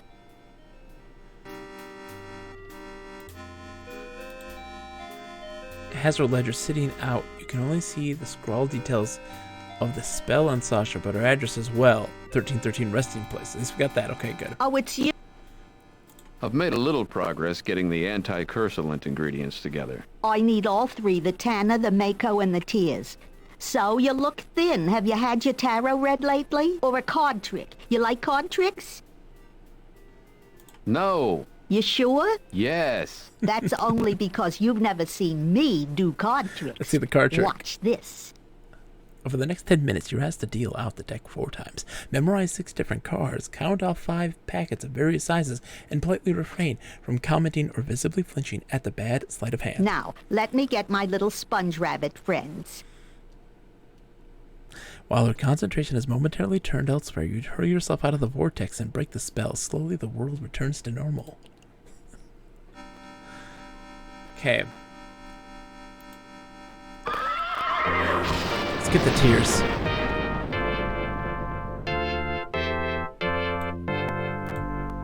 Master. Lead on. 13. Redstein Lane. I'll have you there in 2 snaps of a tendon. True to his word, he negotiates the narrow, twisted cobblestone streets and 10 minutes later pulls up at the front of a very large, immaculate house on a tall hill.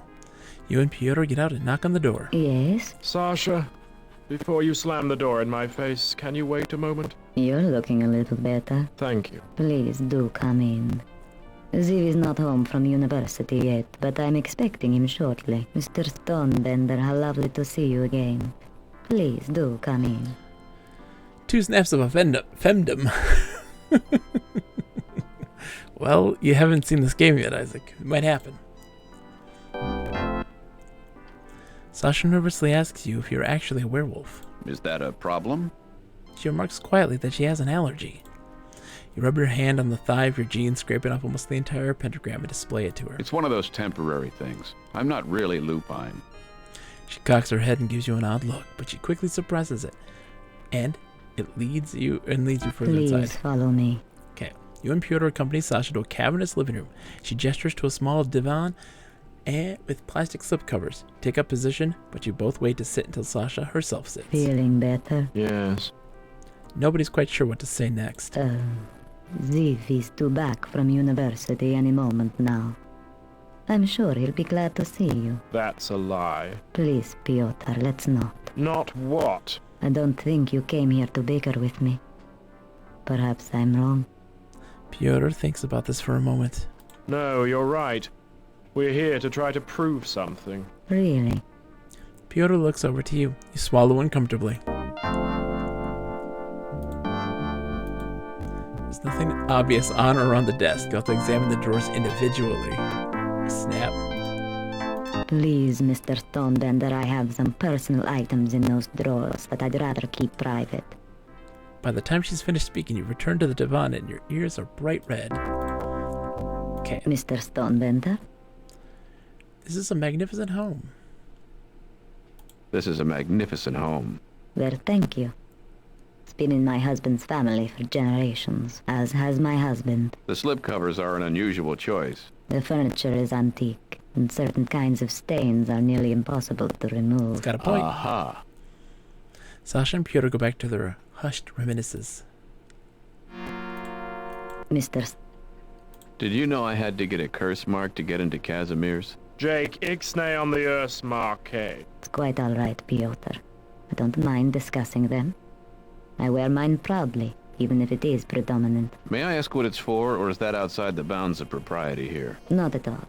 You know I'm a vampire, right? Yeah, but that's not your Oh, cuts him off with a glance. Of course it is. It was on your left. You can't be expected to remember it after all this time. You're thinking of the small scar. Piotr gapes at Sasha, then turns to you and shakes his head. Sasha smoothly changes the subject and quietly asks Piotr about America. Mr. Okay,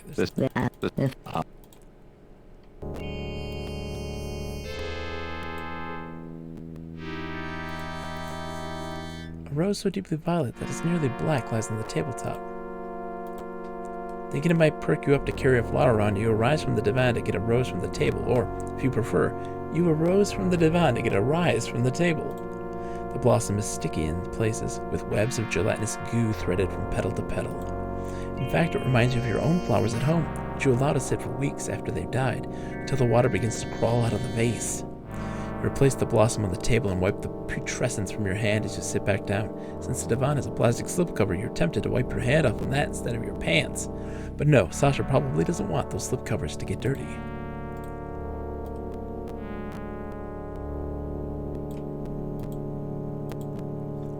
For a couple candelabras, the dining table is cleared off.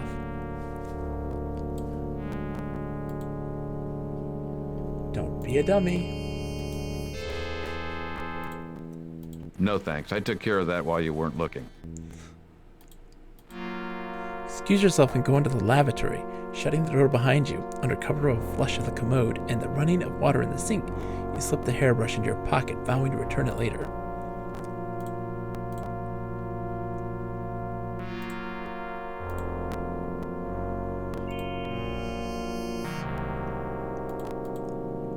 Josephine the plumber has never looked more radiant. Okay. That's the way out. What do you want to do about Sasha? The Stepford. We just have to get all the. We still need the tanner root and the tears. Careful, it's tanner leaves we're looking for. We've already got the root. Leaves, roots, roots and leaves, whatever. At least I'm not looking for somebody's 4 orbs or 12 rings or kidnapped princess or some such schlock.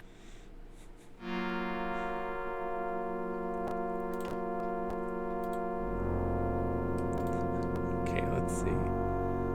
How do I get her out of here?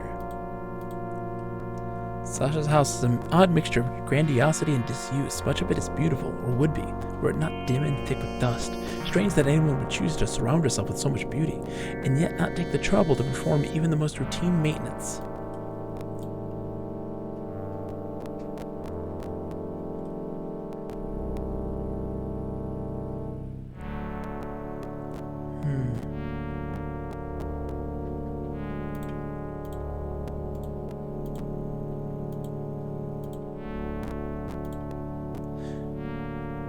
into the tradition and offer of compliance. Sasha gives you a faint smile and takes your wrist in her hand. She cranes her neck down as if about to eat corn on the cob, but instead she twists her head sideways, swiftly punctures your wrist. It's strange, stings for only a moment, and then, like a mosquito's bite, turns numb. The soft sucking sound she makes turns your stomach, but you only have to endure it for a moment. Then she straightens up, regards your wrist, and dabs with her tongue at the flecks of blood still pooling in the twin wounds. Thank you.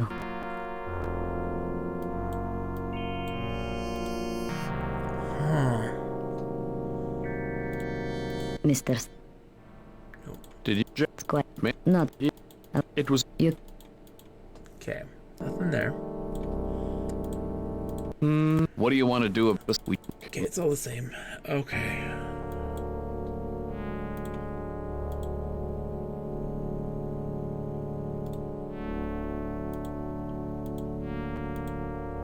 Please. How do I get her out of here?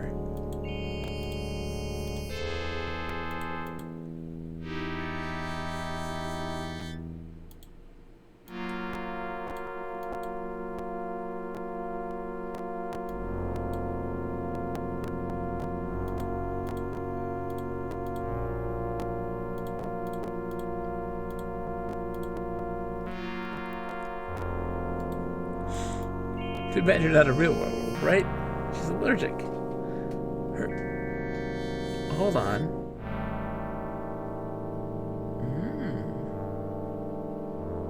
Where do I get to meet a real werewolf?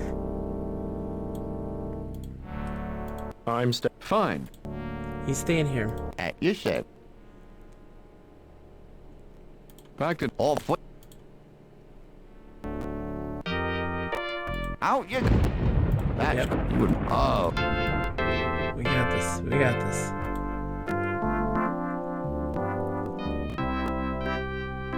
We know a werewolf.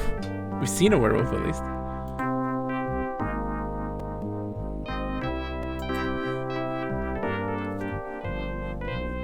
Came.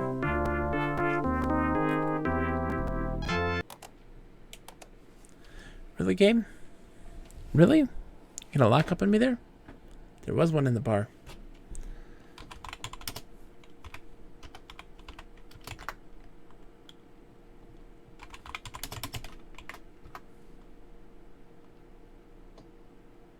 Huh?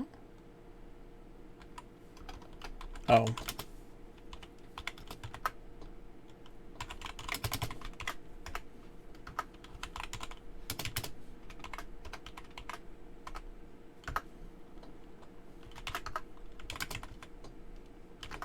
On. Had to do that again.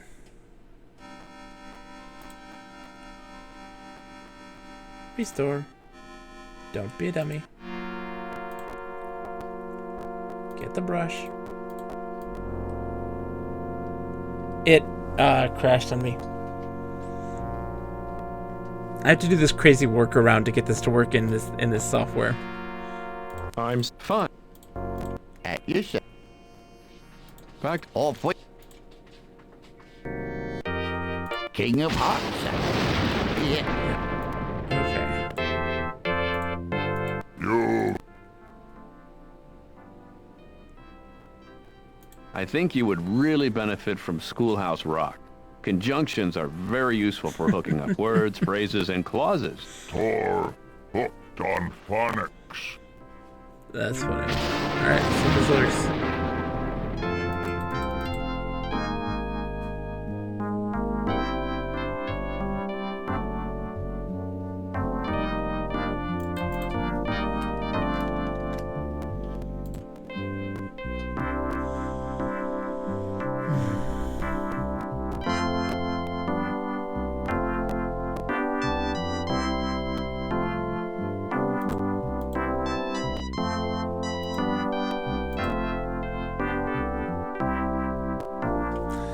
Great. Great.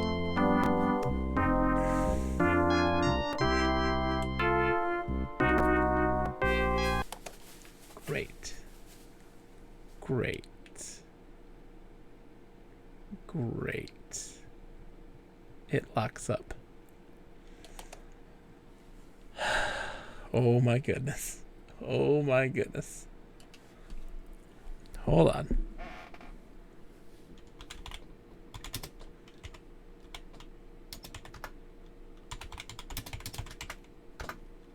Oops.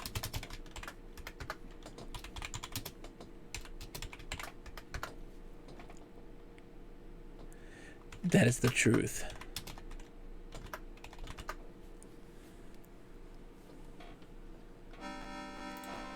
Hold on. Did I get the route yet? No. In the save?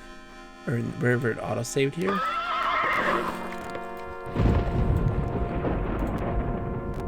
Let's just do this. I'm not gonna get the brush.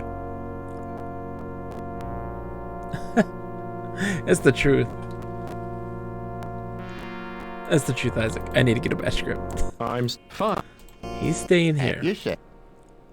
Take the mop. I wanna have him take me to the castle first. Then we'll go to the bar. There's absolutely a werewolf in the bar. And I have to brush his hair.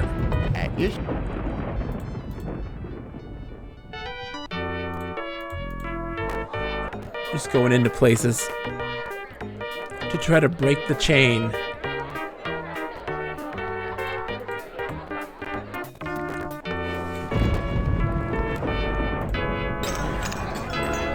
Okay. Okay. I don't have the brush with me yet. There is in fact a werewolf. Sash. Yep. Let's see. Let's see if this is like truly broken. I take the brush. I go and leave. If this breaks, oh, help me. I'm going to stay. I know. Thank. Yes. The gypsy. Yes. King of.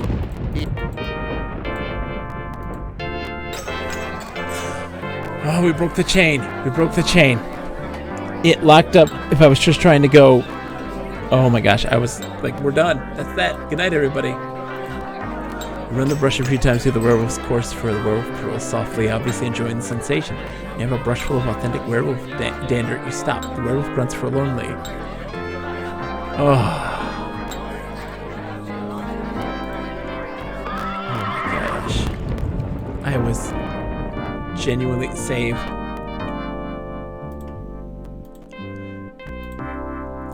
You said. So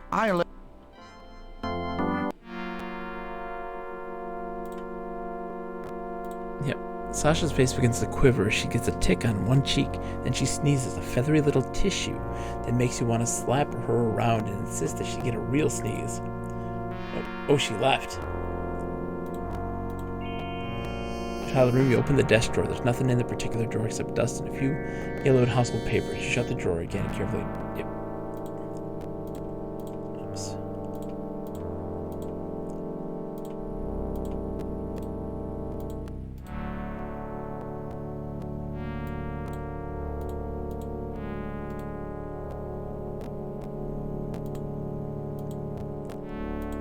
Unlock. Search. There's a lock.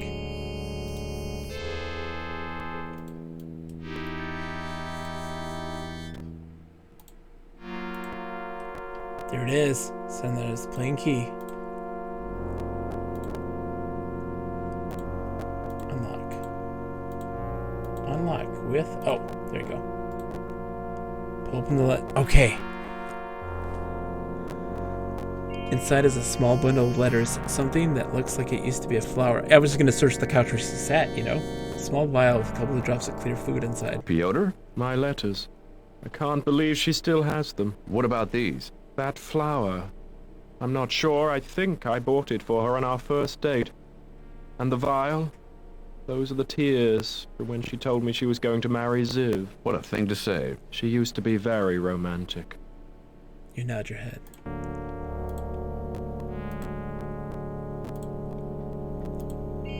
think it's faded. You could probably read those if you tried, but in preference, yeah, you don't want to take them.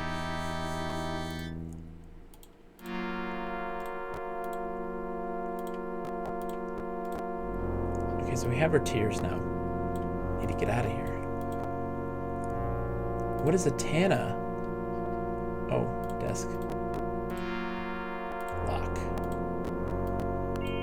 What? Lock.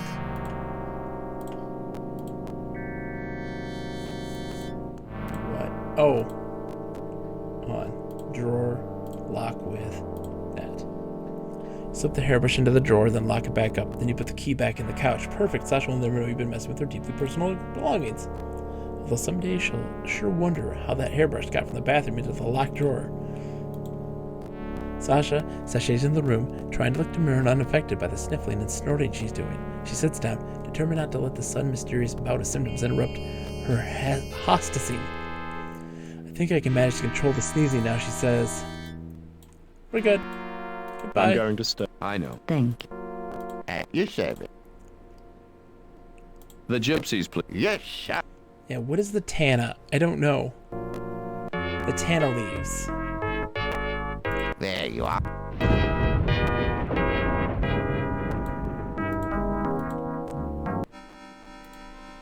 Oh, it's you. Listen, I've made a little progress getting the end. I need all three, the Tana, the make, or a card trick. Not. Okay, then I'll just show you. Okay, now. Card trick, yeah. Part of the cure. Tana.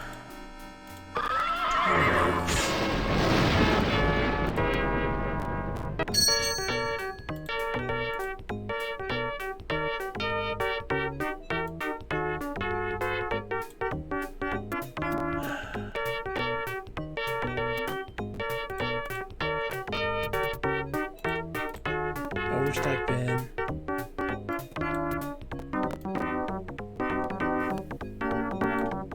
Oh! You might be right, Lib.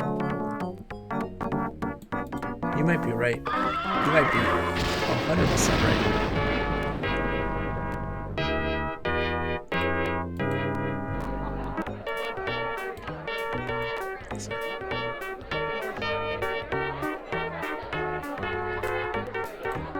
Yeah?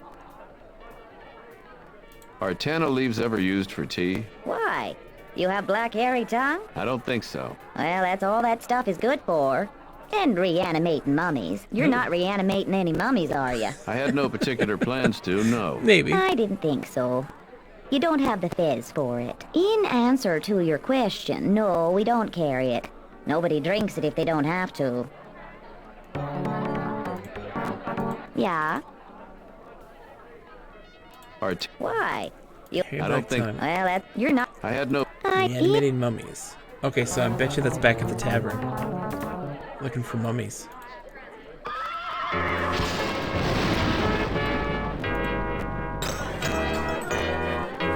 Mummy! Wait till you get him home. Excuse me, but you got some toilet paper stuck to your foot. The mummy, displaying a degree of wisdom that can only come with centuries of knowledge, ignores you entirely.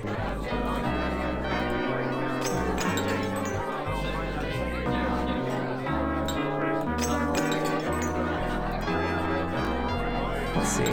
Hey, I thought this was the old country. No, the old country can be any country, just so long as they're talking about how good it used to be compared to how you're living now. So I could be talking about the old country and really be referring to the United States before its first senile president? Exactly. Excellent. Man, I love having a narrator.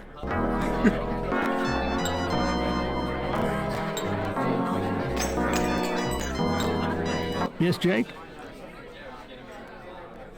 You have any old Tana leaves lying around? I don't even have any new ones. It's a mummy. Excuse me, but you got some...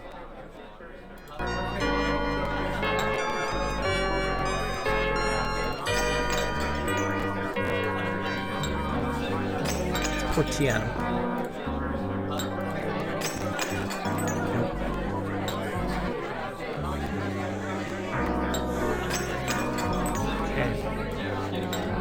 Hey, my man.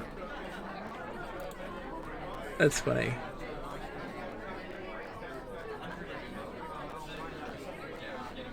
I'll trade you something for a Tana leaf. I might be able to dig one up by next week if you want. I need something a little sooner than that, but thanks just the same. Hey, we owe you, man. Hold on.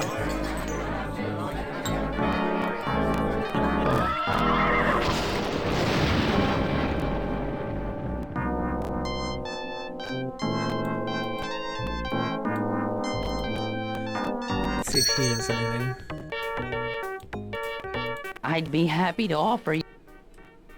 You sell anything with Tana leaves? I think we used to carry silk Tana plants, but the silk wolfbane people put them out of business. Other than that, I'm just not sure. Say, you've been running around all night, haven't you? Yeah, I'm pretty fried. Oh, sir. That sounds great. Hey, enough already with the cannibalism. I'm starting to get steamed. Steamed, fried, whatever. You just make it sound so good.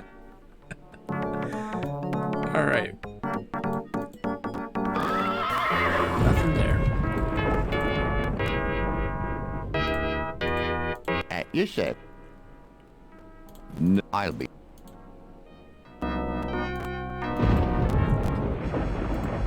Oh, it's you.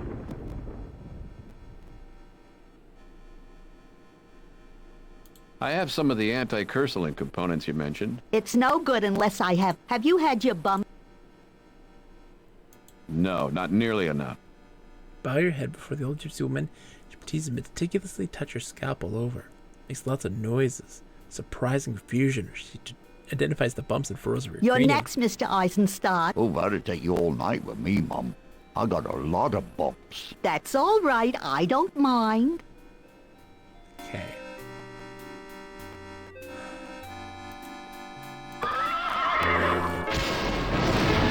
And that's the mummy. Phrenology. I know, right? Oh, great.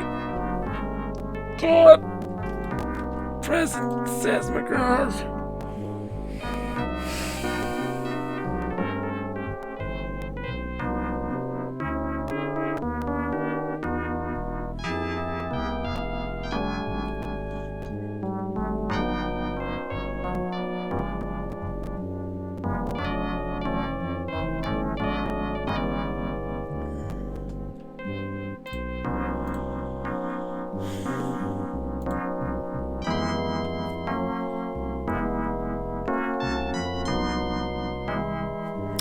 Instrument is off.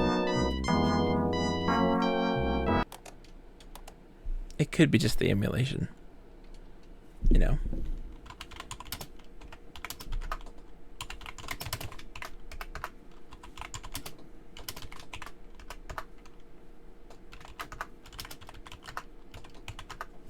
Let's see where it set me. Yeah, so I gotta restore. Don't be a dummy.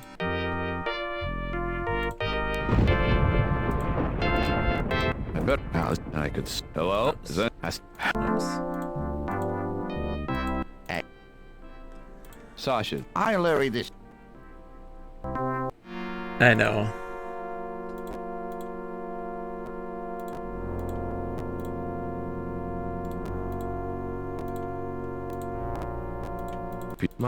What a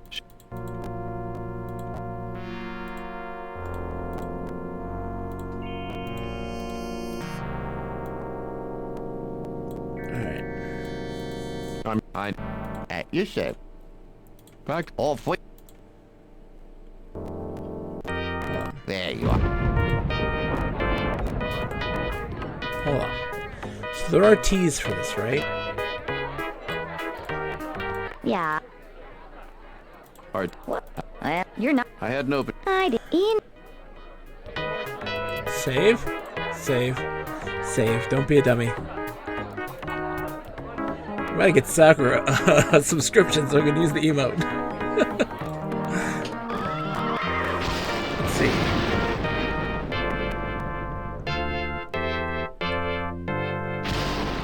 Don't be a dummy. Revive a mummy.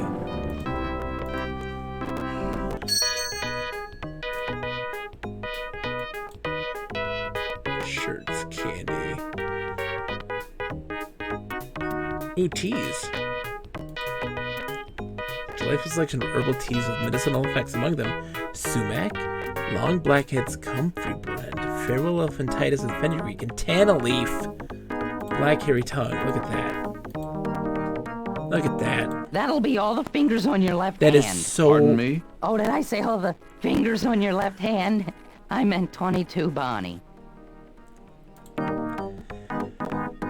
That little... Right there. Look at all this junk. Look at all this junk. You got an irritable bogus right now. Look at all this junk. The one you need?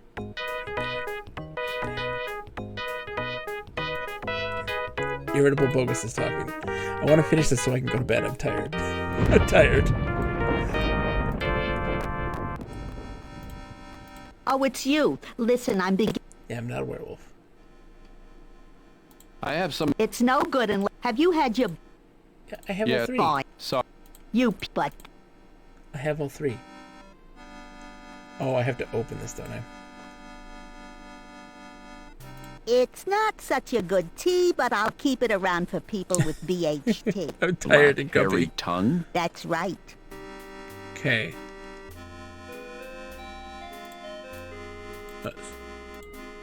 Oh, it's you. I have... It's... Have you... Yes, but... You, but...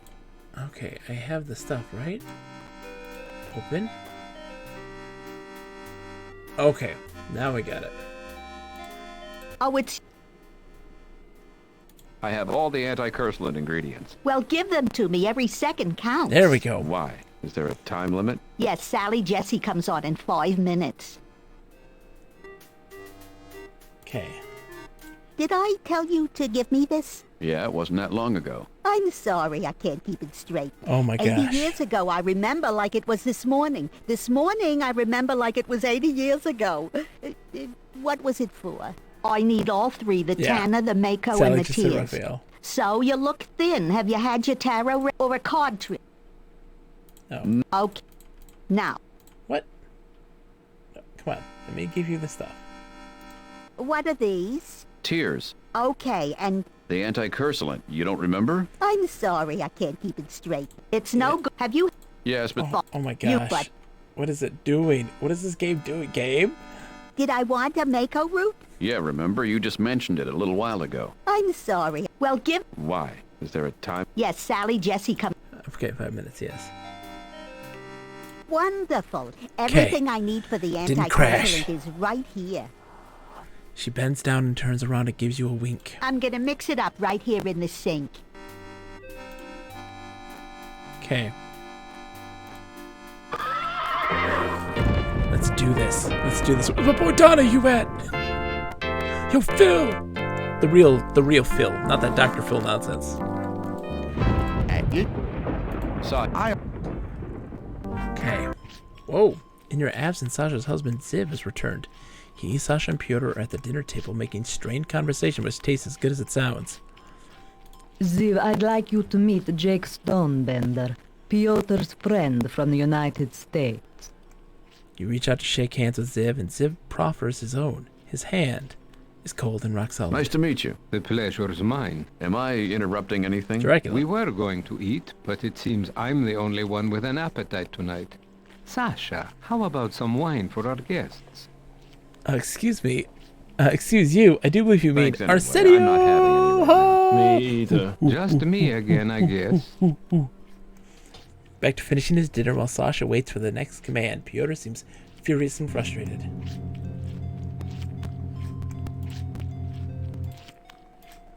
Yes, Mr. Stonebender.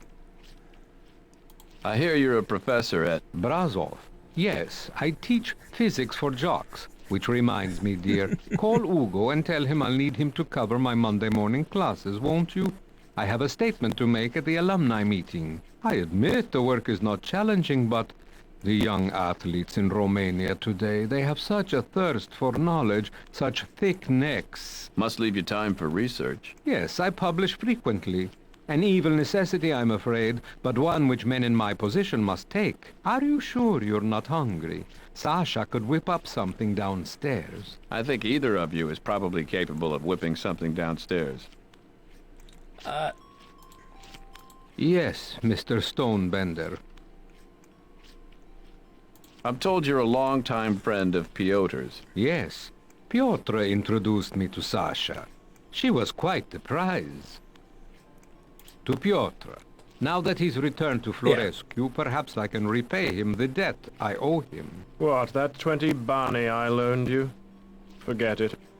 If you haven't paid me back in 50 years, why pay me back now? Hard to believe it's been 50 years. More than 50. More than 50. Yes. If you were a tree, what sort of tree would you be? He'd be dead wood.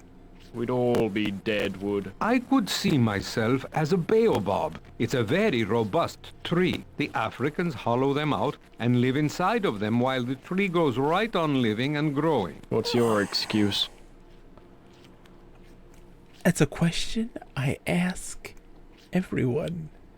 If you were a tree, what kind of tree would you be? And Piotr would be a grapevine, the sour variety. I'll clear the table. I haven't finished yet, dear. Have a seat. Sasha sits and Ziv returns to tearing every last morsel of rare beef from the steak. He swallows without chewing like a dog. It's as if the pleasure he derives is not at all from the flavor, from the act of pulling the flesh out the bone with his teeth. You're reminded of your dog's playing poker picture.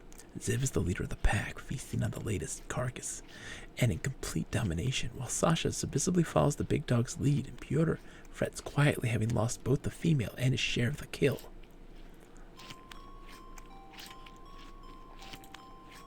Sasha either doesn't know about or is in denial of her own accursedness. Besides, it's not her beverage of choice.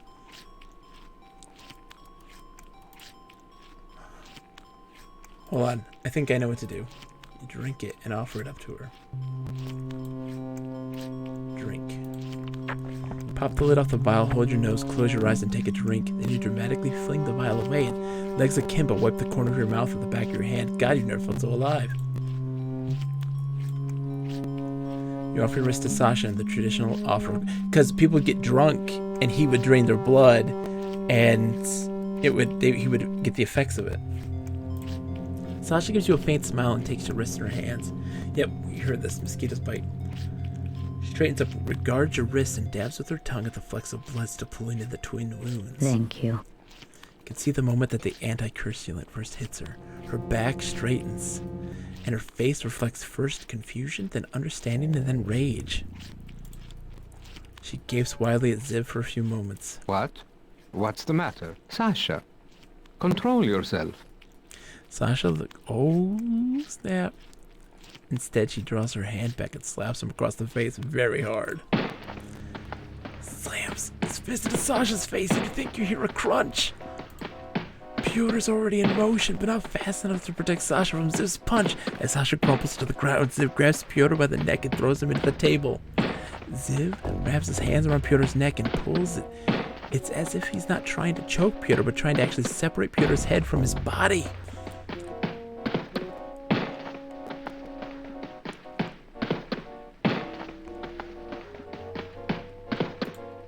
Pyotr keeps struggling, and Ziv keeps trying to press the advantage. Oh god. I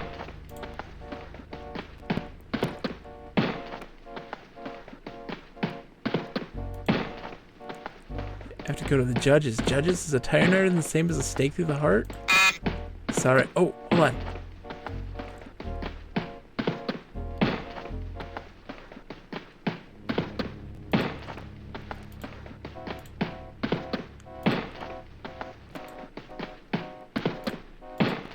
Ziv.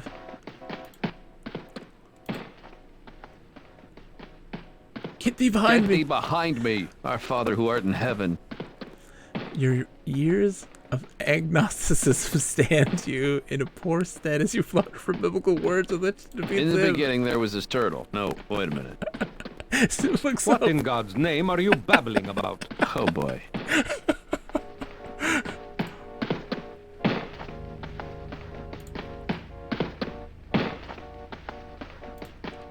Judges, a pencil through the heart the same as a stake through the heart? Sorry, pencil's not qualified. Pick again. Hold on.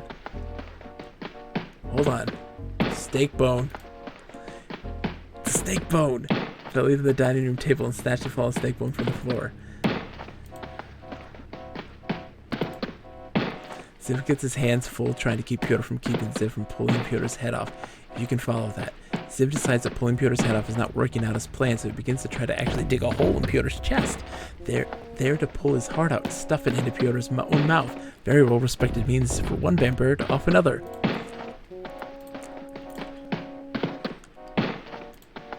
Ziv's got his hand... What?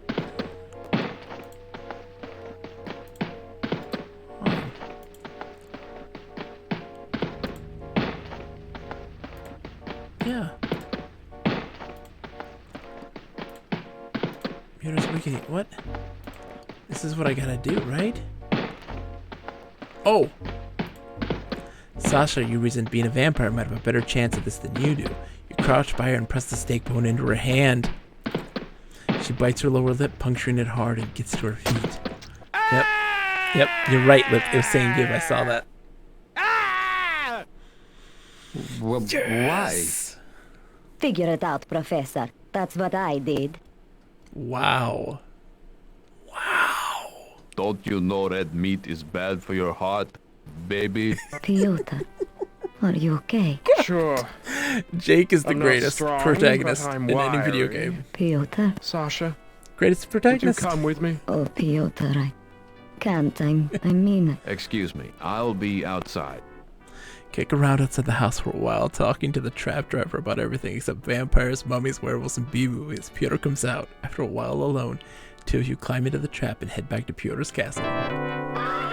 Wow. On the way, Pyotr doesn't say anything, but the two of you know that he can tell you anything when he's ready.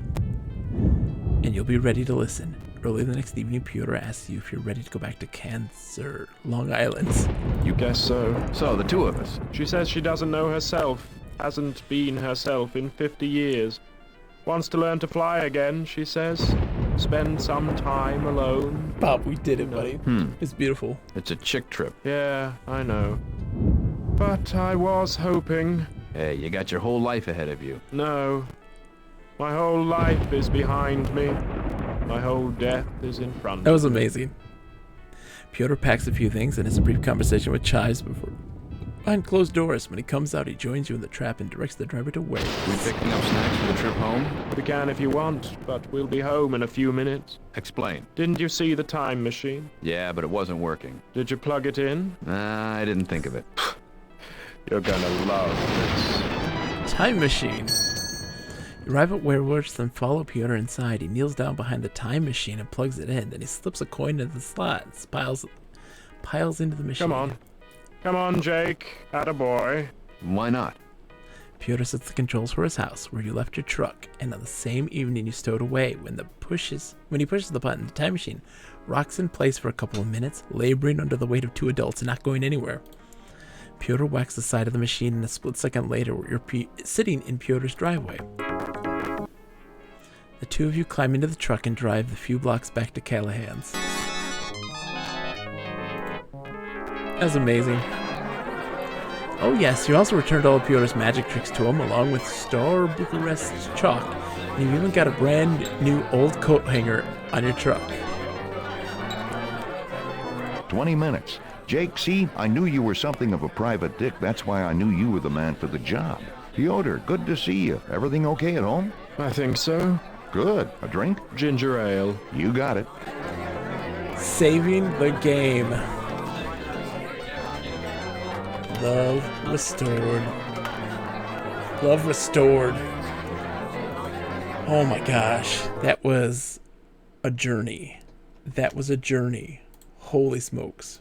So, here's the thing, folks. What can we do with a drunken Data SKS, sailor? thank you for the follow. Thank you so much, man. What can we do with a drunken sailor?